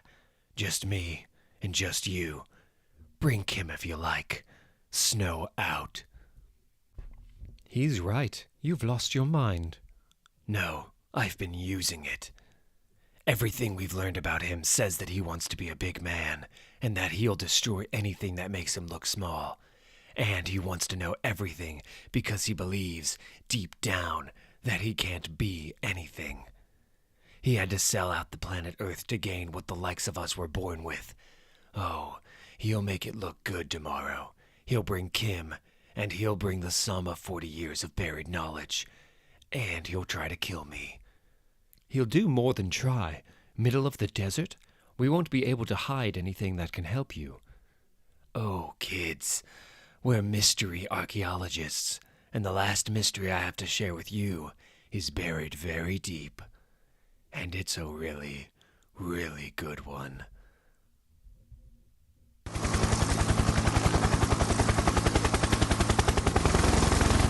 Out. So, now what? They'll find us. Don't worry. I guess. Make the boy stand further away. He interferes with our equipment. You said you were coming alone, Elijah. Stand off to one side, boy. 20 meters. Mr. Snow. Dr. Dowling. Miss Seuskind. I'm going to scan you for devices. I'm sure you understand. Of course. Good. You're clean. How shall we proceed? Give me your data storage device. The drummer will take it and walk out to our staging point, so we can talk alone. Very well. Everything is on here. Thank you, drums. Check it. It's loaded. It's the real thing. Take it back now, drums. Your plan sucks, Elijah. Get out of here, kid. Get it home. Say goodbye to Jakita for me. If I don't die of heat stroke walking back, crazy old coot. Well, now, just the three of us. What are we going to do with you, Mr. Snow? Well, we could agree that you've done very badly by this planet, withholding critical science and selling Earth out to some parallel world. It's not good, is it? We could agree to work together on planetary defense, save the world. What do you think? You think this world matters so much, don't you? There are millions of Earths, millions. It's an accident of birth that puts us here, nothing more. You do amuse me, Mr. Snow. It's a shame that I can't allow this anymore. You can't do a thing. You may be able to stretch your mind into other people's heads, but you can't kill. It's what you kept Green and Leather around for. You don't talk to him like that. I kill too. Oh, I know. and you owe him a debt for making those goggles. After all, light passes through an invisible woman's eyes. You're blind without them. You've been quite a team all these years. But this is your last chance. Submit to me and my plans now, or die. Mr. Snow, I can get into your brain before your powers harm us. And if you had another plan, well, my vessel can lift us out of here before you can do a thing. You have no support, Mr. Snow. You're out here in the middle of nowhere, and you're not carrying anything that can change that. Well, I wasn't when you scanned me. Try contacting your ship. Try using your goggles. What have you done, you bastard? Localized distortion of informational space. Drum slipped it to me when I handed him the device. There's only one form of communication that'll work here right now, and it might answer a long-standing question of yours. Door. Randall, don't use that tone with me. You have been a spectacularly unsuccessful broodmare, and I keep you only out of sentimental... No, that's not possible. He can't have... What's he done? You told me he was no threat. You told me he was lucky, and that on the best day of his life he knew exactly one thing that you don't. Go. I'm going. One thing. Oh no. Get back to the...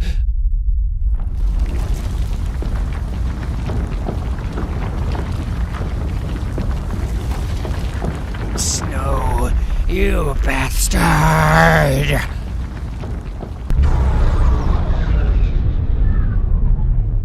Where to, Mr. Snow? Well, your ship's been buried under Death Valley for a few million years, Mr. Wilder. I think she should be taken out for a spin, don't you? So, what say we wait 5 minutes, pick up Dowling and Suskind's bodies, collect my people, and then... I think it's time I stopped this. Seems to belong to another century. This, too, can be business of the old century I'm finishing today.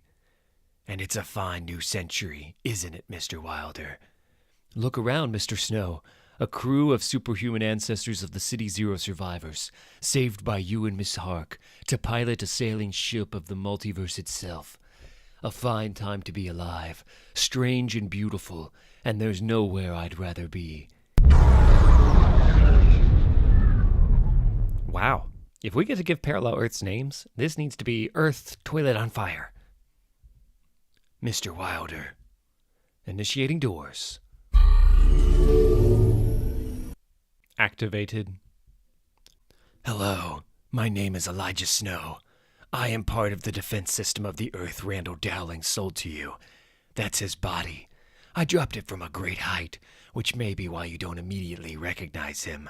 The sale is off. Your money's no good.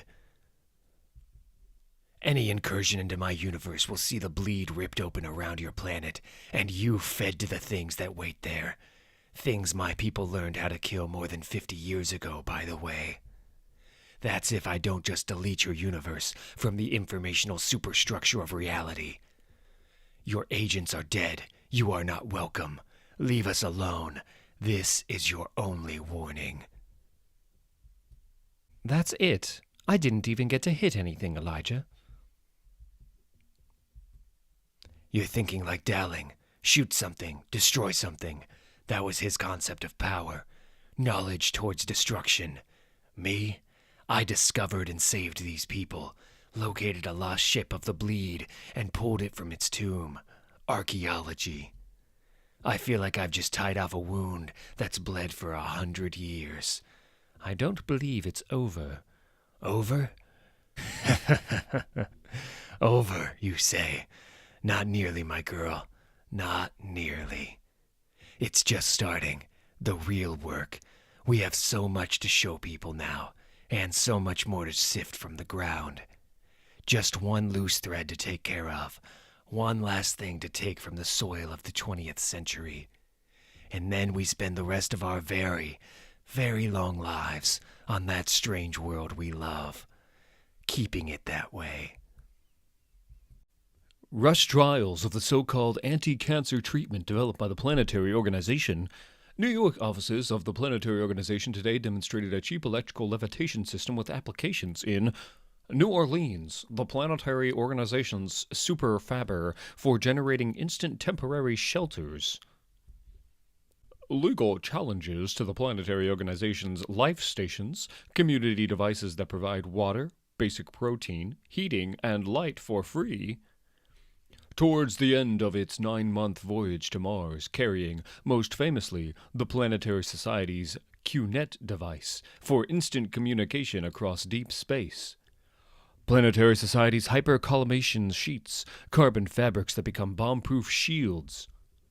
Into files 10,000 to 10,999. That's the 20% mark. 1 year, 20% of the Randall Dowling database explored. Elijah's going insane over this. I'm keeping you covered, but seriously, department heads, you need to consider hiring more bodies. Too slow. The answer was never going to be in the first file we opened, Elijah. Tell the drummer to stop screwing around and find it. All this other crap can wait. You must give them time, Elijah. So everyone keeps telling me. Move all the irrelevant files to the Hawk Corporation. We'll release the applications non-commercially. New legs are fine. You should be happy with the small victories now, man. You won the big one, after all. Not yet. So you'll look at the stuff related to trans-universal computing? Explain to me again what the mission was. This was a project funded by Dowling. It involved a massive team who created a fictional Earth, top to bottom. Something with environment and storytelling engines so richly developed that, once complete, it could be said to have a life of its own. So what was the perceived threat level? I didn't want the Four to run around creating universes, particularly not ones they defined the rules of. I was also worried about what they might bring back. Are you questioning what I did? Of course not. I just want to get the sequence of events straight and match it to Drum's report. You mean the end of my report? Yeah. See, what Ambrose did was to raise a non-physics bubble around himself. He was a natural description theory engine. Inside that bubble, he could select what physics could actually do. So, among other things, he could slow down time.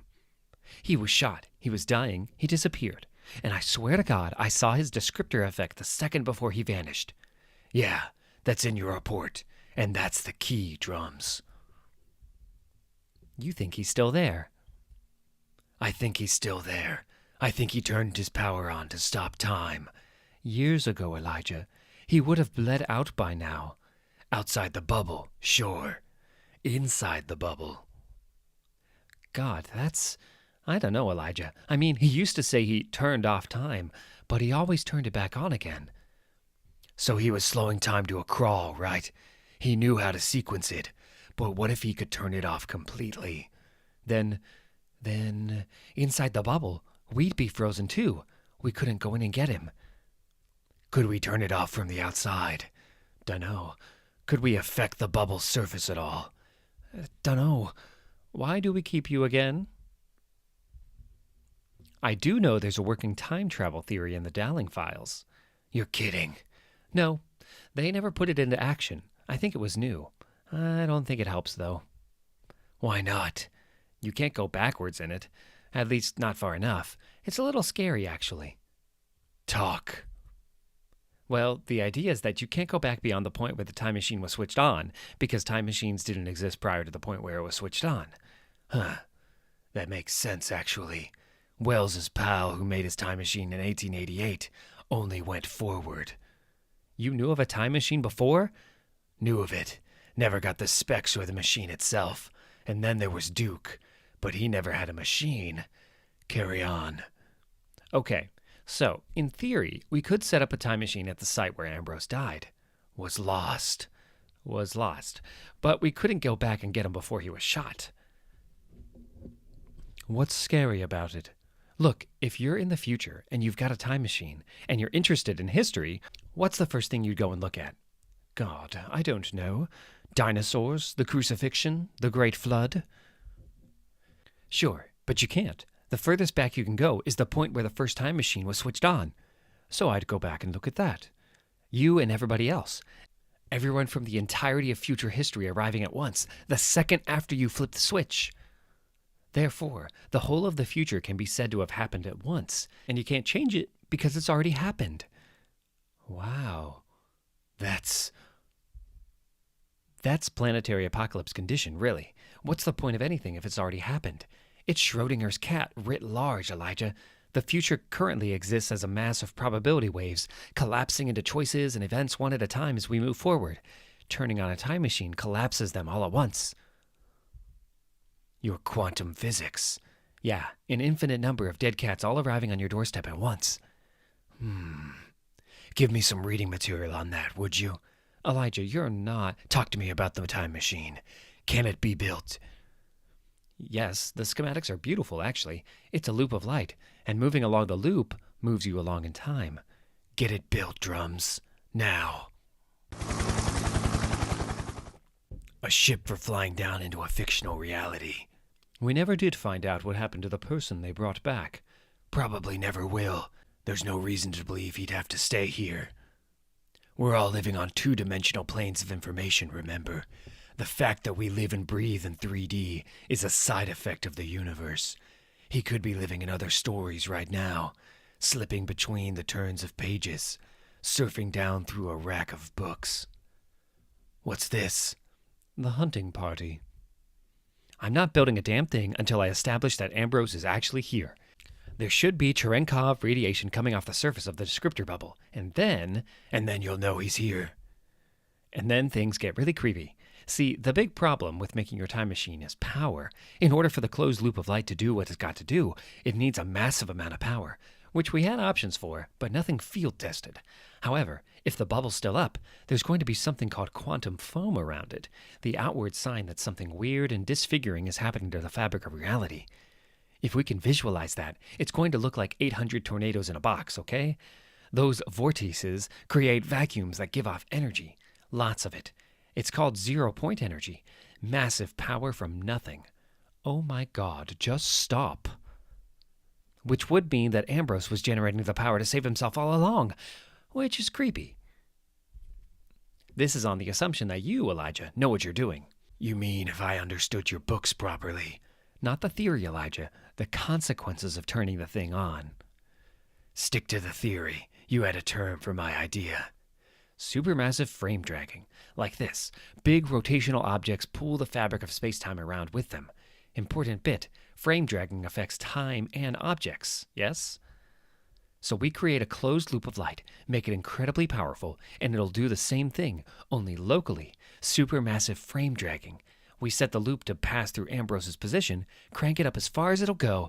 Local conditions will no longer match what his bubble was created to change, so it'll just pop. That looks weirdly familiar. And if we've done it right, Ambrose will appear 2 seconds into our future. Of course, none of this matters if... Drummer, over here. Right where you said to look first. Cherenkov radiation, local bradyon damage, and even something that I think that are tachyon impactor sprays. His descriptor field is right here. Bring up the imaging gear. I want 2 backups for the main generator online. This is now a rescue mission, people. You're starting to sound like me, Drums. I'm starting to get old. What's your problem? Bored. No, worse than that. Bored and useless. I mean, is this how it's going to be now? Mad science, technical wizards, and sitting around? You don't have anyone to hit. Do you really think I'm that shallow? Oh my God, I'm that shallow. It's just, it feels like all the adventure is over, you know? Like we won the war, and I've been at war so long that I don't know how to do peace. We're ready for you now. You've got a lot of years to learn how, darling girl. Now let's go see our friend. Okay, let's see what's in there. Initiating imaging system. What's that? Quantum foam. Adjusting microwave rate. My God, his field. It's really still up. Putting more power to the pulse lamps. Oh God, I'll never forget. That's the exact same position he was laying in before he vanished. He stopped time before he was about to die. Get to work. We've got a time machine to assemble. I want to see the medical team downstairs in 5 minutes. I want to take my friend home to his family. See, these extend down into the quantum foam and draw off the energy we need to power the machine. This is so strange that his own field is generating the power we need to save him. If... Look, I want Ambrose back as much as anyone, if not more, but this might not be the way to do it, Elijah. This again. I don't think you're getting it. We're talking about the end of history here. He's safe inside his field. We can take our time, find another, safer way. How much time? It's been more than a year. You want to wait until his wife's dead, until his children die of old age, until he recognizes nothing of the world? Saving his life means more than just yanking him out of there. It means saving his life, Drums. And what about the future? The future can take care of itself. I want my team back. Now, you and your damn cat. My what? I read your damn books. We don't know if he's a dead cat or a live cat. Your Schrodingers and your Heisenbergs, I read them all. So just do your job and let me worry about the future. The board is green. We're ready to go. If the whole mess doesn't blow up or an uncontrollable volume of 0-point energy doesn't melt every coupling in the room, initiating in 3. No, I do this. Whatever happens next is my responsibility. Mine and your Mr. Heisenberg's. Huh? Where a thing does what it does, according to the intention of the observer. This is my responsibility, and this is my intent. That's stage 1. Power build to phase 2. Phase 2 being initial frame drag inside the loop. Time shift. What the hell? Oh my god, it's happening. The future's coming. Relax. We're just here to watch. Hey, you. Quit worrying. The really good stuff hasn't happened yet. Well, not to you. You knew. I don't know how, but you knew, didn't you? It's a strange world, Drums. Did you think for a minute that I wasn't going to keep it that way? Turn up the power, boy. We've got an audience now. Bring our man home. There she blows. Phase 4, putting a surge through the loop big enough to collapse it and kick Ambrose out. Hopefully not more than a couple of seconds ahead of us. Hopefully not breaking anything. That's it. Little bubble. Conditions outside no longer match the conditions you were calculated against, so you have to go away now. Jakita! Phase 4!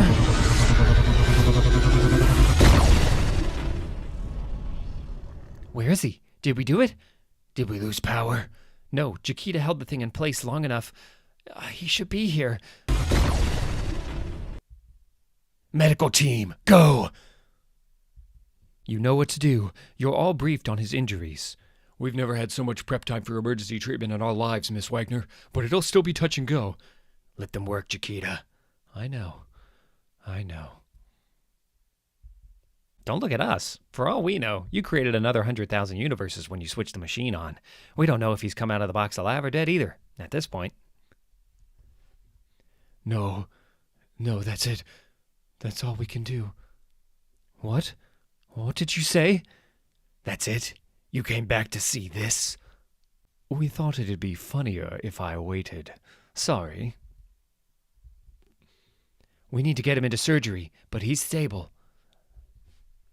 I'm never going to say it enough, but thanks, Elijah. Thank you for my life. What he said. How long's it been? The drummer's voice broke. 40 years. Smartass. Nah, not so long. My family. Waiting for you. It's only been a few years. Everything's fine. No more lost years for you and me, Ambrose. And a long, long future ahead of us all. It's taken a long time to get here, but you and me and her and him, we're just getting started.